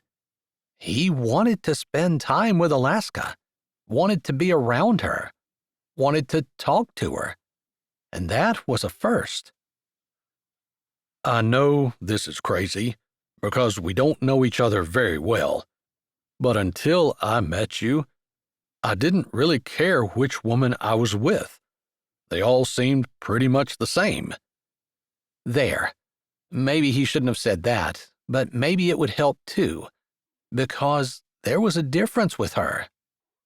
Until me. Are you just saying that? I think if there's one thing you can say about me, it's that I don't just say things. I try really hard to mean what I say, and maybe that's part of the reason why talking about relationships is so hard for me. I can't just spout off pretty words that don't mean anything. If there's no meaning behind them, if I don't mean it, then it's hard for me to say. He realized his hand was still on her arm, and he wanted to move it up and down, lightly touching her skin, maybe a little soothing, but he made himself be still. I always think of my brother, Caleb, as being charming, but I know that sometimes he says things that he doesn't really mean just to make someone else feel good. To me, that's charming, but it's not really right. Part of me rebels at the idea that you say things to someone just to make them smile, not because you mean it. Does that make sense? Yeah, I suppose it does. I guess I've been around people most of my life who say a lot of things that they don't mean, will say anything to get what they want, whether it's true or not. That's definitely not me. I appreciate that, she said, lifting her brows and looking at him with sincerity in her gaze. but I'm not used to it. So maybe you're not going to hear words that you expect to hear? Yeah, maybe I just need to get used to the fact that you're not always going to say what I think you should be saying. And that's a good thing. That sounds like a deal to me. Maybe you can let me know if there's something that I should be saying that I'm not? That's a little awkward, and mostly because if someone doesn't say something, you don't want to have to tell them to. For example, I feel like you should care about me and ask me how I am without me having to tell you that you're supposed to ask me how I am. Otherwise, if I have to prompt you, it makes it seem like you're doing it because you have to, rather than because you want to, which still means that you don't care, even though you asked. Does that make sense? Or maybe you're just reminding me, because as you said that, it made me realize that I didn't really ask you how you were. And I do care. I want to know. How are you? She smiled, and he hadn't really meant for it to be funny. It was true. He hadn't really thought about how she was, other than making sure that she was safe. But for some reason, he wanted to know everything about her. The more time he spent with her, the more interesting she seemed to him. I'm fine. I have enough sisters to know that fine means the opposite in that context. She laughed, as he had intended. It was just coincidence that not very long ago that his sisters were having a discussion about how people said they were fine when they really weren't, and it was usually women. I can't argue with that. That's true. I'm fine is the standard answer, and if that's all a person can think of to say, then they're probably not fine. Women. I think men probably are fine.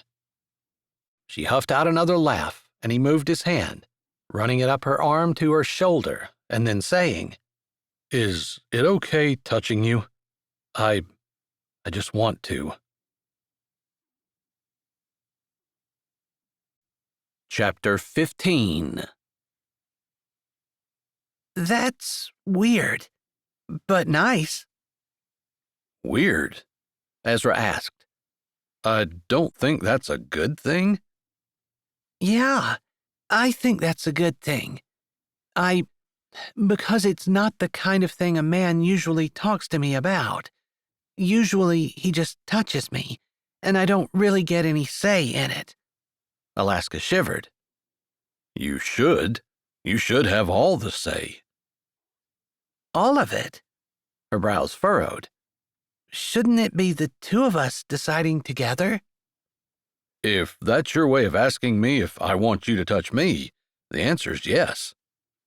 She laughed. That wasn't exactly what I was asking, but that's good to know. They sat there for a moment, his hand on her shoulder, and he felt a little awkward. I can't help but notice that you didn't move to touch me. That raises questions for me. It does. Sure. He wasn't sure how to explain what he wanted to know, or how that made him feel. He definitely wasn't used to talking about his feelings. What questions exactly does it raise? She asked.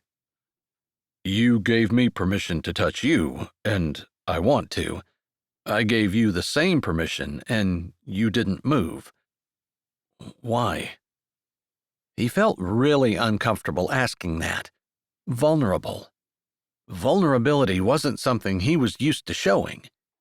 But he had a feeling that it was something that he was going to need to get more comfortable with in order for him to establish a bond of trust between him and his wife. Maybe because I didn't believe you. Didn't believe me? That you really want me to. Or maybe I wasn't sure how. She drew her brows down, like she wasn't sure how to explain that. Are you able to tell me what you mean? I don't know. Maybe that you were just saying it felt good. And then, where should I touch you? On your arm? Your leg? I don't know. That isn't the kind of touching that I'm used to. It's... He thought he understood that she didn't typically just touch a man for the sake of touching him. He looked away, not moving his hand, but moving his attention for a moment, because he needed to think. Maybe he was reading it all wrong, but it seemed like, to her, touching meant sex. To him, maybe, but it was more than that. I don't talk too much about my parents. They died in a car accident. It was more than 10 years ago now. But even then, I got to spend about 3 decades with them. He grunted a little. My sister said I looked back through rose-colored glasses because, in my mind, my parents were perfect. I know they weren't. I'm never going to be perfect, she said, and she sounded defensive.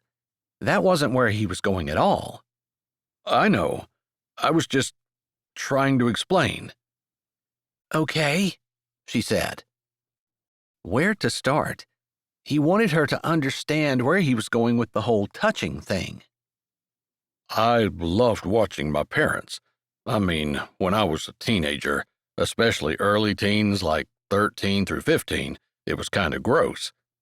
But as I got older, I loved seeing how they couldn't pass each other without touching. Dad would stroke Mom's hair or tuck it back behind her ear, or rub his finger down under her hairline around her neck.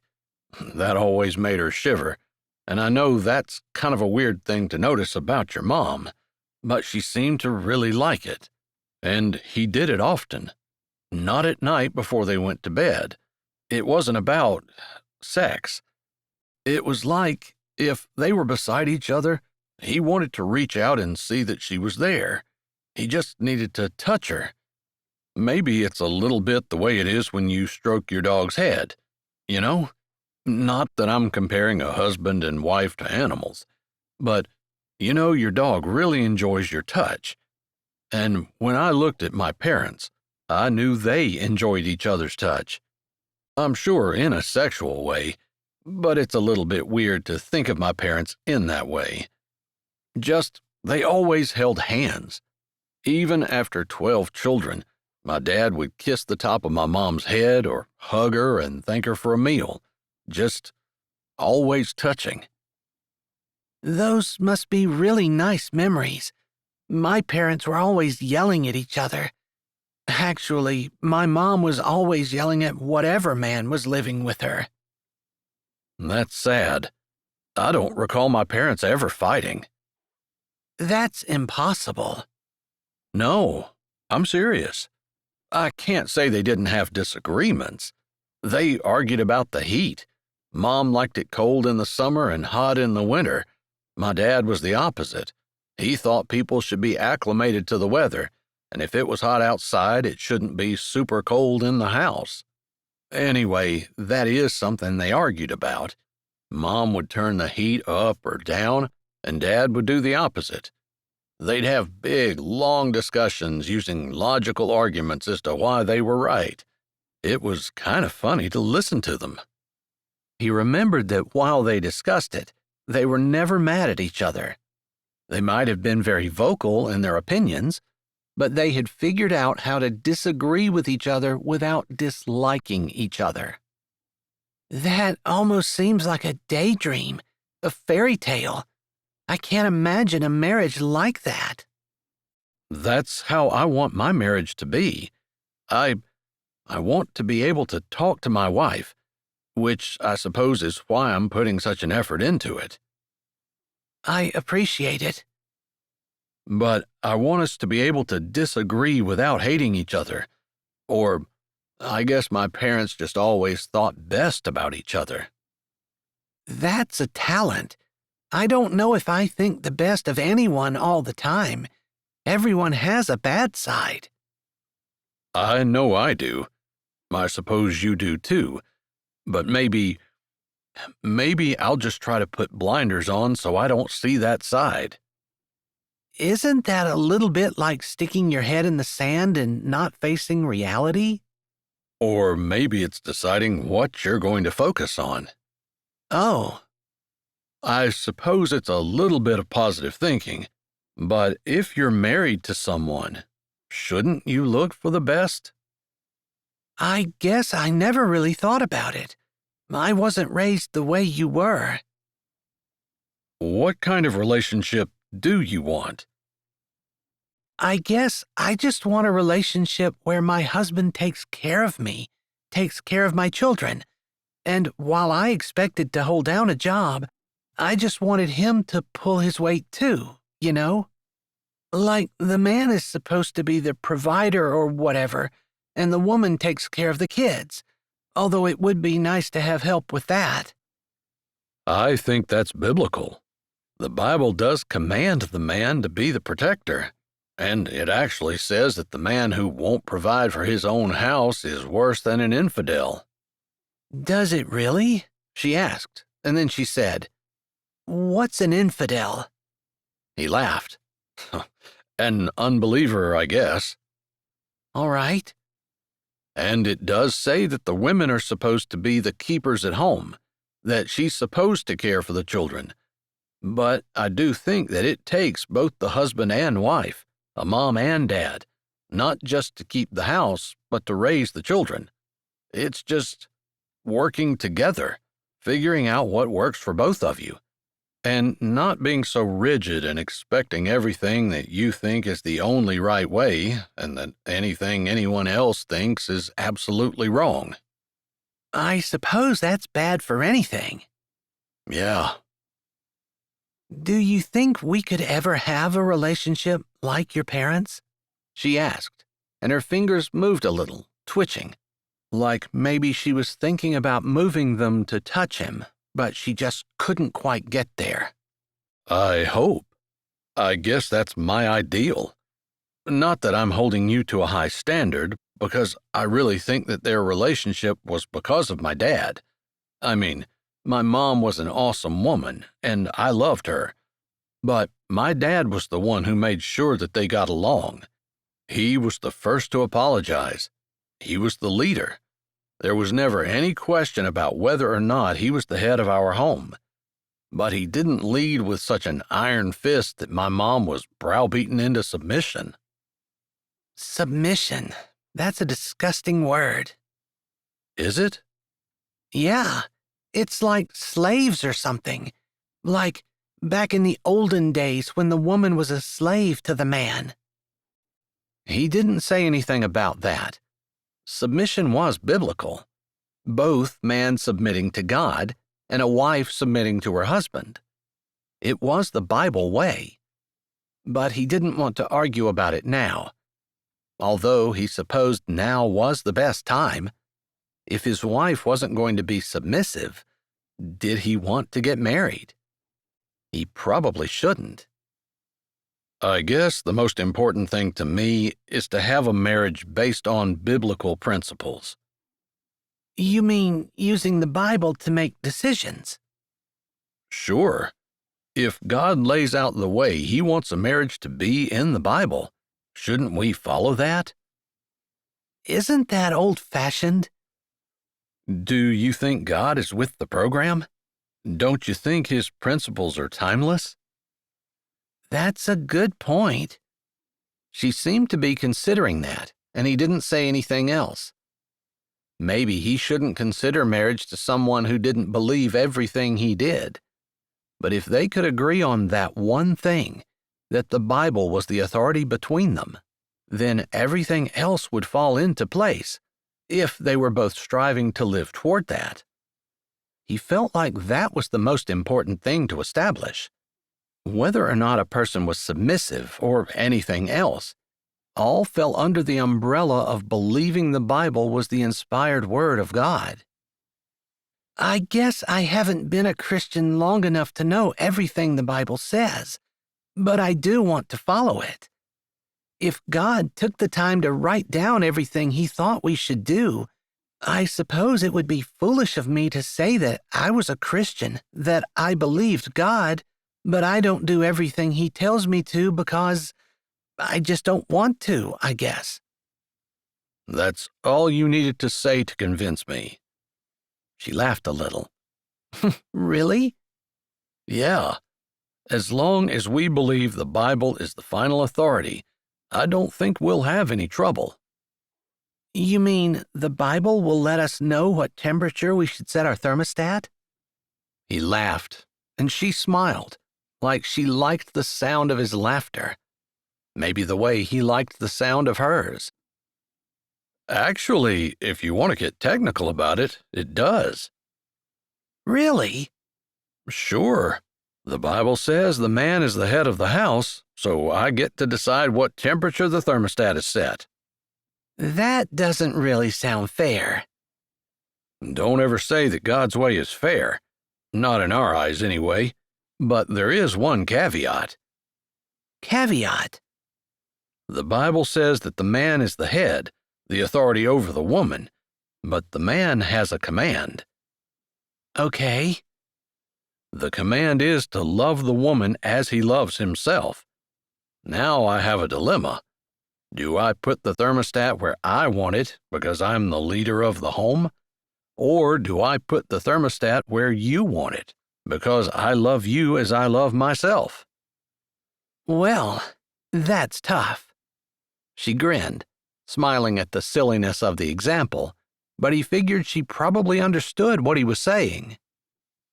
So, if you're truly going to be a man of God, you have to balance the fact that you are the authority with the fact that you are commanded to love me.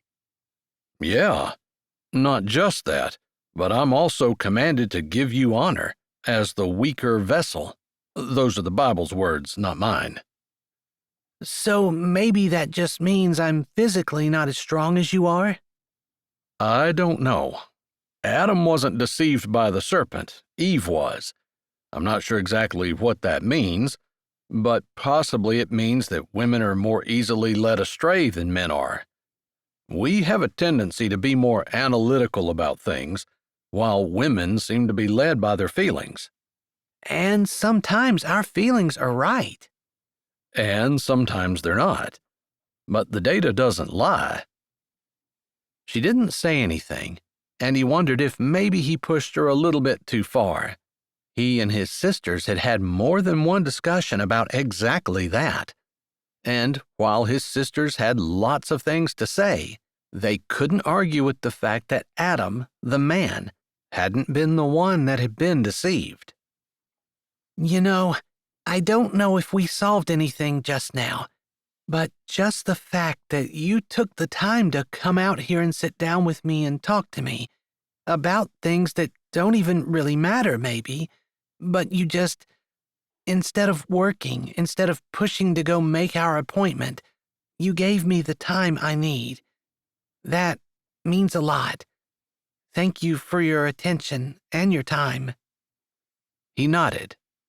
I guessed what we were talking about, the man being the provider. I feel that pretty heavy, like I need to provide for you, for our children, for my family and my siblings. That's not going to go away once we get married. I don't expect it to. So I want to work hard.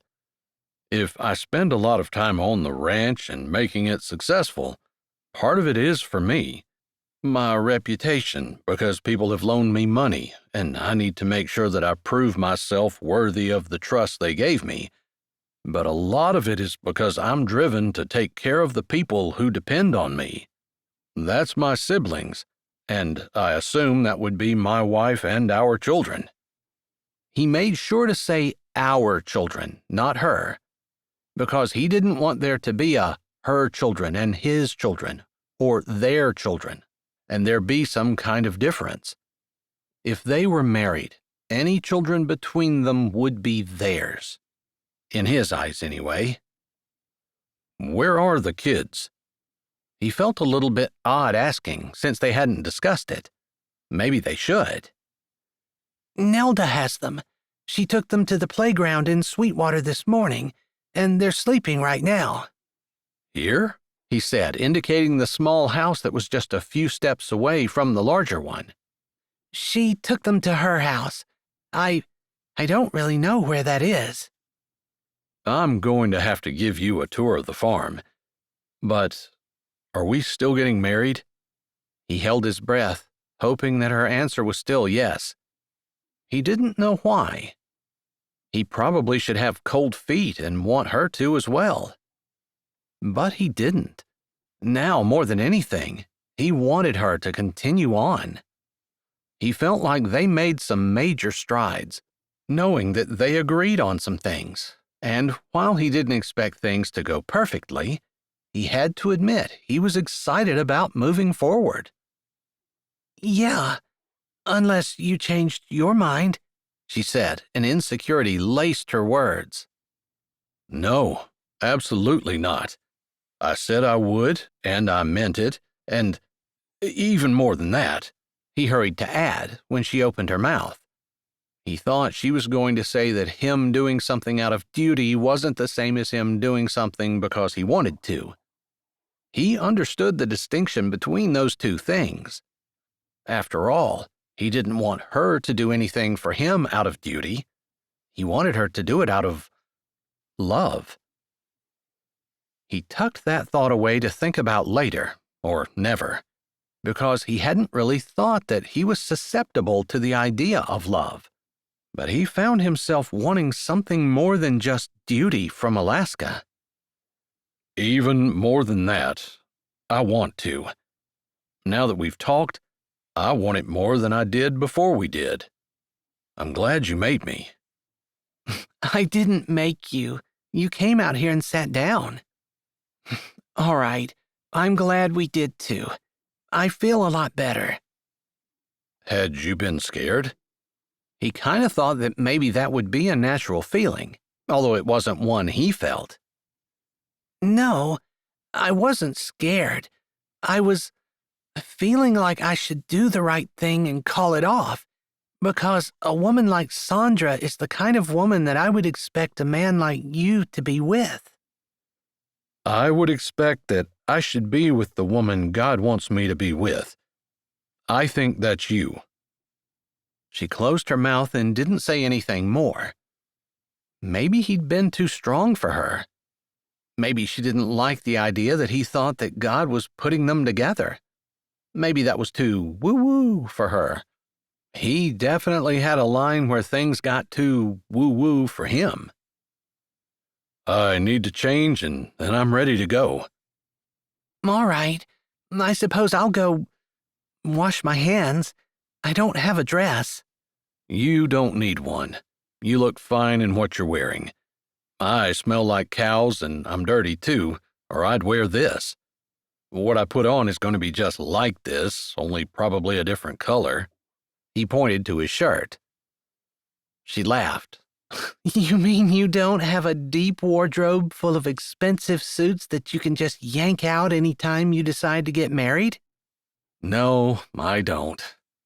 "Good, because you better not decide to get married again."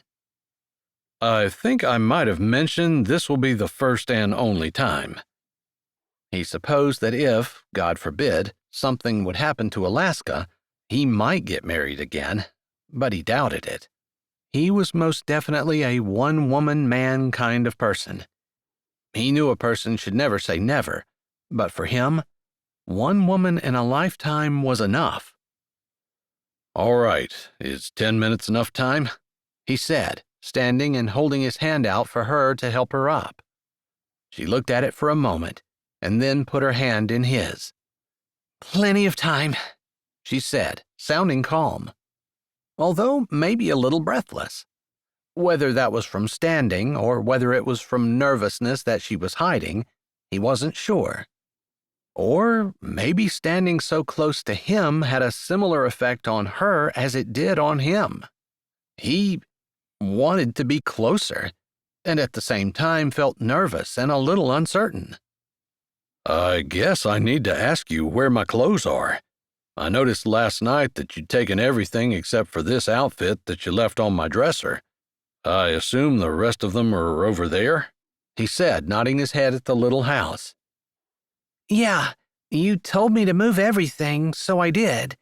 But I wasn't sure where you were going to sleep last night, so I left an outfit for you just in case." I appreciate your thoughtfulness.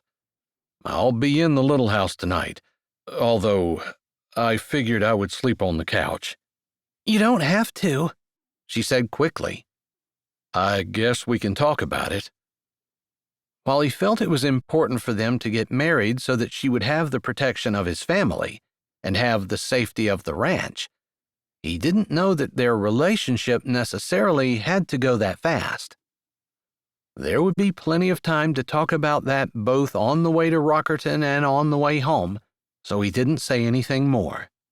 But he lifted his hand and held it out, and she looked at it for a moment before she slipped her hand back into his, and they held hands as they walked to the little house. It was a start, a good one.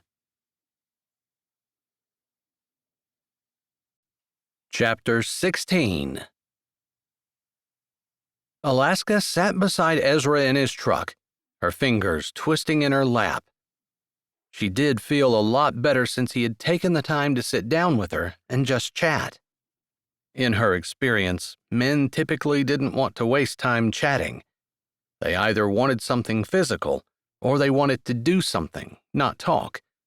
The fact that Ezra just casually sat down and did something that was hard for him, for her, and that was the only reason, just because of her.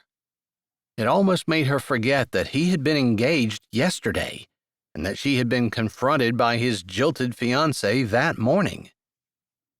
It was the kind of drama she wouldn't have expected from a man like Ezra. It had made her question everything she thought.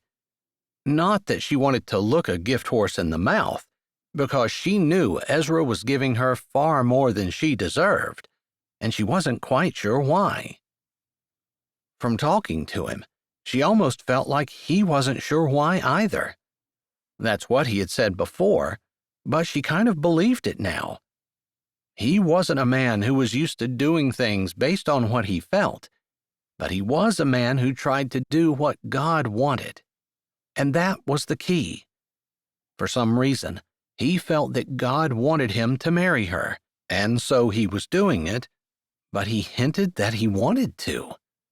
Because she didn't want him to do something just because he felt he had to. Not for her.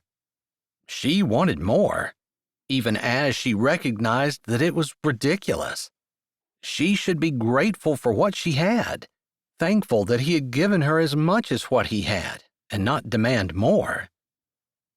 And for some reason, that made her remember something she needed to do.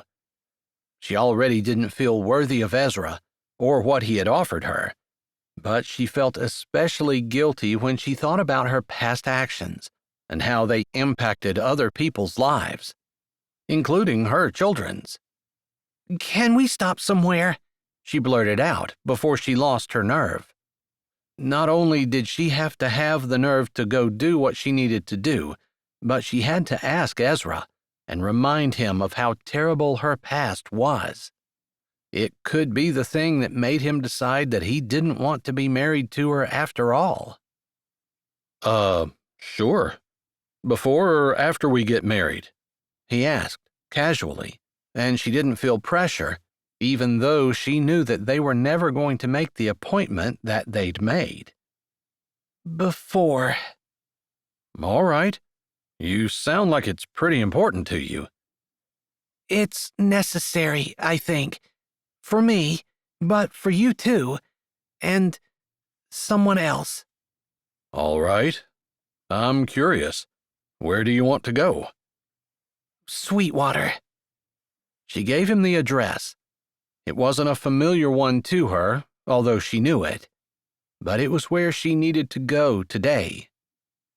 "I can get us to the street, then you just make sure I get to the right house." All right. She had driven by the house multiple times, back when she was obsessed, to her shame. Ezra didn't say anything more, and maybe she fell in love with him just a little bit right then, when he didn't press her, didn't demand that she explain what she wanted, but simply did what she asked, even though she hadn't told him why. For herself, she might not have been able to do what someone asked without an explanation. Spring in North Dakota was beautiful, with several different varieties of wildflowers blooming along the road as they drove along, contrasting in such a pretty way with the green grass and the blue sky and the white puffy clouds that floated in lazy randomness. Every once in a while they passed a field where cattle grazed, and that completed the picture of the ideal country life. It was hard to believe that land had been brutally beaten by cold and snow and ice and wind all winter long, for 6 months at least. Now it had emerged, breathtaking in its beauty and seemingly carefree. Maybe there were lessons there for her. Maybe everyone had seasons of going through trials and hardships. Maybe those trials were necessary for a person to emerge, blooming more brightly than ever before. She figured that was probably the case, and maybe this would be one of those things. This hard thing that she knew she had to do, maybe she would be better for it. Ezra pulled down the road, and she directed him to the house, an unassuming white ranch with brown shutters. There were no flowers in the yard, but there were several toys lying around, like the kids had been playing, and they'd gone straight in without putting their things away, the way Alaska's yard often looked. "Do you need me to come in with you?" Ezra asked as he pulled to a stop in front of the closed garage door. No. She drew the word out a little as she thought about it. I'd really love to have you beside me, but I do believe this is something I need to do on my own. She didn't want to. She didn't want to do it at all, and she wanted to cling to Ezra. But while she did believe that a spouse was someone that God gave a person so they didn't have to face life alone, so they had a companion through the hard times, she knew that having Ezra beside her would be intimidating to the person she needed to talk to. She didn't want it to look like she was ganging up on them, and she certainly didn't want to look like she was lording it over them or rubbing it in. And she had to admit, part of it was she didn't want Ezra to hear what she had to say. Except she almost asked him if he'd come. After all, maybe he needed to hear. Actually, she turned her head to look at him across the seat. Would you mind coming, but not standing too close? I don't want to intimidate her. He stared at her for a moment, as though rolling over in his mind what in the world she'd be talking about. But then he nodded. If that's what you want, that's what I'll do. She could hardly believe how easy it was. Shouldn't he argue with her? Shouldn't he give her a hard time? He definitely shouldn't just go along. She'd never been with anyone who didn't give her a hard time about pretty much everything she did, who was willing to do things they didn't want to do without arguing or fighting. It was a good example for her, because she wondered if she was that kind of person, the kind of person who was willing to do things she didn't want to do without fussing about them. She had to admit, she was a fusser. It wasn't a pretty admission, but it wasn't something she could think about right now. She jerked the handle of her door and opened it, jumping out, closing it behind her. Ezra met her at the front of the pickup. It's up to you, but if we stay here for more than an hour or two, we're not going to be able to get married today. The courthouse closes at 5, and they won't marry us after 4. I don't think this will take long at all, she said. Definitely not an hour, and for sure not 2. She would be lucky if she didn't get kicked out on her ear, but she didn't say that to Ezra. Instead, she took a deep breath and said a small prayer. Lord, give me courage. She wanted to pray that her words would be accepted, that her apology would be sincere and the person she spoke to would understand that. But she didn't pray for herself and didn't have the words to pray for her adversary, or the person who hopefully after today would no longer be her adversary. She walked to the door and knocked. She could hear a child crying, someone yelling, and what sounded like a crash. If Ezra heard, he didn't comment from behind her. She could feel his presence, but he wasn't close, respecting her wishes, and she had to remember to thank him. After waiting for a while, she lifted her hand and knocked again, unsure as to whether or not the doorbell worked, or if they could hear over all the noise that came from inside. Finally, she knocked a third time, wondering if all of her anxiety was for naught. If no one answered the door, she could hardly confront her past and apologize the way she needed to. All right, I'm coming, a woman yelled and the door jerked open. Her eyes grew big. You, she said. Shanna, I need to apologize. The words tumbled out, even though it probably wasn't the best way to start the conversation, but maybe she just needed to make sure that she got the words out that she needed to say, since Shanna looked like she was about ready to slam the door in her face. What?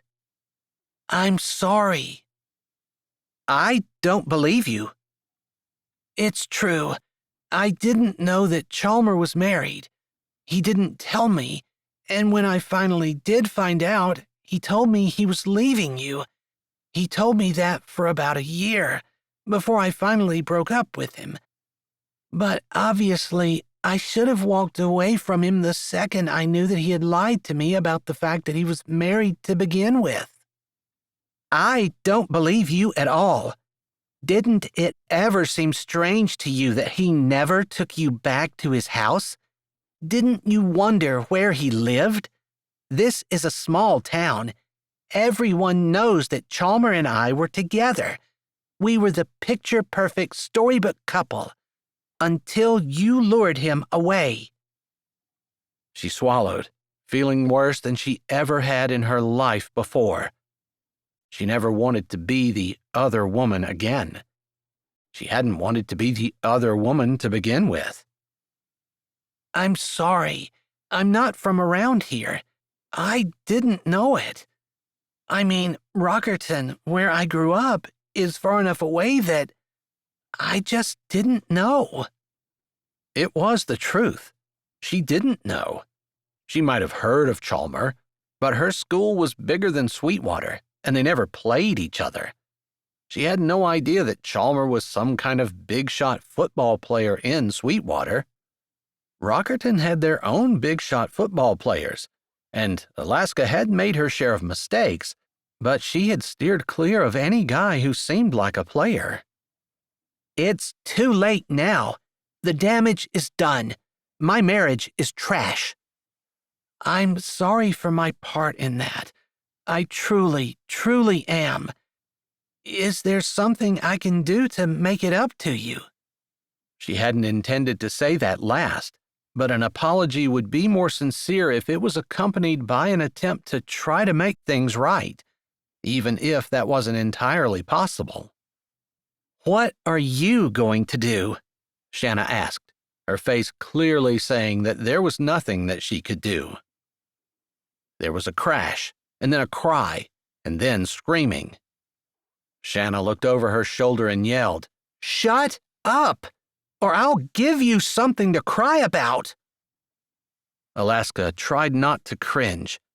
Her mother had said that to her more than once, and she often wondered what it would have been like if her mother had just gone to her and put her arm around her and held her while she cried. That was the kind of mother she wanted to be. Ezra had painted such a beautiful picture of the relationship that his parents had. He hadn't said, but she pictured his parents as being loving and kind, benevolent to their children, although Alaska was pretty sure that they had been disciplined too. She wanted to talk to him more about it. He could tell stories about his childhood forever, and she would never grow tired of listening, dreaming, wishing it had been her that had grown up in a house like that, and longing with every fiber of her being to provide a home like that for her children. I can't think of a thing that you can do. Shanna looked over Alaska's shoulder. What's Ezra doing with you? It surprised Alaska for a moment that Shanna knew his name, but then she realized it was a small town, and Shanna probably knew everyone. That was the kind of person Shanna was. Maybe before she had children, before she'd been cheated on by her husband and divorced and thrown away like trash, maybe she'd been happy, bubbly, friendly, and someone who talked to everyone, who was everybody's friend. Alaska wasn't sure, but she could picture Shanna that way. She almost expected Ezra to say something. After all, Shanna was looking at him like she expected him to speak. But he respected what Alaska had asked, and he remained silent. "We're on our way to get married," she finally said. "Oh, really?" Shanna batted her eyes. "Well then, maybe that would be just desserts. You share your husband, the way you expected me to share mine. I would say that would be good payback. I'm sorry, but no." She wasn't sure whether Shanna was sincere or not. She figured that she most likely wasn't, but she wasn't going to take any chances. She had heard, whether it was true or not she did not know, but she had heard that Shanna had cheated on Chalmer just as much as Chalmer had cheated on Shanna. It didn't matter. It didn't make what Alaska did any less wrong. "I just know I hurt you. I know I hurt your family. I know my actions were reprehensible and absolutely wrong." Whether Chalmer had been married or not, she never should have slept with him. That was a huge mistake, compounded by the fact that he had lied to her and had a wife and child, and then children, at home. But if Alaska had done the right thing to begin with, which was to tell Chalmer no and walk away from him before having a physical relationship, she wouldn't have this problem. So the responsibility had to be all on her shoulders, no matter what someone else's part in the matter was. If she didn't take responsibility for it, if she blamed someone else, then she couldn't grow and become better. She became a victim rather than someone who controlled her situation, and therefore had the ability to make it better. Being a victim sometimes felt good, but it didn't make a person better. It couldn't, since it abdicated them from taking any responsibility for their actions. Alaska wanted to be different. She wanted to be better, and somehow she knew that the first step was admitting that she had done something wrong to begin with. "That's really cute. Are you done?" Shanna asked, lifting her brows and shifting all her weight to one foot so her hips stuck out. She threw her shoulders back as well, and her eyes drifted back to Ezra. "I'm really not interested in cute little words. I want actions. So, unless you're willing to share your husband, I guess we really don't have anything to talk about." "I'm sorry. I really am," Alaska said one more time. She had wanted forgiveness, to have the slate, if not wiped clean, at least erased.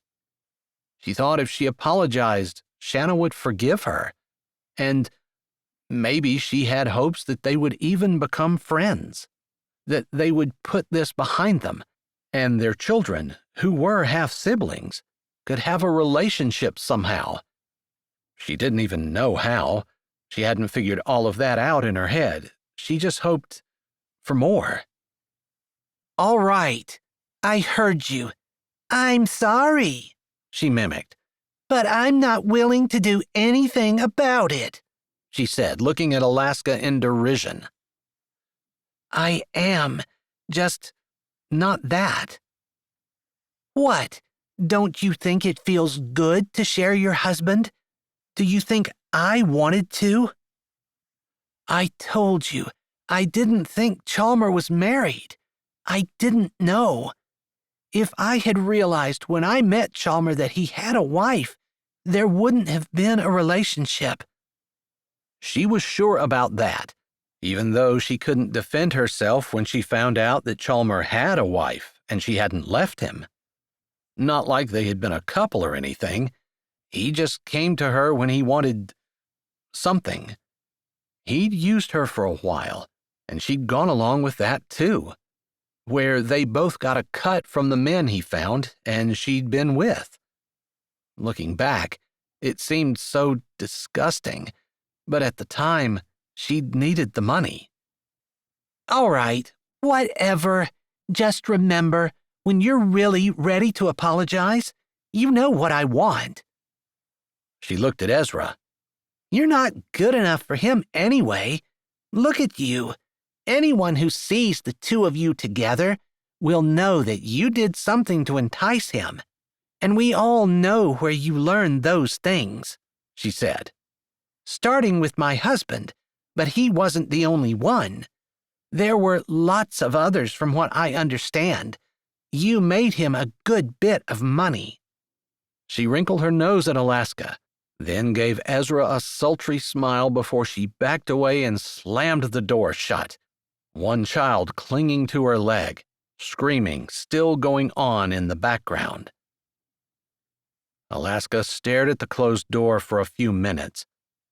That was not what she expected. She thought that if she did the right thing, then good things would happen from it. She didn't think that she would get ripped up one side and down the other, and made to feel more ashamed than she had when she started. "Are you going to try again? Or do you want to go?" Ezra's soft words came over her shoulder. "I can walk home from here.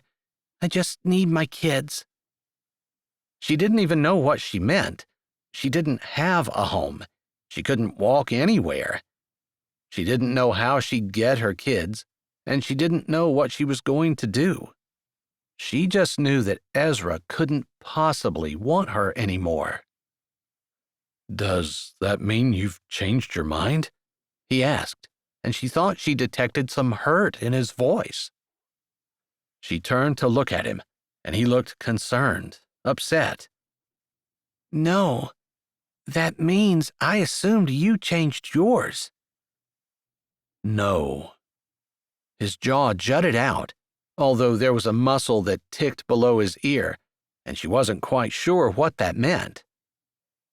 After what you just heard, are you sure? I heard you trying to apologize. I saw you wanting to do the right thing. I understand that wasn't easy, and you did it anyway. I heard and saw and realized that you tried to change your life, turning from your sin and turning to Jesus, and I know that was hard. I felt the pain of your remorse more than I ever have in my entire life. I admired you. It was a beautiful thing to see. She couldn't believe it. He saw good in that? Did you not hear what she said? A little smile turned up one side of his mouth, and she could hardly believe he could find anything funny. I heard she seemed to get a kick out of the idea of wanting your husband, but that's me. Didn't she understand that? Ezra, how could anyone look at you and not want you? Surely he didn't actually believe that. Someone like Shanna? No, I don't believe for 1 second. I found it funny. But you were having a hard time, and while I felt humor, I felt more anger. But there's no point in getting angry. No, there's no point in getting angry, and no point in beating a dead horse. You did what you needed to do, which was apologize. If she doesn't choose to accept it, that's on her. Really? She sighed. I don't feel any better. I wanted forgiveness. I wanted her to say, maybe not that's okay, but I wanted her to make me feel like what I did wasn't hurting her still, that we had a clean slate between us. I think some weird part of me also thought that maybe we could be friends, that our children would grow up together, considering that they have the same father. I want to be the father of your children. I can't believe it. I don't understand why not. I've been saying the same thing over and over. I don't typically say things I don't mean. I'm not used to that either, but it just seems so crazy. Like if you told me that you could fly and that you were going to the moon. That's how crazy it sounds. Well, I have no desire to leave North Dakota. I love it here, and I hope to stay. Forever. I even have my grave plot picked out. Don't talk like that. She couldn't even think about graves and dying. Ezra was the one solid thing in her life right now, and if he still wanted her, she would happily go with him. She couldn't bear the idea that anything could happen to him, and that the one really great thing in her life could get knocked out from underneath her. Except he wasn't the one great thing in her life. That was God. I think she likes me, He said, and then smiled that half smile he did, the one that made her heart flip over. I do.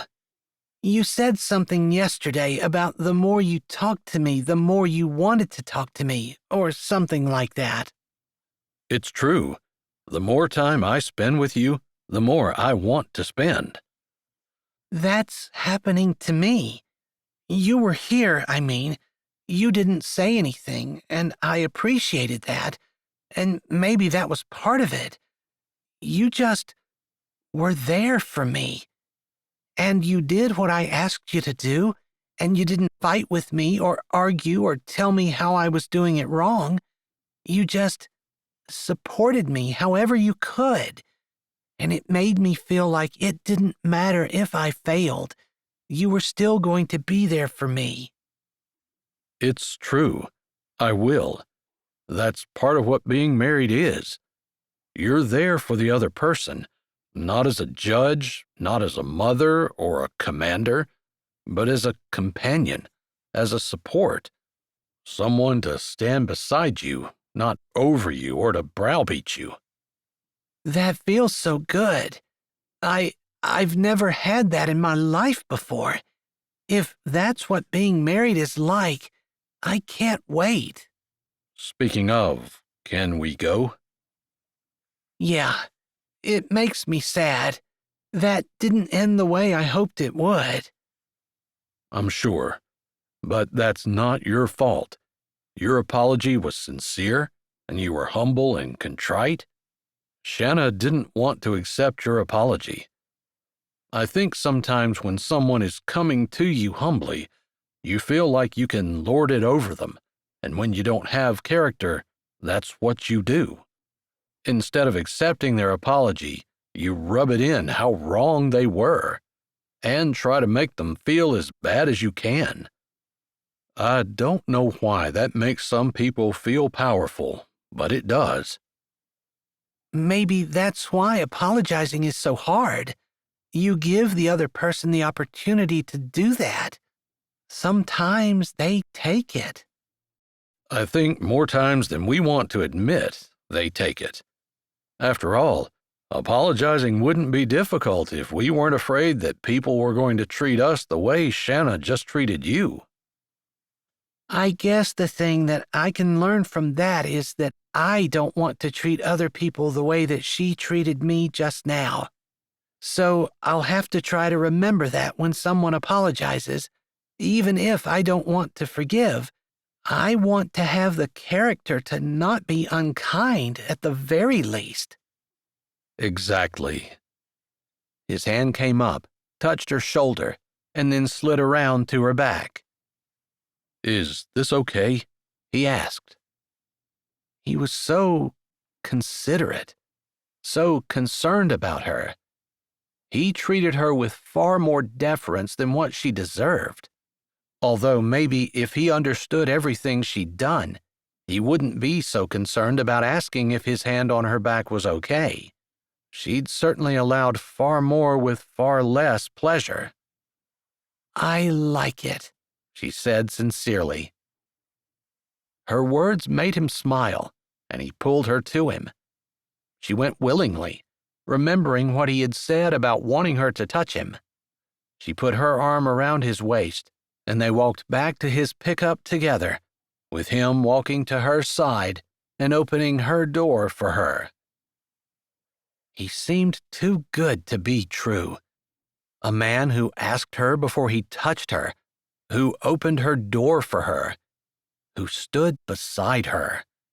She didn't deserve all of this. Lord, is this some kind of trick you're playing on me? What's the punchline? I keep waiting for it. I know this can't be real. But as he helped her in the truck and closed the door behind her, she knew that he was very, very real, and that this was a dangerous place for her to be, because she was tempted to trust him, and in her experience, trusting a man only led to pain and suffering. Part of her really, really wanted to, saying that Ezra was different than any man she knew, which was true. And in that case, it made her want to be better, someone who deserved a man like Ezra. Chapter 17. Alaska had been quiet since she talked to Shanna. Ezra thought it was mostly because things hadn't gone the way she wanted them to, but he also wondered if there might be a little bit more to it than that. She kept saying things like she didn't deserve him or that she couldn't believe him, and he didn't know what to do about it. He didn't exactly want to tell her all the terrible things he had ever done, but he wasn't nearly as perfect as she seemed to think he was. Talking to her earlier had really seemed to help, and while he wasn't exactly a let's all talk about our emotions kind of person, maybe he needed to become more like that for his wife. He truly did want a relationship like his parents, although he didn't want to put pressure on Alaska to be something that she wasn't, or to feel like she had to be different than what she was. He didn't know how to tell her all of that, to let her know that he wanted them to have a relationship that worked for both of them, and not necessarily a carbon copy of his parents, but they could still use his parents as an example, right? It seemed like they had a very biblical relationship, but they also had more affection and respect between them. Still, she seemed down, and he wasn't sure what to do. When he asked her if she wanted to eat out, she declined, saying they ought to get back to the kids. Maybe he could start there. So we talked a little bit about the kids. He started, hoping that she would respond and be willing to talk to him. Yeah? Is there something you wanted to say? She asked, fingering the band that he put on her finger. It had been his mother's. He hadn't asked her about it because he was afraid she would decline. It actually meant a lot to him to have her wear it, and he didn't want to take a chance that she would say no. He supposed that was the coward's way out. Yeah, I guess. I just wanted to make sure that we're on the same page. I don't know what it takes to adopt them, and maybe you don't want me to do that. I'd really like it if you would.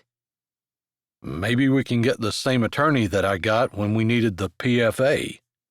I didn't realize you had to go through an attorney. I figured it would be best. It's in place, by the way. Oh, that's good. He's out. Ezra said, realizing he probably should have told her what his attorney had messaged him earlier when he was out fixing the water trough. He supposed the idea of getting married and all the other things that had been happening had gotten in the way. You mean Rex? Yeah. I hope after that he's not going to be much of a problem. He obviously didn't get what he wanted the last time. You don't think he'll try again? I want to think that he wouldn't, but maybe he will. I think that we ought to assume that he would, and make a plan. But that really wasn't what I was thinking with the kids, although we should have a plan for them as well. All right. I don't really know anything about that, other than I've seen people do some pretty terrible things in the name of drugs and money. That's too bad. But that's the world we live in, and I think we ought to be ready, rather than taken by surprise, even if nothing ever happens. I guess I can't argue with that. But the kids, I assume that both of us would be raising them, that we would talk about things, and that you would really want me to be the dad. I don't want to step on your toes, if that's not what you had in mind.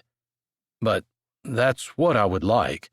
They are going to be in my house. I want to be a parent who is involved. He wanted to be involved in loving them, disciplining them, playing with them, just making them a family. That's what I would like. I guess I don't know a whole lot about raising children, and you watched your parents raise 12 kids, and they all seem to have turned out okay. Whereas for me, I had a terrible example, and I haven't exactly turned out well. I think you turned out really well, especially after I watched what you did today. I'm telling you, it's uncommon, and I thought it was beautiful. I know you said that. I guess it's just hard for me to believe. I want to, though. Keep working on it until you do, because I mean it. And I'm not going to change my mind about that or about anything else. You keep saying that, but you don't understand. You haven't seen, you just don't know. I don't have to. When you say that you're going to do something, it shouldn't depend on circumstances. I suppose there are times when you can't do what you say you're going to do because circumstances change. But when you're loyal to someone, it doesn't matter what they do. When you make vows to someone, it doesn't matter what they do. That's a code of conduct I'm just not familiar with. He kept his eyes on the road. Driving in North Dakota wasn't hard. It was mostly straight. The roads were wide, even if they were a little rough because of the difficult winters and all the freezing and thawing that happened. Still, because of the straightness of the roads, sometimes it was easy for a person to get complacent and to not pay attention. He didn't want to get so wrapped up in the conversation that he forgot to drive. Not that he ever had that problem before, but Alaska was different. Well, I can't say that I'm perfect. I had the feeling earlier that you seem to think I am, and maybe we can talk later. But I'm not. You saw what a mess I made with Sandra. That's because of me, not because of her. I would lay some of the blame at Sandra's feet, Alaska said, and there was humor in her voice. He chuckled, but he didn't agree. He could have headed that off back when it first started. If he'd only opened his mouth and said something that would have been a little bit difficult, but true. Instead, he took the easy road. That's an example of how sometimes we don't do the hard thing that we know we should, and it ends up complicating things even worse. I've done that a lot in my life. A lot of times the hard road is something we avoid, but we usually don't regret taking it. I agree. Anyway, that's off the subject. I mean, we can talk about it if we want to, but I just wanted to make sure that when I'm saying our kids, it's not something that bothers you, because I want to think of them as ours. No, it actually makes me feel good. Like you truly do care about them and are interested in us. I am. That makes me happy, but it increases that feeling of feeling like God is playing some kind of weird trick on me. I don't want to wake up and find out this is all some kind of dream, because that's what it feels like. Too good to be true. We're going to have hard times. Things aren't always going to be easy. And I think we as humans have a tendency to get used to things, and they don't feel so special anymore. You don't think this will always feel special to me?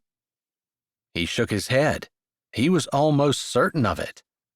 Things that were new and exciting eventually lost their glow, and then they just felt normal. And humans had a tendency to continuously go after the things that made them feel fresh and exciting, rather than sticking with the same old, same old. Maybe that's one reason to try to keep affection and respect in our marriage, the way my parents did. Not that I want to hold them up as some kind of goal for us. Just, I think they were on to something when they made sure that they were careful with each other, that they treated their relationship as precious. I think you're right. I'd really like to try to do that. And from where I'm sitting right now, it seems like an easy thing. But I suppose most people start out thinking that it will be easy, and then it doesn't happen. No. People get angry, they get annoyed, they start thinking that they made a mistake, that the things that are wrong with their spouse are too hard to accept, or that they could find a better person somewhere else and they start looking around. I think that's partly what dating does to our culture. Dating? You think there's something wrong with dating? I figure that it's just practice for divorce. After all, we check out this person, are with them for a while, tire of them, and then we go to someone else. They're the next best thing until we decide we don't really want to be with them anymore either. And we see someone who catches our eye, and that's totally acceptable. I mean, our culture even encourages it. You should stay with someone who makes you happy. That type of thing. But that's the exact opposite of what marriage is supposed to be. So we're not really practicing to get married. We're practicing to get divorced when we date. Maybe he should have just kept his mouth shut. He had some really odd ideas, things that went against what everyone else in the world believed, even Christians. And he obviously shocked Alaska. Maybe you're not going to want me to help you raise your kids after all, if I'm not going to want them to date. He said that with a smile, but there was a seriousness behind his words that she seemed to catch. No, what you said just made sense, although I've never taken the time to think about it. I can't really think of any argument to present to you to make it sound like you're wrong, because the only thing I can think of is how are you going to find the person that you want to marry? But here I am, sitting beside someone I never dated in my life, and I'm married to him. It's kind of funny how God works if we let him, isn't it? He said with a lifting of his lips. So you think that all of these terrible things that happened to me was God working? Do you think it wasn't? She sat there for a moment, processing. Then she said, God is good. Could he let all those bad things in my life? Do you really want me to believe that God was behind that terrible stuff? No, but maybe he allowed it so that it would work for his purpose. You have to admit, we wouldn't be sitting here today if you hadn't been through what you were, right? I suppose. But, it would be so much nicer if you could see the end as you were going through all the hard things. I spent a lot of days depressed and despondent, and only chose to live because of my kids. That made him sad and a little scared. God has a purpose for you. What? To make you a better person? Because you have to put up with me all the time for a lifetime now? No, hardly. Maybe you'll make me a better person, but not because I have to put up with you. Because you inspire me, like you did today. And you make me laugh, like you do all the time. I'm sure we'll find other things as well. He thought about the idea of having someone beside him now. Someone who looked at him and saw good. A good man. Who admired him. Would she grow to see his flaws? Would they become bigger in her eyes? Would the glow of admiration dim? He hoped not. He supposed it wasn't really his job to keep it there, although he wanted to be the kind of man she could admire and respect, who she enjoyed being with. They rode on in silence, maybe both of them lost in their thoughts, until he pulled up beside the house. It was starting to get dark, although the big house was brightly lit and there was a light on in the small house in the kitchen. Can we just walk around? He asked, not wanting to deal with his siblings after everything that they had gone through that day. Sure. Are you ashamed of me? She asked, and while the question was said lightly, he supposed there was more truth in it than she wanted to admit. No, I'm not. Actually, let's walk through. I bet they're eating. Sure enough, when they walked in, he could hear his siblings in the kitchen, silverware clanking, as they talked and laughed together. Alaska seemed to hold back as they stepped in, and he tugged on her hand. Are you okay? This is so foreign. She took a steadying breath. It's your new normal, he said, meeting her eyes and wishing that he could impose upon her the confidence that her life was what she made of it. And this could be hers, if she made it that way. But he understood even though he'd grown up in a home exactly like this, he didn't always know how to go about getting it. Chapter 18. "Hey, there's the happy couple," Caleb said as they walked in. Caleb was always the first one to have something to say. Congratulations, you two, Phoebe said, smiling. She pushed back away from the table and got up and came over and gave Alaska a hug. Ezra made a mental note to thank her later. Priscilla and Ada pushed in until all three of them were hugging Alaska. He thought Alaska probably was a little overwhelmed, but he didn't ask his sisters to stand back. He wanted her to know that they welcomed her. "Welcome to the family," Tobias said, with his hand out once the girls moved away. Alaska looked at it and then took it carefully.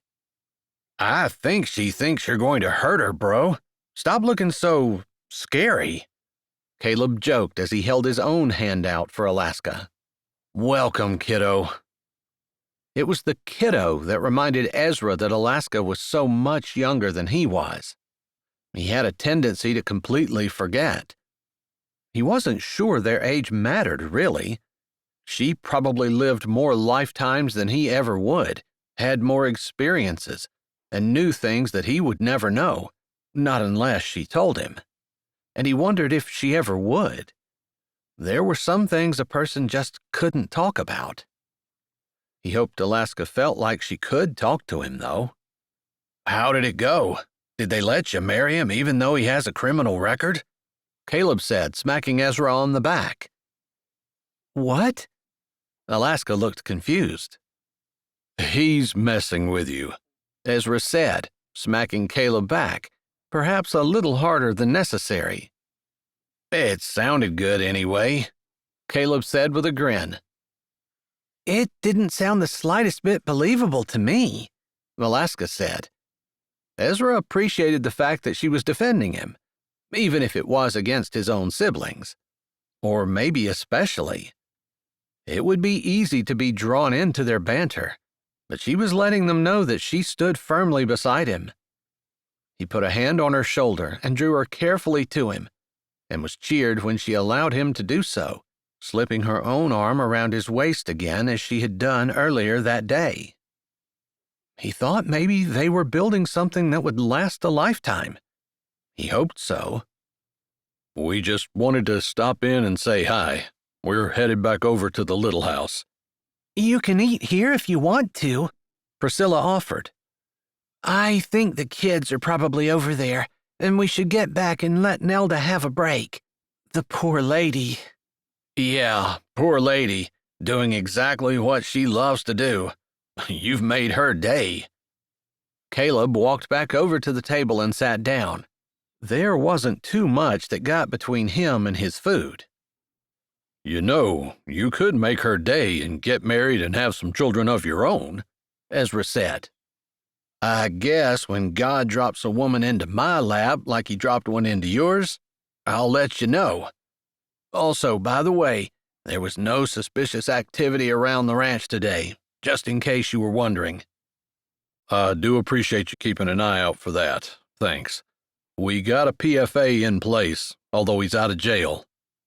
"We'll continue to keep an eye out for things. Listen for the dogs barking.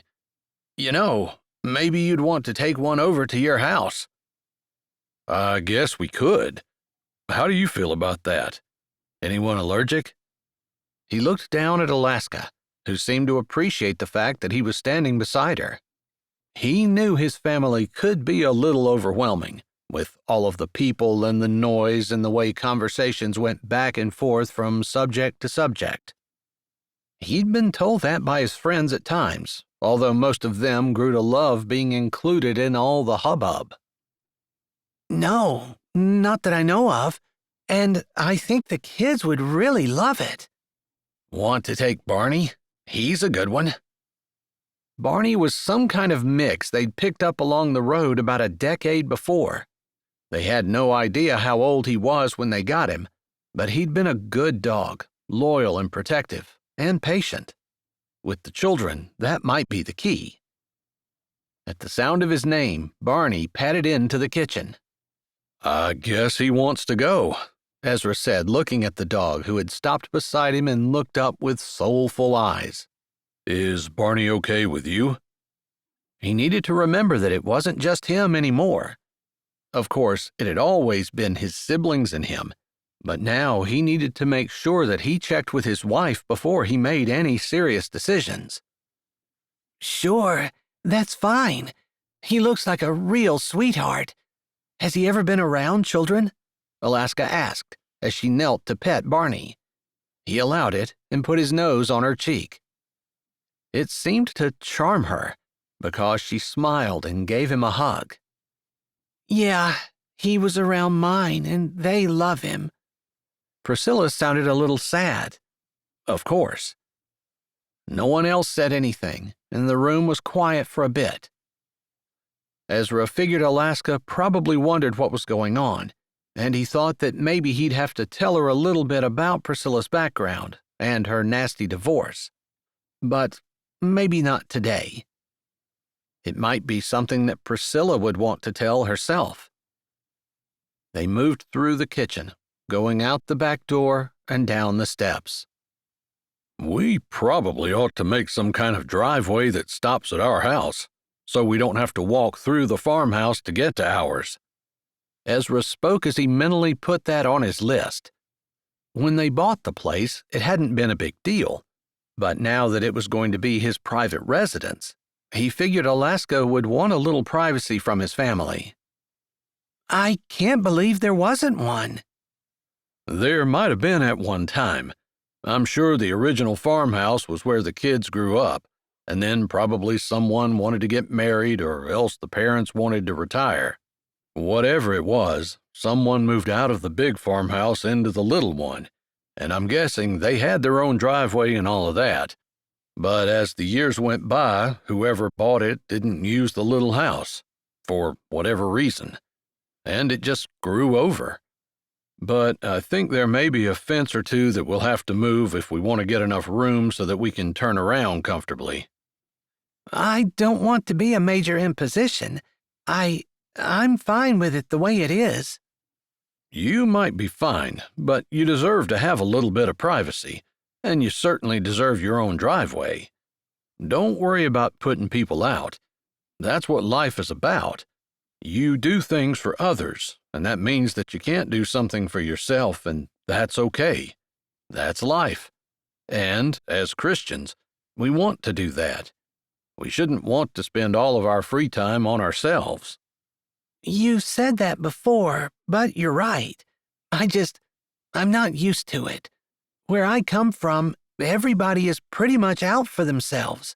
It's unusual to find anyone who will do something for you without payment or some kind of compensation. You scratch my back, I'll scratch yours, so to speak. Yeah, that's kind of the way people want to be. But Jesus teaches us something completely different. It's a harder thing to do, but it's much more rewarding. I have to agree with you. They had reached the steps and started up them. I had meant to ask you earlier, should the kids call me Dad? I mean, I don't want to... Yes, I'm so glad you said something. Absolutely. She stopped in front of the door, and he stopped beside her. Something about her posture made him look down, wondering what it was. I don't have a father's name on the birth certificate. I always assumed they were Chalmers, but there's a chance they're not. That was hard. As hard as it was to listen to her today in front of Shanna, when she was talking about the things that she had done with Chalmers for money.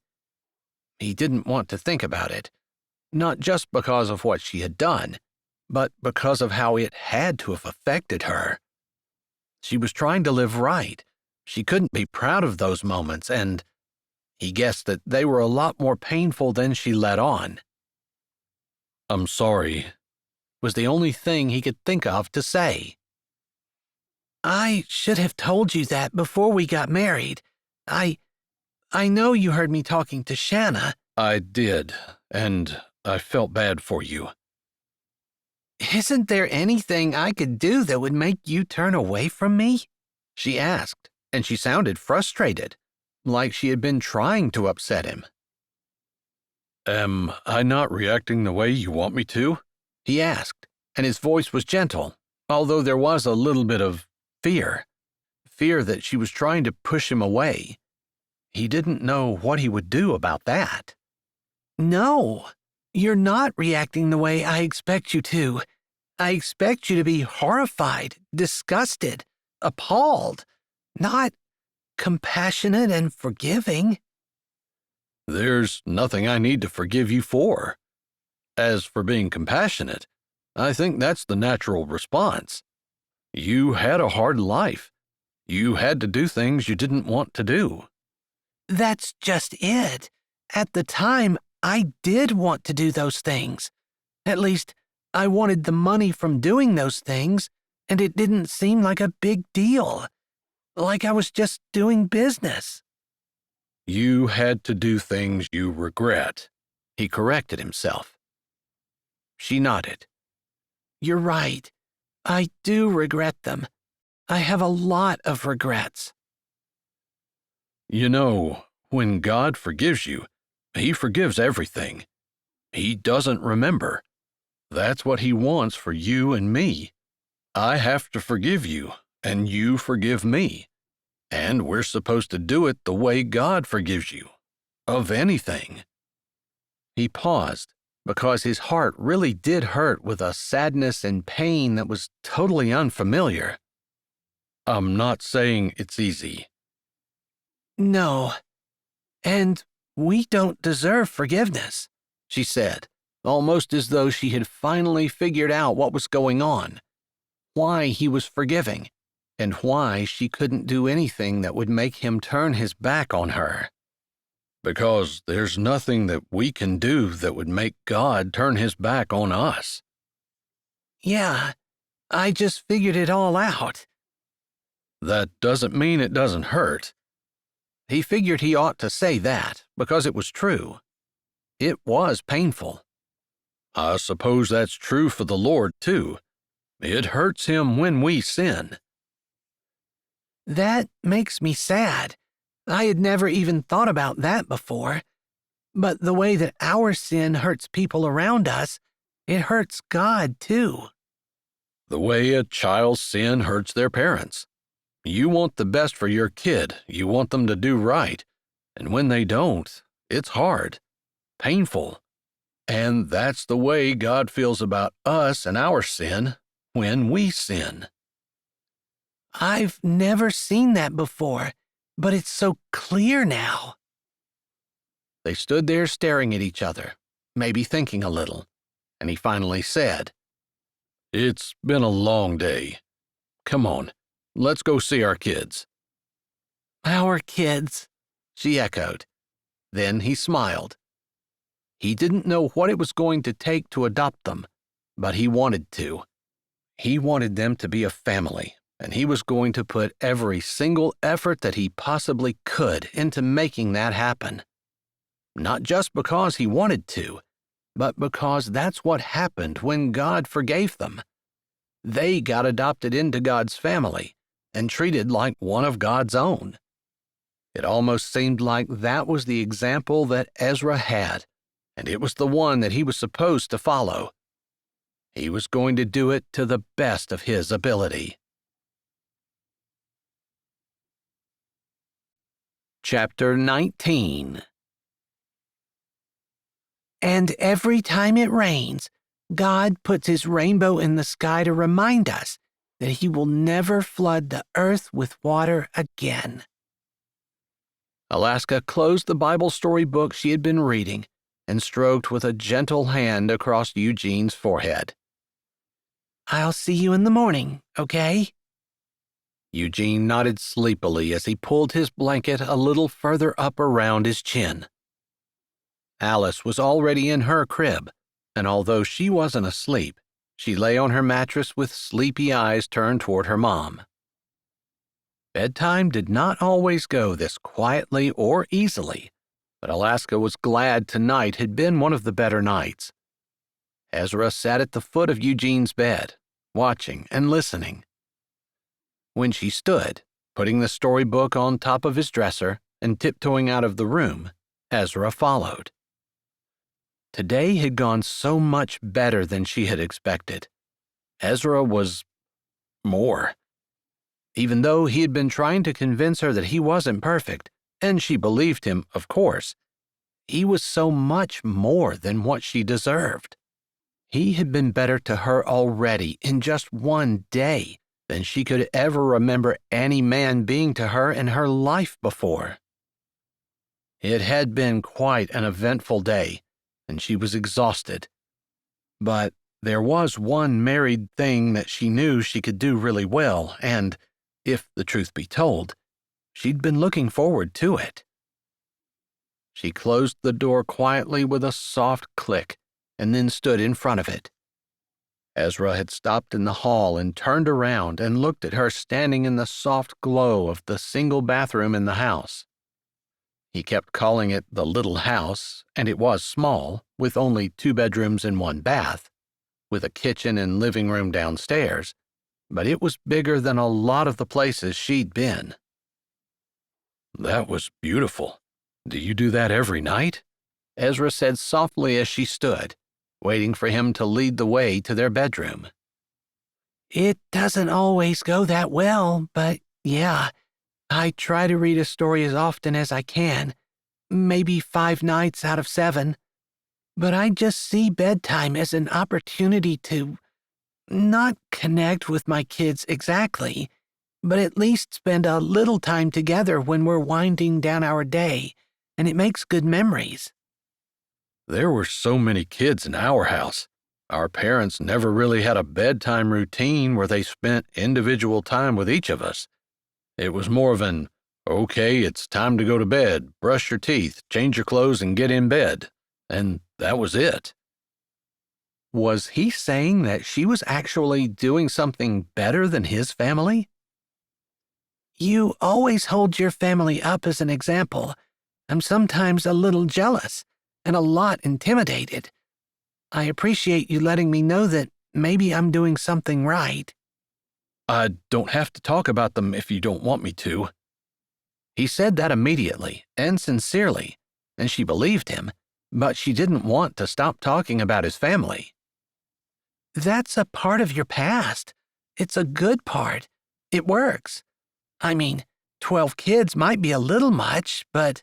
How many kids is the right amount? He asked, and she supposed every married couple had to have this conversation, but maybe they usually had it before they got married.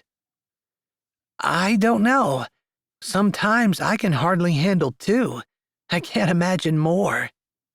My mom had 6 or 8, I think, before Nelda started helping us. After that, I think things got easier, but raising children is not an easy job. It's exhausting, and it never ends. It's not like you get the weekends off. Yeah, or any day off. Although you're right, having Nelda watch them was really nice. We had the whole day and I didn't hardly have to worry about them. Although I did, when you said he was out of jail. Yeah, I should have told you. I texted my brothers and let them know that they needed to be extra vigilant. We're going to try hard not to let what happened before happen again. Thank you. I do worry about that a little bit. Not for me, for my kids. Well, I'm concerned for all of you, but I don't want to call it worry. Worry is a sin, but it's wise to be prepared, and sometimes worry does that to us. It helps us be prepared. He hooked a hand around the back of his neck and shifted from one foot to the other. Alaska smiled at his obvious unease. This was one area where she had more experience than he did, and perhaps even more confidence. It wasn't necessarily a good thing, and it wasn't that she was proud of her past. But good things could happen out of bad things, and she might as well take her experience and her confidence and put them to use for her husband. She stepped forward 2 steps before placing a hand on Ezra's chest. The man jumped, and she hid a smile. I think it's bedtime for us, she said softly, looking up and knowing that the smile on her face was as old as Eve. Ezra stared down at her, the dim light in the hall making it difficult to read his eyes since his face was cast in shadow. She could tell his mouth was unsmiling. His hand came up and covered hers, but it didn't press it closer. His fingers wrapped around hers and pulled them away from his chest. Their hands fell between them, although he didn't let go. She saw it as a rejection, and a little part of her withered. Did he not want her? I think I better sleep on the couch tonight, Ezra said, and while there was a bit of sadness in his words, there was something else, too. Something that made his breath hitch and his words sound almost breathless. You don't have to. Not for me. This is one area where I really do think that I might not have everything down, but I'm good at. He laughed, but there wasn't much humor in it. It's probably the opposite for me. I'm definitely not confident. But I do think we probably ought to know each other a little better, as much as I would be okay with not. It seems to be wiser to have a better foundation between the two of us before we move into something physical. She blinked a little, because while she'd heard from various places that a physical relationship wasn't the best way to start a marriage, it was definitely part of the relationship between a man and a woman, and they were married, so it was okay. If you're doing it for me, you don't have to. I'm ready. She paused. And willing. She wasn't sure if she should have added that last, or maybe she should have said eager. That was true. There was just something about Ezra that made her feel like he was going to take care of her no matter what. She felt like she could trust him, even though she hadn't known him that long. She just knew that he wasn't going to do anything that was going to hurt her. Not on purpose, anyway. Maybe you're not as ready as what you think. His words were soft and a little sad still. Maybe I am. I mean, I probably know myself better than anyone, right? He swallowed. The sound seemed to echo in the hall, like his throat was tight and it was hard to get it to work. Maybe I'm just being afraid, but I like to think it's more that I'm being noble. Is that arrogant? I don't think so, but I don't think it's necessary either. She didn't want to push them into doing something that he didn't want to do, but she also didn't want to not give this part of their marriage attention.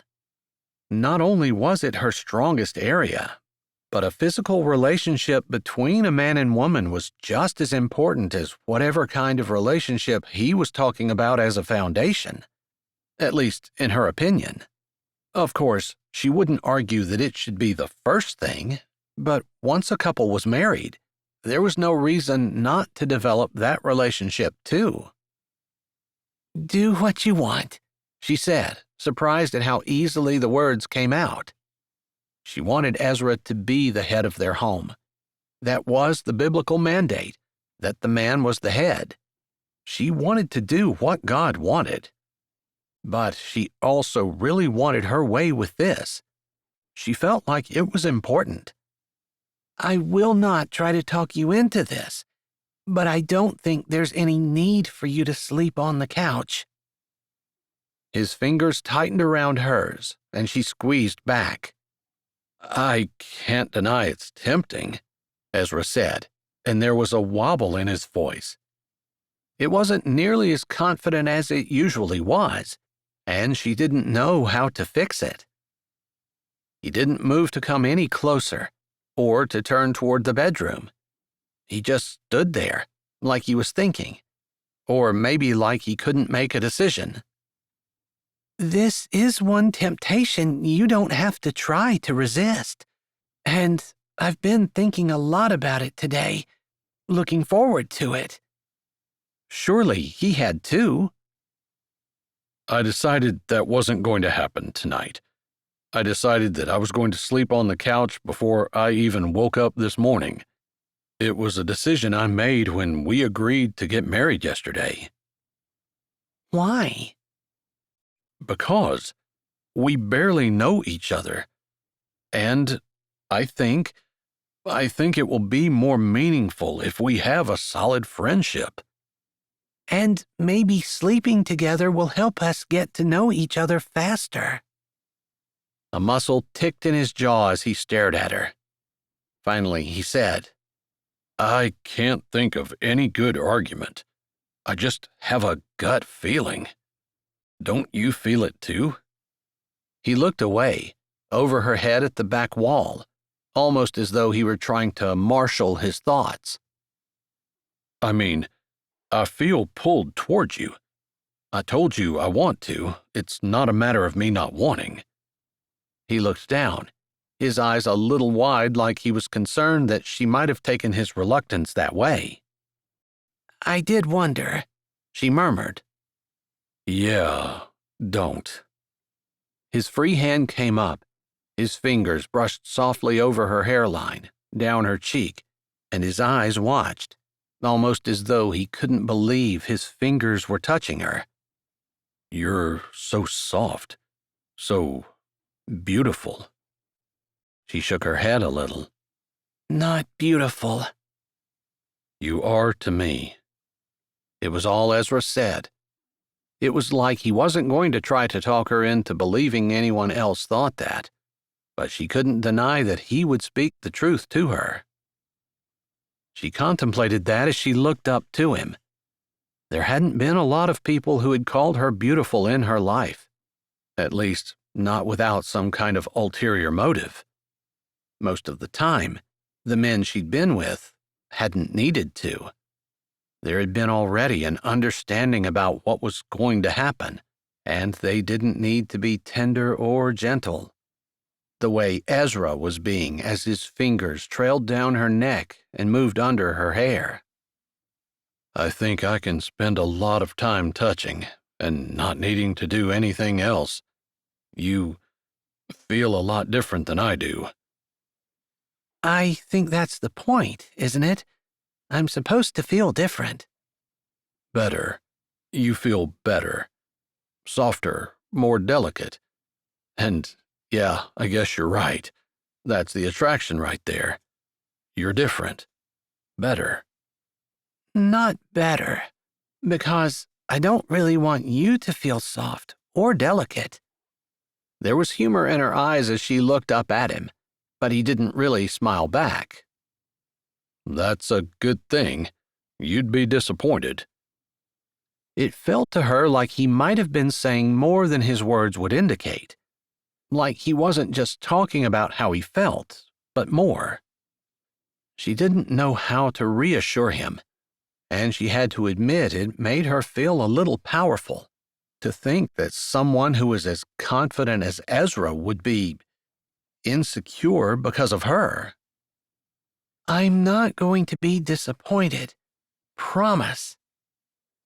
Normally, if I'm not sure about something, I'd do some research on it, look it up on the internet. But I'm pretty sure it's not a good idea to research how not to disappoint your wife. And I told you, you don't have to worry about it. I'm afraid you might be wrong about that, he said. She stepped closer and ran her fingers lightly up his back over his t-shirt. I guess you'll just have to trust me on this.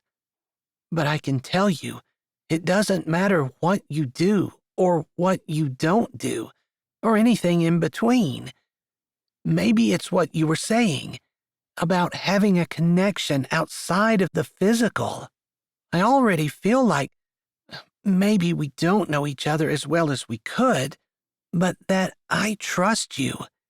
I think that's probably the key. I feel like whatever happens, you're going to put me ahead of yourself. It's just the way you are. And I think that's what makes for good intimacy. When you have trust, and you know that the other person is not out to be selfish and greedy, but is about you. You're more concerned about me. That already makes me feel cherished." His eyes narrowed a little, as though he were thinking about what she was saying. Maybe he'd never heard it put that way, or maybe he'd never really thought about it. I thought that's what this was. I mean, I assumed it was supposed to be good for both of us, but I thought the point was the other person. I've heard a lot of teaching, especially with women, that it has to be about you, that you have to make sure that it's good for yourself. And I found that's probably true when you're with someone who doesn't care about you. But when you're with the right person, She smiled a little. and I know I'm with the right person, then that doesn't matter, because the point is not to make yourself feel good. The point is to share something with someone else and make it beautiful together. He nodded, swallowing hard again. I would agree with that. And it's tempting for me to say that all men are the same, but I don't think that's true. Husbands are different than other men. She bit her lip. She didn't want to remind him of all the things that she'd done, but maybe because of those things, she knew that there was a difference now. You've never been married before. She shook her head. Then this is your first time with your husband. Yeah, and it's already been different. Typically, she didn't have anyone who wanted to stand around and talk about things. They all wanted to get to the good stuff. But Ezra had been willing to talk about everything, anything, all day long. Even though he wasn't good at it, he seemed to know it was something she needed. To work things out, to have them in the air between them, to put them out there so her brain could process them with his input. Because I'm slow? He said, and for the first time there was a bit of a smile on his face. I'm pretty sure, in this area at least, slow is good. It's kind of what I thought too. So, did I talk you out of going to the couch? She asked, as her fingers found the small dip in his back where his backbone was, and she followed it down to the waistband of his jeans. The humor faded from his face. Are you sure? He asked, like she hadn't just spent the last 10 minutes trying to convince him to do what she wanted, rather than what he said he was going to do. I'm sure, but I don't want you to be upset with me if waiting is something that's important to you. I think it might be the smarter thing to do. His mouth closed, and he pressed his lips together before he said, But maybe a goodnight kiss wouldn't be a bad idea. It was a small victory, but she smiled anyway. I think that would be a really great idea. He nodded. So, just kissing tonight. And we'll probably need a lot of practice on that. So, the rational part of my brain wants to put a time limit on kissing. Like we should schedule how many days we'll kiss.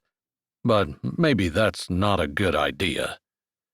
No, maybe things will just happen naturally. I think so. But you're okay with this? I'm okay with so much more than kissing. She just reminded him, so he wouldn't forget, that if they only had a good night kiss tonight, it was because he decided, not her. He smiled a little, a slow smile, humor and affection on his face as his hand let go of hers, and both of them went around her back, stroking down the way she'd traced down his. I was a little worried about what you've done and how you've done it, and then I just decided that it doesn't matter, and we're going to do this my way. Maybe it was the control freak coming out in him. Probably being the oldest of any number of siblings made a person a little more controlling than average, but she didn't care. I want it to be your way. That was the point. He lowered his head, and her breath caught. She hadn't been joking when she said he'd already been different than any other man she'd ever been with.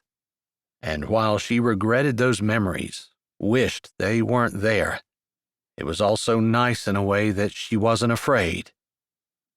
Her hands went over his shoulders and wrapped around his neck, tugging gently as he lowered his head.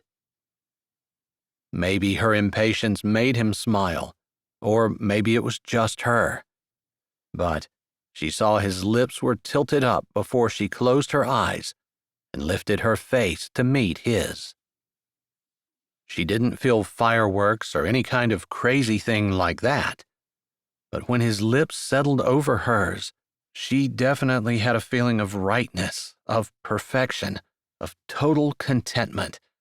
And while the flame of desire was there, the feeling of being cherished, of being appreciated for who she was, the gentleness he showed, the sweet tenderness, made any other man she'd ever kissed fade away, leaving room only for Ezra, and how perhaps his kiss wasn't the most skillful, but it was the most perfect.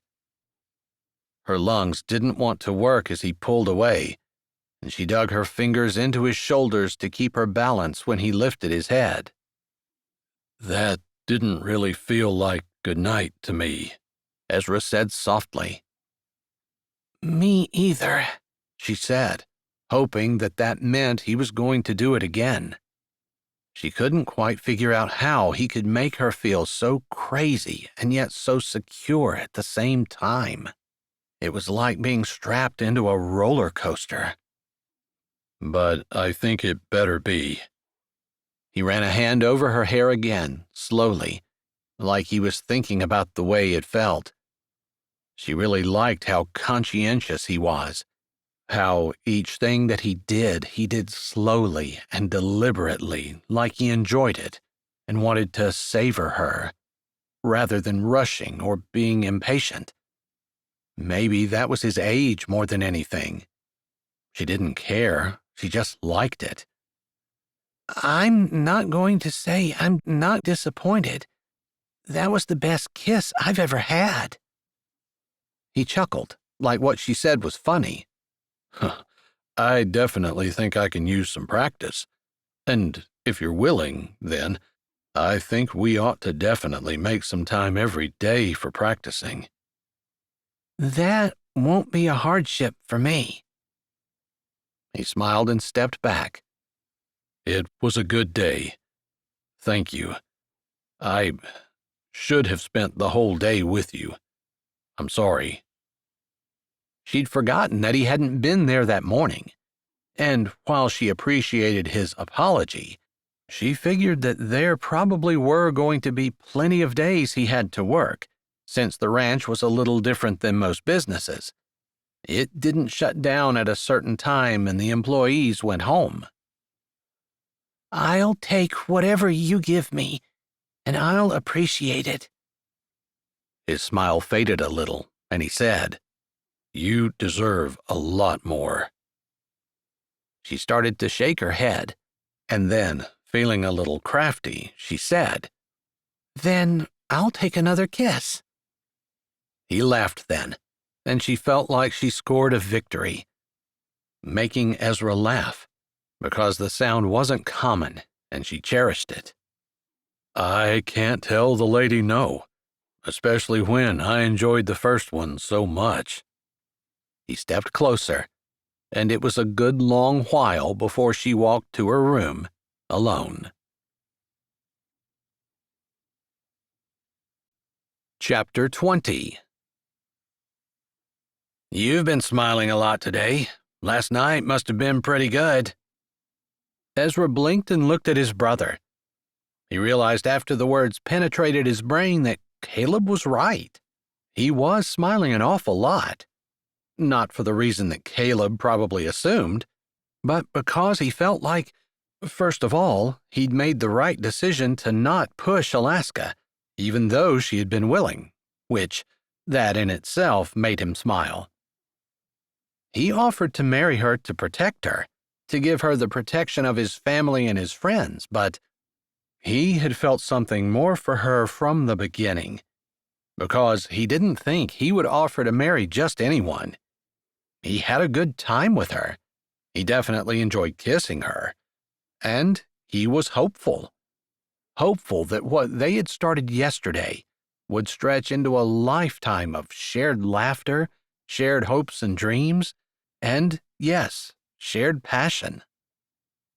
And the man has no comment on that? Caleb said, as they unloaded the roll of woven wire from the back of the ATV. I think I read somewhere that you're not supposed to kiss and tell. So, yeah, the man has no comment. I don't know. I haven't seen you smile like that since... ever.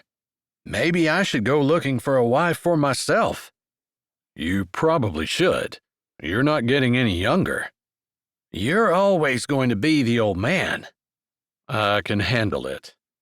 Although, when he thought about Alaska and how she was only 25, he did pause a little. He didn't think of her as young. Maybe he should try to remember. But she just seemed so much more mature. He had wanted to take her with him today, but Caleb and he were fixing fence, and he was up and out of the house before Alaska came down the stairs. Claudia had cooked breakfast, and he grabbed something from the main house before he and Caleb headed out. I think if I get married, I'm going to want my wife to work with me. I'm definitely not going to want to get up and have to spend the day with my brother, Caleb said conversationally as they threw off a couple fence posts. There was just a small section that had been broken down because the electric wire on the top hadn't been hot, and the cows had pushed on it. There was always something to fix, whether it was fence, a water trough, or pieces of equipment. Something was always breaking down. Part of being a rancher was being able to fix stuff. Any kind of stuff. So, did you get a good price for the wieners? Caleb asked as they continued to work. It was the best price we could get with the way prices have been lately. I'm not happy with it, and it's not sustainable long term, but we'll be able to pay some bills. The books were open for any of the siblings to see. They all had a share in the farm, which Ezra hadn't been entirely sure was a good idea. Trying to split something 12 ways was bound to be complicated. But so far it had worked. At some point they were probably going to have to do something else. But for now, he was happy that the family could stay together and they could all work and play and be around each other. It hadn't exactly been a dream of his, but his parents had wanted that for them. Part of the problem with the ranch in Wyoming was it was too small. He wasn't sure North Dakota was any better. It was a lot bigger, but it seemed like it would be a lot harder to make money here. Hopefully the Dude Ranch would take off, but that wasn't his area. People and talking weren't his strengths. But Alaska had given him grace. Actually, he found he didn't mind talking to her. She seemed to care about him, or maybe she just seemed interested, or maybe she was just good at working him. He didn't like that last thought, but the fact remained that she did have a lot of experience he didn't have, and that was where she was going to need to give him grace. He could ask someone, and like he told her, he could Google it, but neither of those two things sounded good to him. It wasn't something he wanted to talk to his siblings about. It wasn't exactly something a man ever talked about. Not in the context that he wanted to talk about it.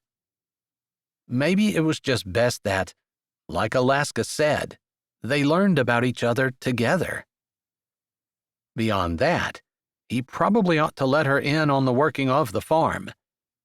He didn't want to push her into a job right away, but maybe she'd be happier if she felt like she had a place. She'd done such a good job of organizing the wedding. Do you think our sisters will have a problem with Alaska joining them? They'd give her a job? Yeah. Caleb's word was easy, casual. Are you sure Alaska wants a job? She's got 2 children, and that's a lot of work for one person. Maybe she doesn't want anything extra. I just thought having her do something would make her feel more included on the place. It might. Why don't you talk to her about it? I can't tell you what Alaska wants. No, I was asking you about our sisters. I'll find out what Alaska wants. He was a little irritated, and he knew it came out in his voice. He didn't want his brother to think that he was asking for advice about his wife. He definitely didn't want his wife to hear that he was asking for advice about her from his brother. What did his brother know anyway? Not that he didn't respect his brother and think that he knew a lot about some things. Just, Caleb had never been married, so he could hardly give Ezra advice. They worked steadily, with Ezra taking a moment or two once in a while to look up at the bright blue sky, see the puffy clouds go by, and watch the grasses bend in the wind. Part of what he loved about farming was being able to be outside and enjoy the wide open spaces. It seemed silly to do it and yet not enjoy it. The funny thing was, he wanted Alaska to be enjoying it with him. As they finished up, rolling up what was left of the wire and putting their tools away, he said to Caleb, "Think I'm going to take tomorrow off." "What?" Caleb said, probably more from shock than because he hadn't actually heard. "I'm going to take tomorrow off." Ezra stated it like it shouldn't be a surprise to anyone. "But I can't remember the last time you took a day off." "I know. That means it's time." "All right. I was okay with this whole marriage thing, but if she's going to turn you into someone I don't recognize, I might develop a stronger opinion about it." "No, I just think that Dad always made time for Mom, you know?" "Their marriage was a good example. Maybe that's why I'm not married. I can't find anyone who's like Mom. She seemed to be the perfect mix of humor and fun and responsibility and work ethic. And she knew how to make Dad smile." "She knew how to make our lives fun as well. I know she disciplined us, but she must have done it when we were little, because I don't remember it." "Mom always said that if you could train a child when they were little, you wouldn't have a problem with them when they were older. I remember her disciplining the younger ones, so I guess it's true. As they got older, they needed it less and less." "Yeah, she was quite a lady. I wish—" Ezra knew that there was no point in wishing. Wishes didn't make anything better, and they didn't make anything happen either. His dad always said that if you wanted something, you better be prepared to work for it. He supposed that applied to a marriage as well. If he wanted a good marriage, he'd better be prepared to work for it. He thought he was, but part of having a good marriage was spending time together. At least, that's what he thought. Was that right? He supposed they were just going to have to figure it out. The thought made him smile. Because the more time he spent with Alaska, the more time he wanted to spend with her. And he didn't mind figuring things out with her. She brought a perspective into his life that he hadn't realized he needed and hadn't known he was missing in the first place. "Hey, have you heard from Asher?" Caleb asked as they got into the ATV and started driving back toward the farm. "No." He hadn't even given Asher thought, which scared him a little. He was the head of the family, and he should have an idea of what was going on. Asher was a grown man, of course, and could take care of himself. But everyone should have someone who cared about them and wanted to know that things were going well with them. For now, that was Ezra's job. "I think I'll call him," Caleb said. Ezra waited while Caleb dialed his number. but apparently Asher didn't answer, and Caleb left a message. I don't think he has service at the cabin. Typically, when Asher went, he'd drive down the mountain a bit and return any calls at the end of the day. Ezra was not worried. Asher was more than capable of taking care of himself. And Sandra. As difficult as Sandra could be. But he did feel a little responsibility. I hope she didn't eat him, Caleb said as he hung up the phone. You better watch it. She might end up being your sister-in-law.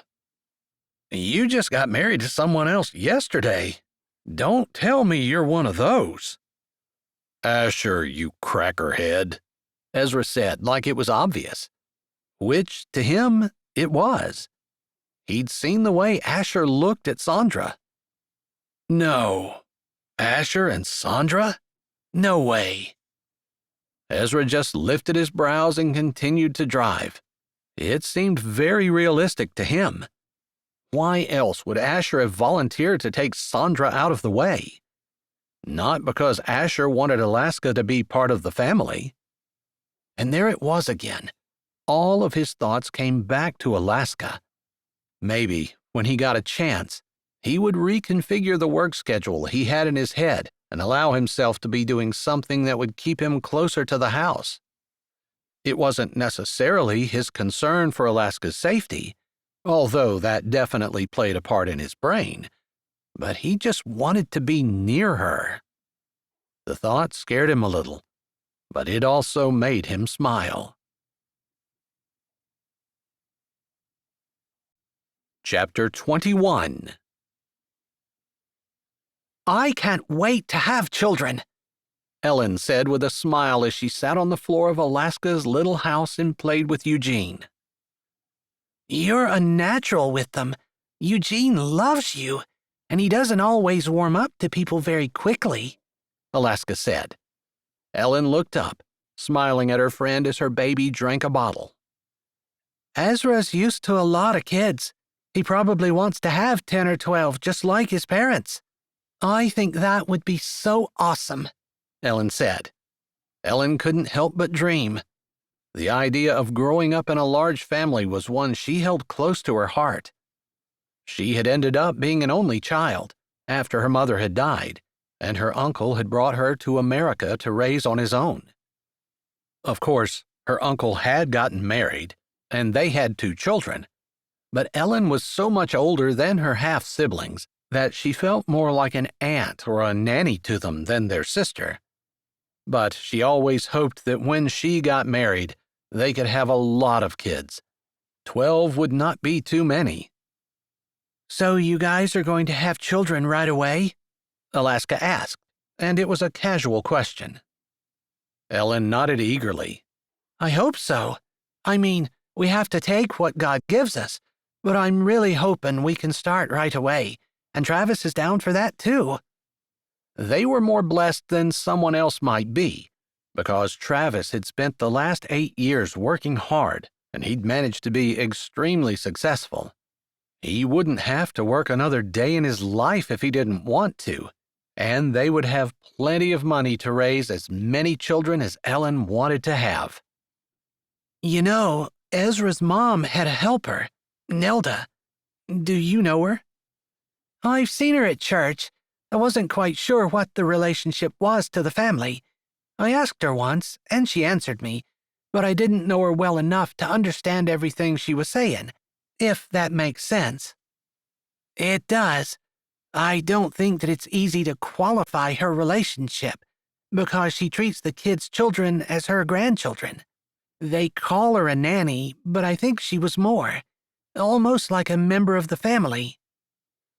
That would make things a lot easier, to have someone who was so dedicated to you and your children that they become part of the family. Exactly, and it would make it easier whenever someone has to watch your children. Nelda has kept mine a couple of times, and she was like you and Travis. I felt like her main concern was for the kids. That isn't something you get every time someone watches your kids. Ellen figured Alaska would know.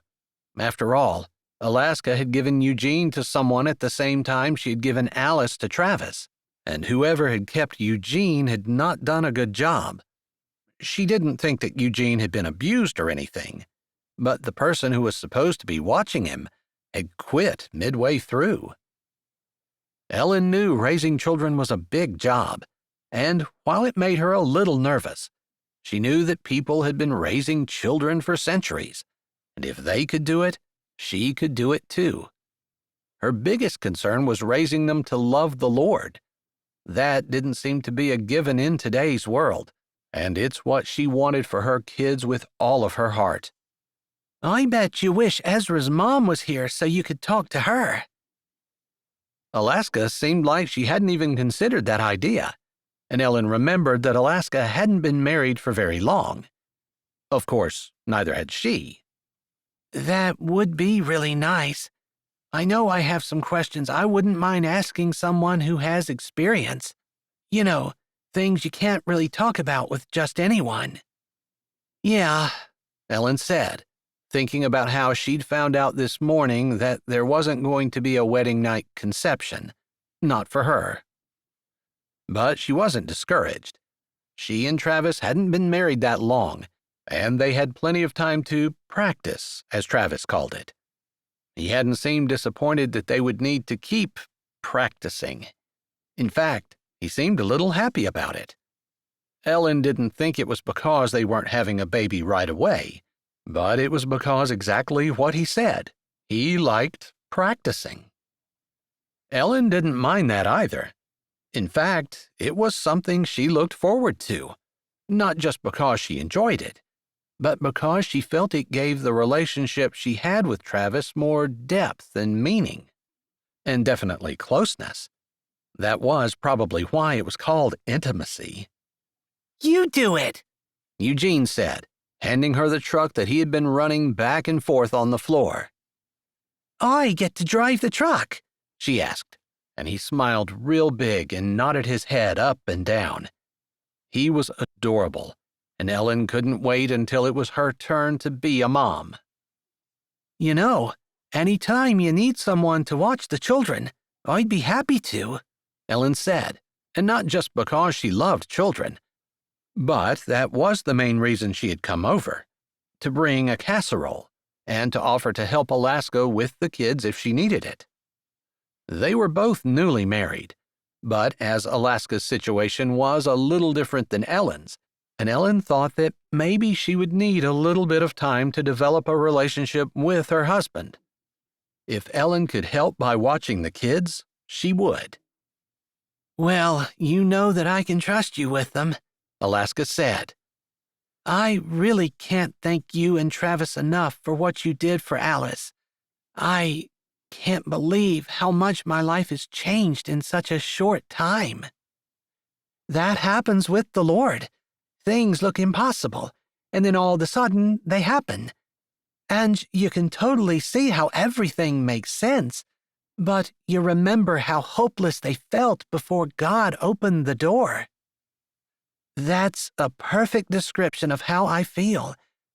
But maybe I just feel like I need to grow a little more. I don't feel worthy of Ezra, if that makes sense. It does make sense, but I don't think you need to worry about it. First of all, Ezra isn't a judgy person. And secondly, he wouldn't have married you if he didn't want to. I've wondered about that a little.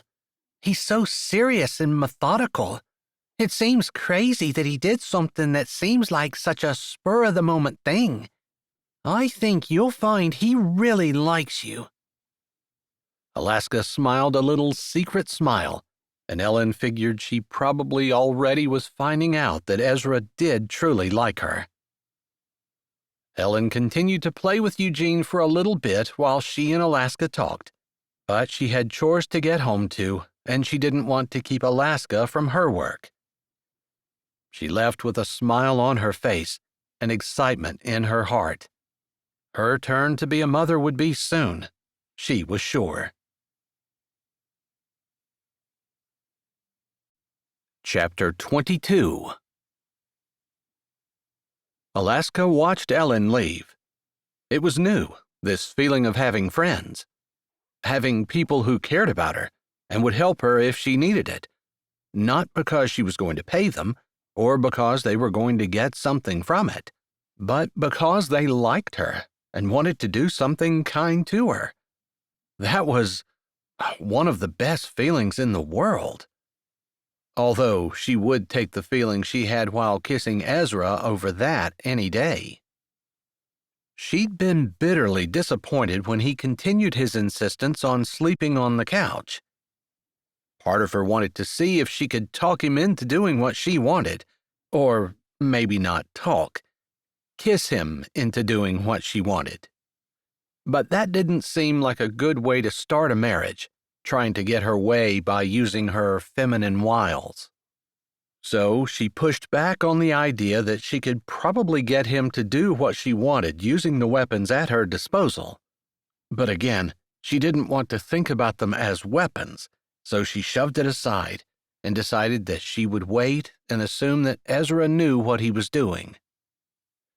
Glancing at the clock and seeing it was 2 hours until lunch, she grabbed the diaper and took Alice to the spot where Eugene played with his trucks so she could change her diaper beside him. She'd just gotten Alice's pants put back on when there was a sound that made her glance up. The door burst open at that moment, and Chalmer burst in. Her eyes grew wide. Rex she might have expected, although she thought that as long as he wasn't on drugs, he wouldn't venture out to the ranch. And even if he were, now that everyone knew to watch for him, she didn't think that he would make it the whole way to her without someone knowing. But Chalmer, this she hadn't thought of. "Oh my goodness, if it isn't the mother of my children," Chalmer said, in a voice that wasn't friendly, not even a little. "Chalmer, I didn't expect you." She couldn't think of anything else to say, although that felt like the understatement of the year. He hadn't been the slightest bit interested in his children, not in paying for them, not doing anything with them at all. "Of course you didn't, but surely you know that now that you're married to someone who's one of the wealthiest people in the state of North Dakota, that I would be here for my share." "No, I hadn't thought of that, and I don't think that Ezra is as wealthy as you seem to think he is." "How could he not be? Look at this spread. This isn't something that happens without a massive amount of money." "Well, I suppose if you ask him, you could find out for yourself." "I'm not asking." "You're not?" Alaska said as she carefully got herself off the floor and picked Eugene up, who had been clinging to her since Chalmer walked in the door. For some reason, Eugene had always been petrified of Chalmer, even when he was a baby. "No, you are." "No, I couldn't ask him for money. I know that—" She broke off abruptly. The little bit she knew about the finances on the ranch was information that she thought she should not share with Chalmer, even if she thought that it might keep him from being misguided in the amount of money he thought the ranch had. "Oh, yes, you can. You can, and you will." He smiled evilly. "If you don't, I'm not going to bring your baby back to you." "No, you don't get to take my children." "I think we should share custody, and it's time for my turn. Are you going to deny a father the right to see his child?" "Yes, I am. You lied to me. You told me you weren't married. I never would have been with you to begin with if I had known that you had a wife and child at home." "Whatever. You can pretend that you have values and morals all day long if you want to, but we both know that you don't." "I do, when it comes to that. I mean, I've changed." He laughed, like the idea of her changing, of her being better than what she used to be, was ludicrous. She couldn't believe that she'd ever been with this person. The difference between him and Ezra was so stark. Ezra had given her all the grace she needed to cover all the mistakes that she'd made, and he believed that she truly was trying to be better. Not only believed, but encouraged her in that direction. Now she was actually scared. What if he did take her children? Did he have a right to them? She knew the ranch didn't have an overabundance of money. So if he didn't think he could take the children and he wanted money for them, what if Ezra couldn't pay? You're not on their birth certificates. I never put you there, so I think that means you don't have any right at all to them. I can demand a paternity test. I guess you'd have to go to court for that. She figured that would take money, surely, and maybe he wouldn't want to put the expense out in order to claim the kids. And then she thought of something. And if that proves that you're the father, then you should be paying for your children. There's a whole bunch of years you didn't pay a cent for. You owe me. Now, you just wait here a minute. I shouldn't have to pay for these kids. It wasn't my idea for you to get pregnant. You were there too, she said, with a little bit of irony in her voice, although she was too scared to really appreciate it to the fullness that it deserved.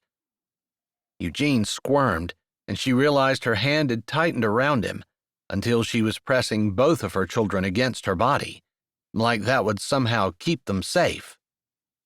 I don't think that's legal. He lifted his chin and crossed his arms over his chest. He'd come in, but he hadn't made any effort to interact with his children or to touch them in any way. That made Alaska a little bit sad, but not too terribly much. Ezra was more than willing to be a father to her kids, and she appreciated that more than she could say, probably more than anything else he had done. Is it legal for you to take your child and then demand payment from my husband in order to get him back?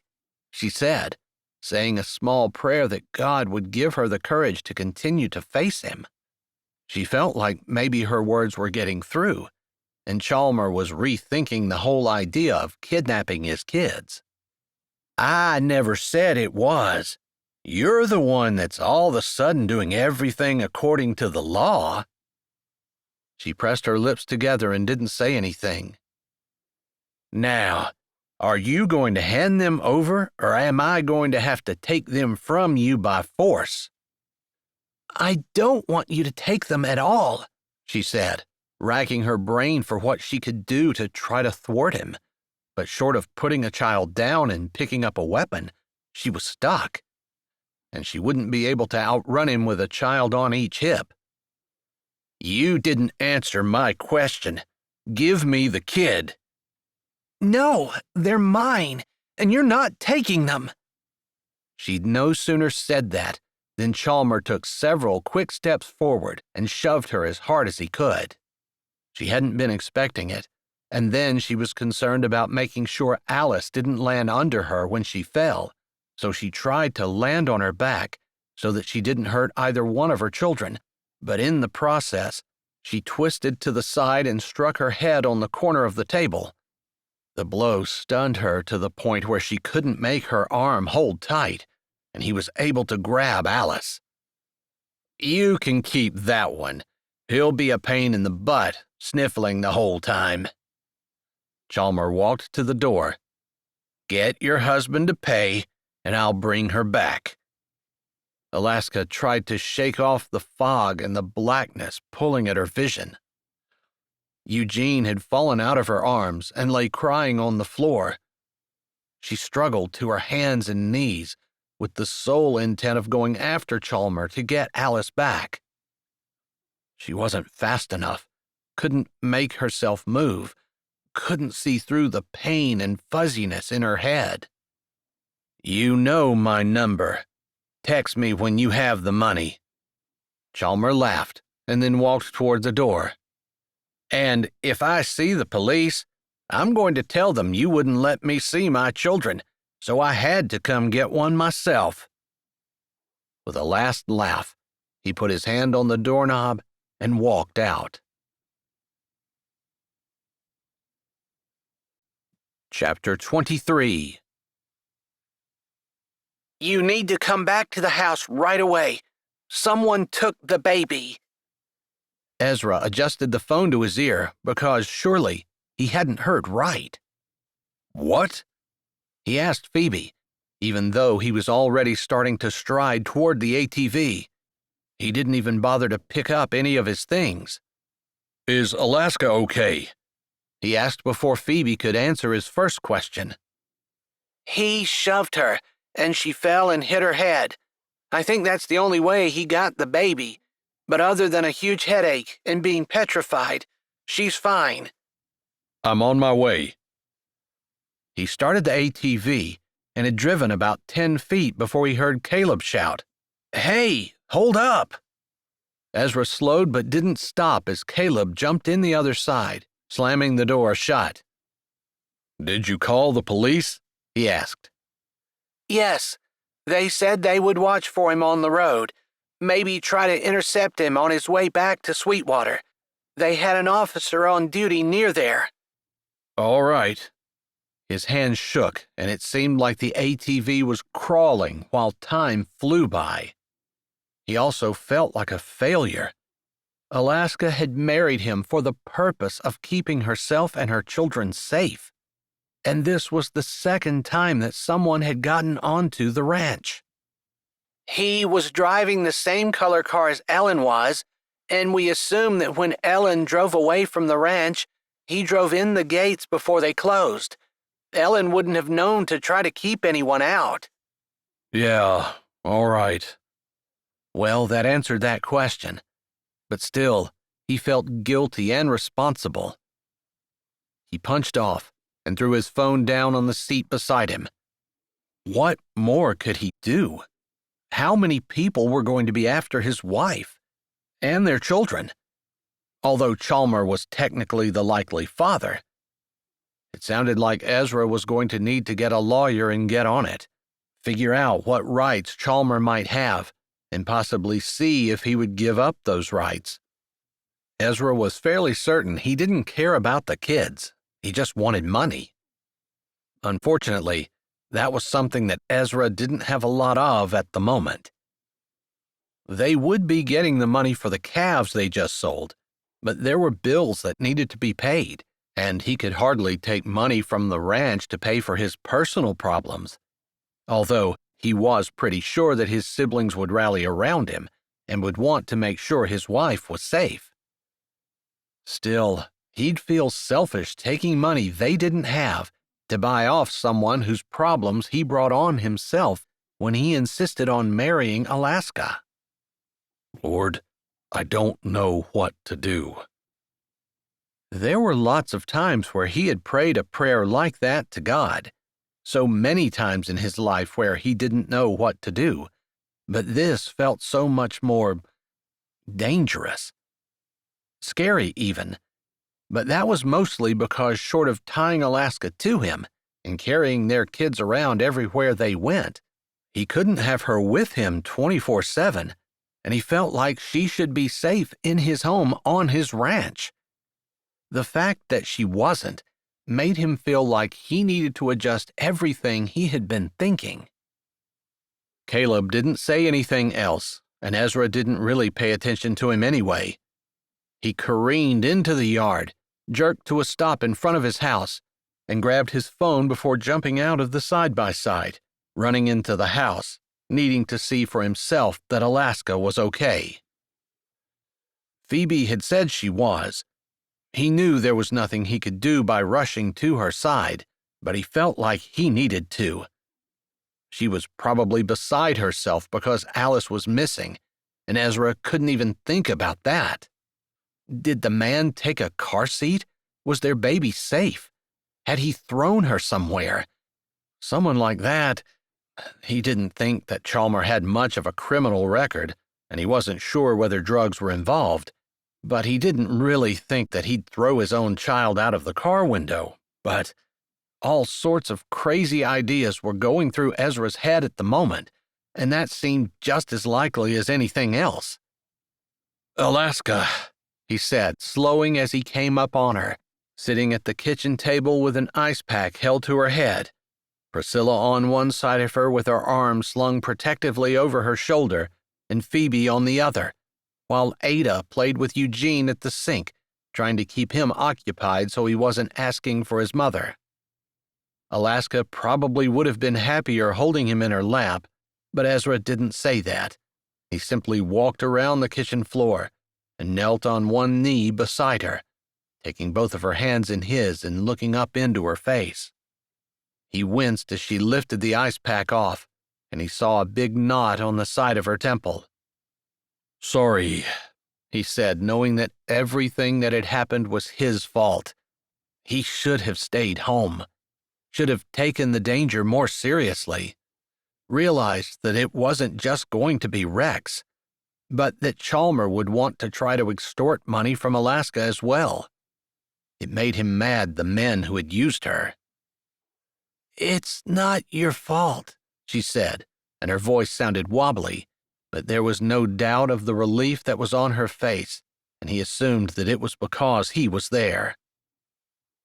She put one hand on either side of his face and smiled. "I feel so much better now that you're here." I never should have left. "You have to run the farm. You have work to do. I get it." None of that is more important than you, your safety, and the safety of our children. He brought her hands to his lips and pressed them close. Relief that she was okay, fear for Alice warred in his body, and he felt the need to get up to walk around, to do something. He hated just sitting around. But if they were going to go through the police, that was what was going to happen. He had to let someone else do their job while he prayed. That was all he could do, other than staying beside Alaska and making sure that no one else was able to touch her. "Thieves and I talked about it, and we thought that maybe you two would want to have a day or two together, but we were hoping that Alaska would start working with us. I know Claudia said that she had asked about cooking, and if that's her interest, there's plenty of cooking to do. I mean, she would be with us all the time. That would help keep her safe." That'd be great. But yeah, I guess I probably want to spend the rest of the day with her. Tomorrow, too. We'll see how this turns out. I need to spend some time on the phone with my lawyer. I was already in contact with him for the PFA, and I suppose he can handle this. "Chalmer doesn't want custody. He just wants money." Right. It can't look good, being that he's using his supposed rights as a parent to manipulate that. "Does he have any rights?" Priscilla asked. I'm not sure what the law says about that. We'll have to look into it. I think he's so desperate for money that if we offered him something, he'd give up his rights, legally, and then we wouldn't have to worry about this again. There. He put it out there, so they could be thinking about it. No, the ranch doesn't have much. Tobias spoke, and Ezra looked up in surprise. He hadn't even realized that Tobias had come in. Tobias, more than any of his siblings, usually spent a lot of time alone. He was happy to work alone, didn't always come to the table for meals, and was happy in the cabin he'd lived in all winter on the far side of the ranch. "I think that whatever we have, we should make sure that this gets taken care of. We can't have someone coming on the property, taking Alaska's children." Ada spoke up from where she stood at the sink, running water and letting Eugene play in the stream that came out. A clever way to distract the little boy, because he was no longer fussing for his mom. He also appreciated Ada's support. I knew when I married her that everyone would rally around her and help me protect her. I wasn't expecting it to cost us money. "I feel terrible. Please don't make the ranch suffer because of me. But I really would like to figure out how to get Alice back." Alaska wasn't crying, but she clung to his hands, holding them so tightly her knuckles were white. "We'll get her. If it's possible, we'll do it." He didn't go into all the crazy things that had gone through his mind, all of the crazy situations that could happen, all the ways that a baby could be hurt and even killed. "Ezra, were you not listening to me?" Tobias spoke again, slight irritation in his voice. "I know the ranch doesn't have much, but I do. I've been saving for a long time, and I don't know how much the man wants, but I have close to $50,000 in my account, and we can offer all of it to him in exchange for him signing away his parental rights." Ezra couldn't believe it. Where had Tobias gotten that kind of money? And then, as he thought about it, he realized that Tobias really had never spent any money. Anything he ever earned, he probably saved. He never went anywhere, he never did anything, and he hadn't even bought a truck, which was the first thing that Ezra had done when he had enough money saved up. But Tobias had always been content to keep to himself, quiet, unassuming, and, after the things that he had gone through, Ezra couldn't blame him. "I couldn't take your money," Ezra said, knowing as he said it that for Alaska he probably would. "I'm not giving it to you. I'm giving it to Alaska." He looked down as Alaska's eyes widened, and Ezra squeezed her hands. This was his family, and while he was still petrified for Alice, he was proud that his siblings had always rallied around each other. Now he was the one who needed them, and they hadn't hesitated to step forward. "Thank you," she said, emotion in every syllable. "It might not take that much. It might take a lot less. I wouldn't let anyone know how much you have. Maybe we can get away with paying him a lot less. I would feel bad about saying we're trying to get a bargain for someone's parental rights, except it's obvious that they don't mean anything to him." Ezra felt a little bit bad for the man. He didn't know what he was missing out on. Alaska had a beautiful heart, and she was honest and loyal. And, from what Ezra could see, she wanted to do everything in her power to make sure their marriage was a success. Chalmers should have taken her while he could get her. Of course, he had never been free to pursue Alaska, since he had been married and lying to her the entire time. They talked a little more, coming up with a plan, which included Ezra calling the lawyer as soon as he pulled himself away from Alaska, and figuring out what they could do and what rights Chalmers had. There was also the possibility that if Chalmers really didn't have any parental rights, the police would charge him with kidnapping and child endangerment, and hopefully a whole slew of other things that Ezra, who was a rancher and not involved with law enforcement at all, could never come up with on his own. He would want them to throw the book at Chalmers just to keep Alaska safe, not necessarily because he wanted to punish the man. Although, if one hair on Alice's head was harmed, it would be hard for Ezra to remember that he was a Christian and was supposed to forgive, because he would want revenge. He hoped it didn't come to that, because he knew what was right. God said vengeance was his, but sometimes it seemed God moved too slowly, and Ezra wouldn't want to wait. He would want Chalmers to be punished immediately. Regardless, he stood, promising Alaska he would be back, before he went outside, stood on the porch, and called his lawyer. Chapter 24. "It's the police," Phoebe said as her phone began to ring.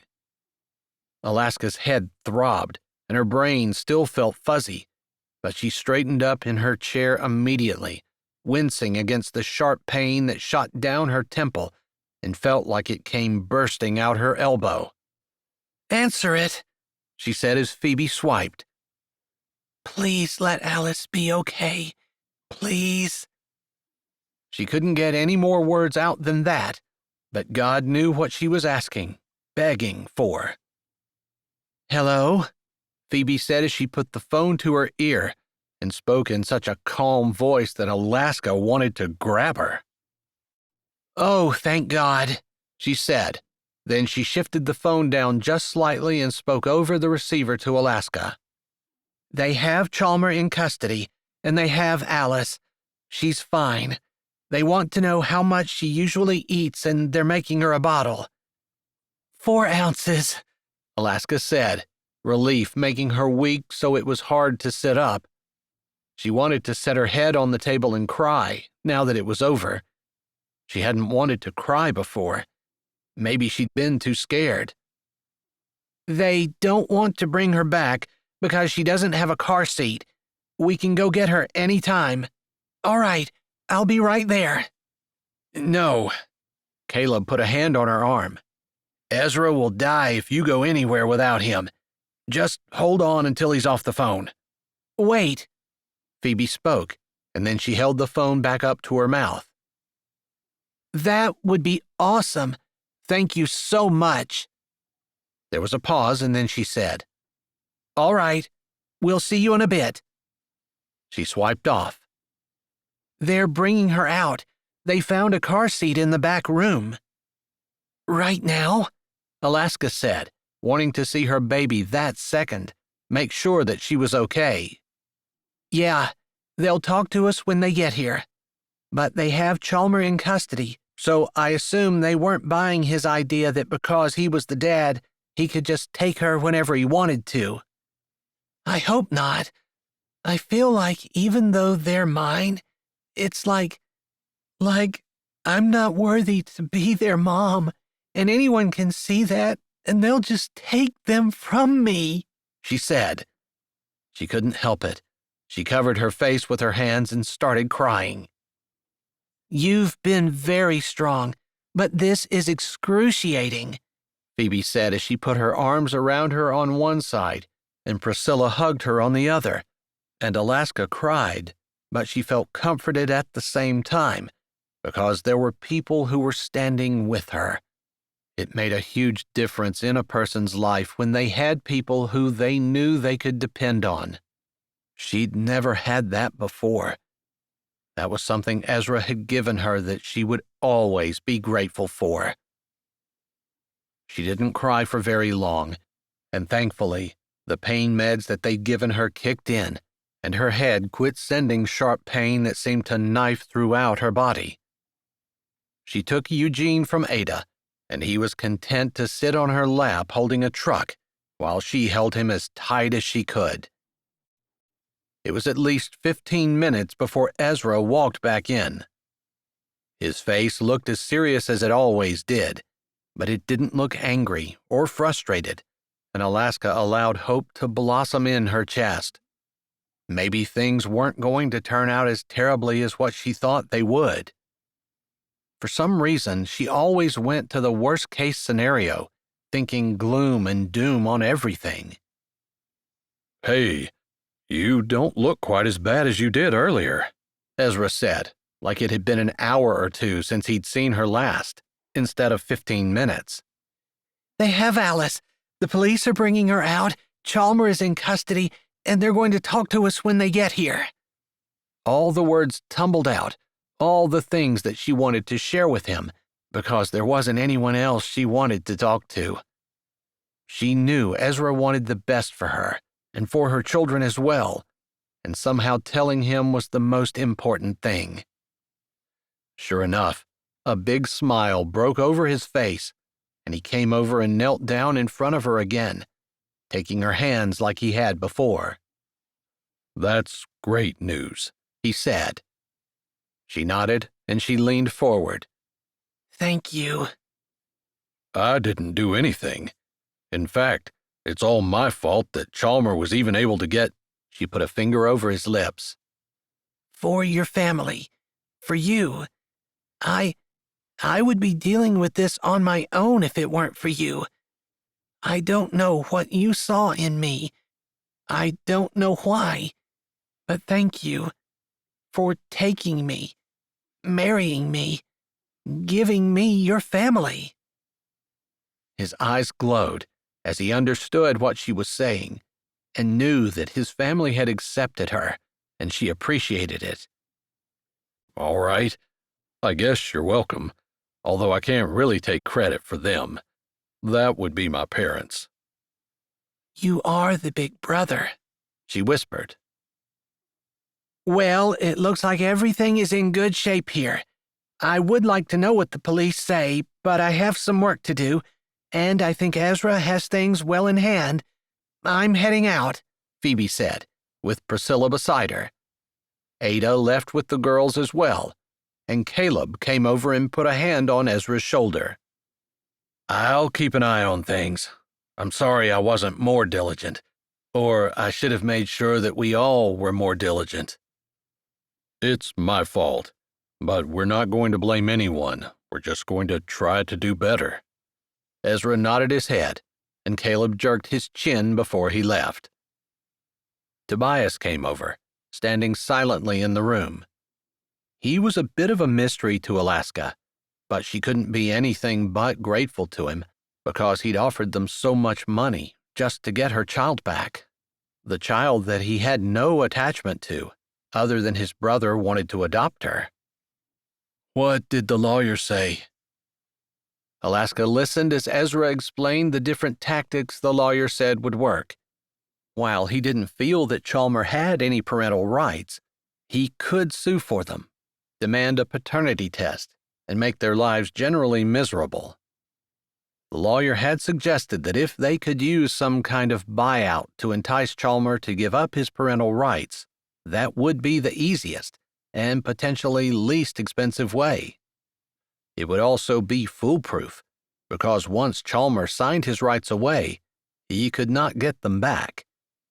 And he could not have any say or presence in Alice or Eugene's life unless Alaska said it was okay. He also said that he would start proceedings for Ezra to be able to adopt both children. There were a few additional details, but Alaska didn't care. Everything was going to work out. She could hardly believe it. "All right, you just let me know what you need. The money is sitting in my account, and I can't think of a better way to spend it." You probably were interested in building a house. "What for? There's just me." He didn't say anything else, but turned and walked out. "It seems like he's hurting," Alaska said as the door closed behind him. Yeah, he's had some hard times. With some people that he trusted, I guess. It was painful, and I don't think he ever really recovered. Alaska was curious for the details, but Ezra didn't seem inclined to give them to her at the moment, and she really didn't care. She just wanted her family together. It felt like forever until the police pulled in. Ezra went to the door to open it and let them in, while Alaska moved from the couch in the living room to the kitchen. Eugene would have been happy playing in the room, but she convinced him to bring his toys out so he could play at her feet and not be separated from her. When Ezra came in, carrying Alice in her car seat, Alaska jumped up and ran over, looking at her baby who slept so soundly, so peacefully, like the entire morning hadn't been an emotional roller coaster for her mother. "My goodness, I knew she was okay, but it makes my heart so happy to just lay eyes on her." The officer looked familiar to her, and she'd probably seen him before, perhaps under circumstances where she was not quite on the right side of the law. Not that she had a criminal record, but up until this point in her life, the police were not the good guys. They were the ones who tried to keep her from doing what she wanted to do. "Thank you so much, officer, and thank you for bringing her to me. I'm so grateful." Not a problem. We were on the verge of drawing straws to see who was going to have to change her diaper. Then we just decided that if we could find a car seat, we'd bring her out. That seemed easier than doing the diaper thing. He seemed like a friendly person, with a fresh, ruddy face and bright blue eyes. His back was straight, and he obviously took his job very seriously. "We have Chalmer in custody, and we're going to try to throw the book at him if we can.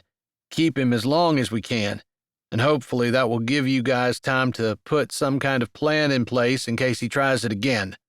I obviously can't keep him any longer than what the law allows." We understand. I might be in to talk to him. We do have a plan, and basically what he wants is money, so we'll give him that if he gives up any right to the children. That'll solve it, although I feel like you probably have the law on your side. It'll just take a little while to churn through all the red tape. That's what my lawyer said. I think we're going to take the fast route, although we haven't really discussed it. Ezra looked at Alaska with his brows raised, and she nodded. The policeman stayed for just a bit more, giving a few details of the arrest before he left. For the first time that day, Alaska was alone with Ezra and her children. Probably being alone should make her scared, but as long as Ezra was there, she knew he would do whatever was necessary in order to protect her, and she appreciated that.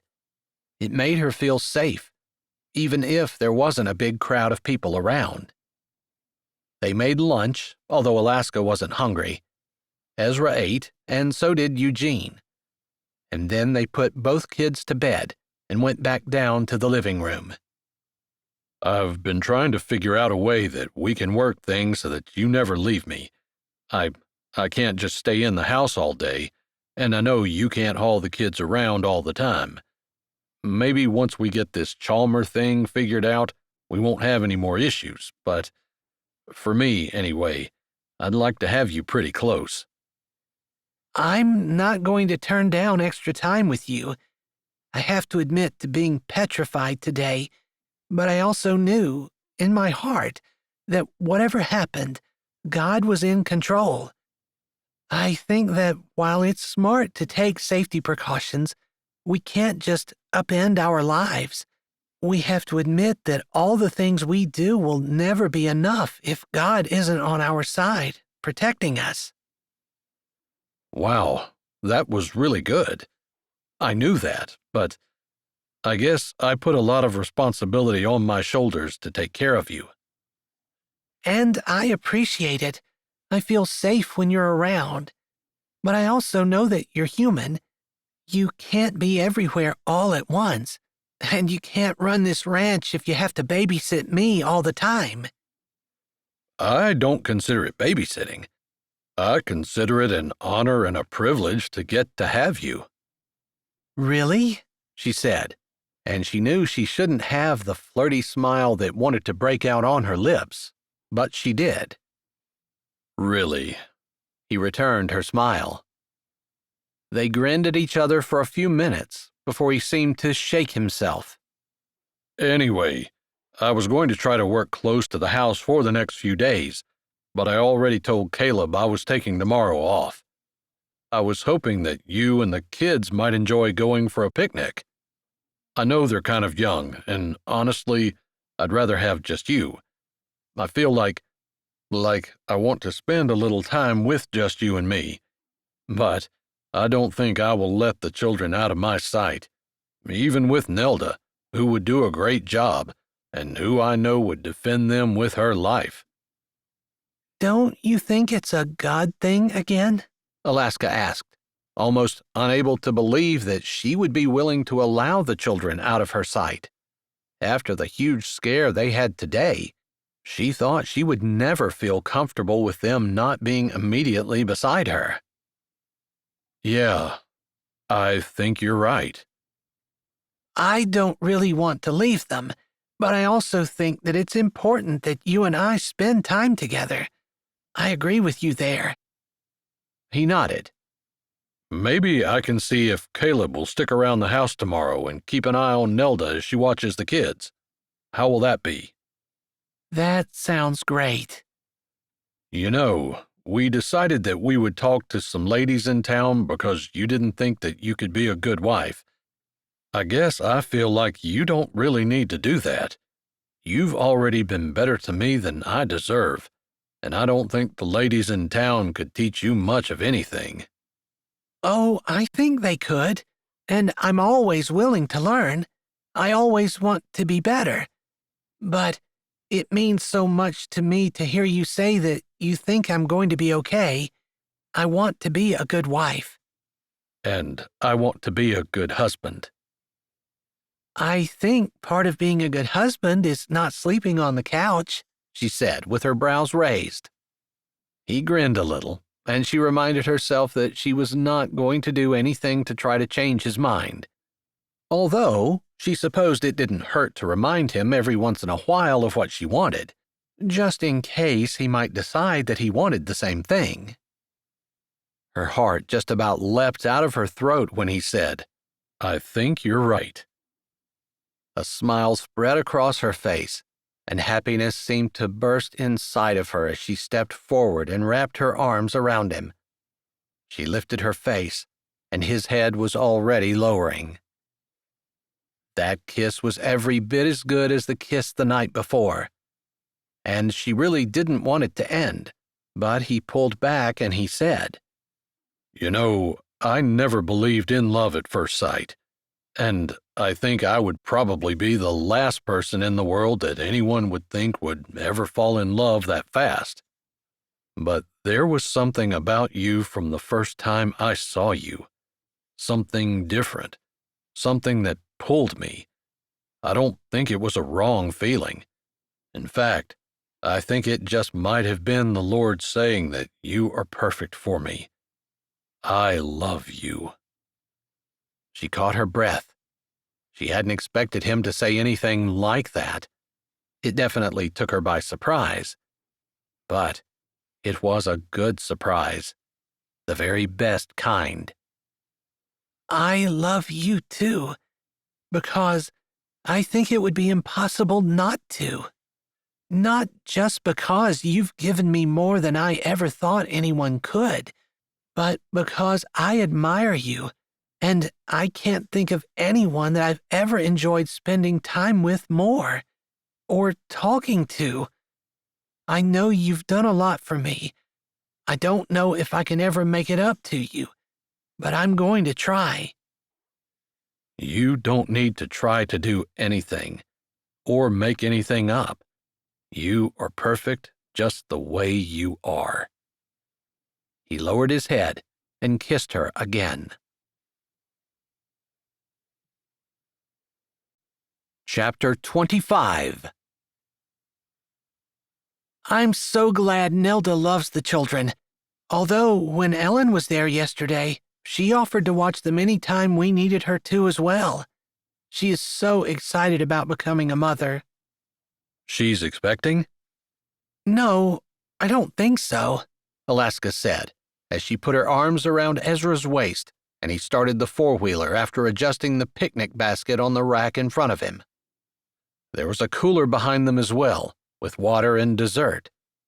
As soon as his sisters found out that they were going to spend the day together, they had insisted they needed to make special food. Alaska wasn't going to argue, because she wanted the day to be special for Ezra. He dismissed her when she talked about all the things he had done for her, but she truly meant it, and if she could find the opportunity to do something extra for him, she was definitely going to take it. She didn't say she was anyway. She just talked about how much she wanted to have a big family like yours. I guess she was an only child growing up. Yeah, she didn't actually grow up with her parents. She lived with her uncle until she got married. I think she has a couple of younger siblings, but they're not close in age, and she probably really did long for a family. I hope they hurry up and have children so our kids can have playmates.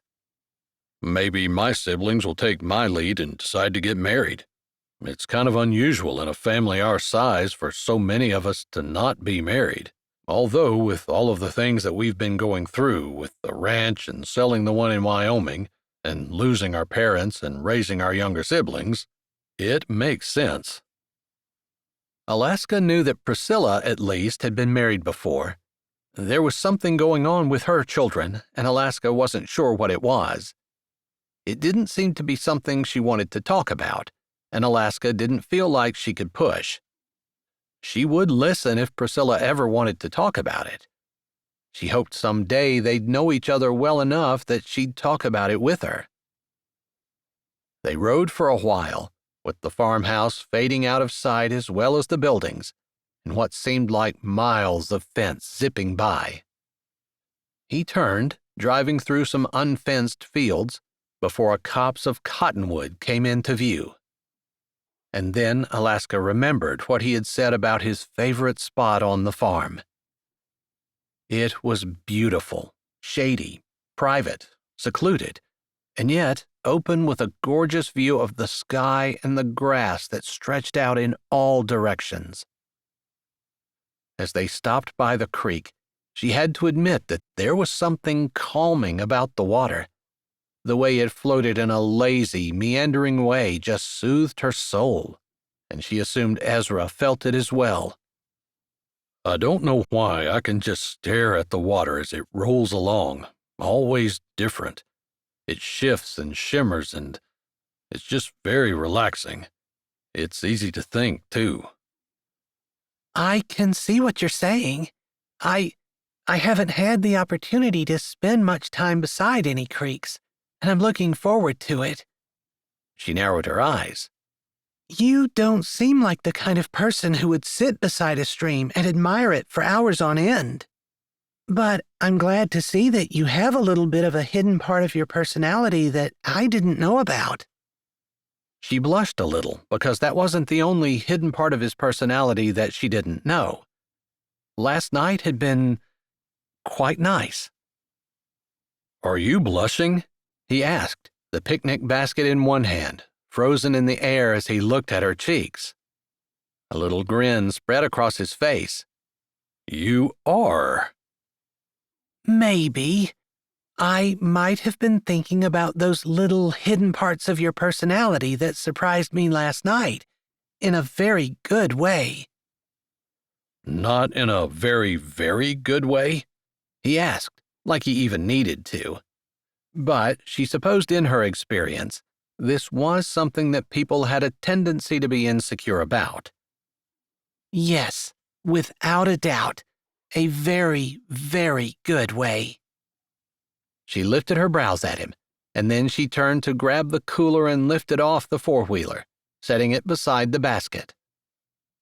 I'm not the slightest bit hungry, Ezra said, straightening and putting an arm around her shoulders as they turned and looked at the creek again. Breakfast was only an hour ago. I'm not the slightest bit hungry either. I can't imagine what in the world we could do to pass the time. She narrowed her eyes and slanted them at him. Was he flirting with her? I've never been skinny dipping, she said as casually as she could. Wow. I was thinking we would just sit beside the creek and watch it flow, but I think I like your idea better.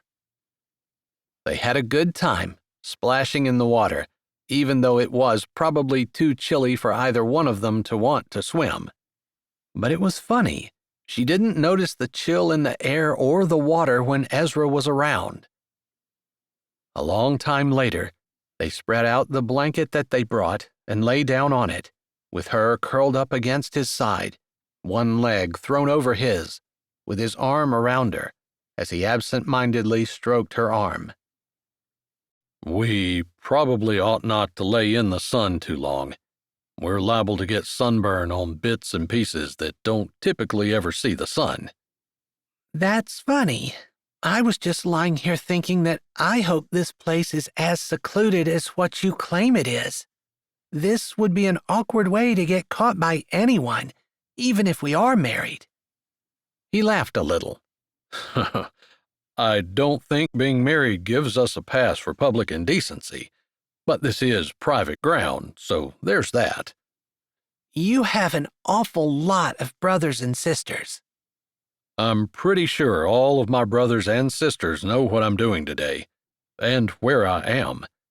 I think they'll let us alone. Maybe 20 years ago, I might have had an issue with my brothers thinking it would be funny to surprise us. 20 years ago, when I was 5. She laughed a little, but Ezra stilled beside her, and she ran a hand down his rib cage as she looked up at him. Are you okay? It just surprises me sometimes that the difference in our ages is so great. It doesn't bother me. I hope it doesn't bother you. I wouldn't have thought that I would find my soulmate and he would be so much older than me. You think we'd be the same age, but that's not the way it worked. No, it's not, is it? He said, smiling again.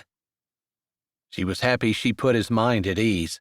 He'd done so much for her, although it wasn't like she was saying anything that wasn't true. She meant it with all her heart. She felt like he was her soulmate. Even odder than their age differences were the other differences between them. Even their interests. Here he was, at the spot where he visited often, and it was her first time beside a creek. Just that one difference, but their surface differences didn't seem to matter because they seemed to connect on a deeper level. Is it cheesy to think that I feel a connection to you that I've never felt with anyone else before? She asked, feeling a little dreamy and lazy, sleepy. Maybe a nap would be good. He grabbed the corner of the blanket and flicked it so that it was covering her. I wouldn't want this person I have this deeper connection with to get sunburn on their nether regions, he murmured. So that means you agree with me? I told you, from the first time I saw you, I felt this irresistible pull. Maybe it's a deeper connection, and maybe it's just the Lord. I don't know. I do know that I did not feel right with Sandra, and God protected me from marrying her, while marrying you was something that God clearly showed me was the exact right thing. And God gave me exactly what I wanted, because I want to be with you. And I want to be with you. And maybe that was enough. To have someone come, someone she knew had been given to her from the Lord, who loved her and wanted to be with her. She couldn't think of anything else that could make her more content. Epilogue. When are you going to let me go home? Sandra said, as Asher came in the door with an armload of firewood. He'd just brought her to the cabin. They'd been there all of 10 minutes, and she'd been going crazy because there was no cell phone service. I don't think you really want to go, he said casually, knowing that he could quite potentially face kidnapping charges. How could you presume to know what I do and do not want? Sandra said, with her hands on her hips. I guess I'm not really presuming, but isn't there some show that you watch where they get away in the mountains for a week and they see if they can make it without electricity or running water? Wasn't that one of your favorites a while back? Big Brother in the Woods. Sandra snapped her fingers. You're right. I loved it. And I really don't think that Zeke should have won. It should have been Ralph, and here's why. She started going off on the show, and Asher listened for a couple of minutes before he moved to dump the firewood in the box by the door. She barely noticed that he wasn't standing in front of her anymore and kept going on about her show. He didn't really mind listening to her talk. He'd always liked the sound of her voice when she talked to Ezra. He arranged the wood in the box, grateful that it was spring, and the only time they'd need the fire would be to cook, and at night when the temperatures dipped down, as they had a tendency to do in the mountains. He built this cabin years ago and spent his vacation time fixing it up. It wasn't anything special, but it gave him a place to go to have some peace and quiet away from his big family. He loved them, loved every single one of them, but sometimes a man just needed a break. He turned back to Sandra. She was still talking, and he listened. She hadn't been any good for his brother, Ezra. Ezra was too serious, and he didn't have any interest in the things that meant so much to Sandra. Although Asher kind of figured that Sandra used TV as a crutch because she was alone without it, and she viewed all of the people on the screen as her friends. He also thought that maybe that was what she saw in Ezra. She saw his big family and wanted to be a part of it because she was lonely. Asher felt bad for her, and he also had a huge crush on her. What a terrible thing to have a crush on his brother's fiancée. Except Ezra was married to someone else, and Sandra was no longer engaged. Unfortunately, she had never looked at him and seen anything interesting.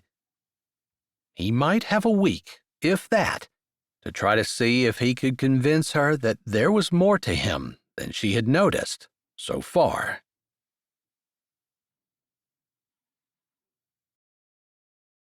Hi, this is Jay, and thanks for listening. If you're ready for another great audiobook, here's one we think you might like. Or check out the playlist with all our latest releases.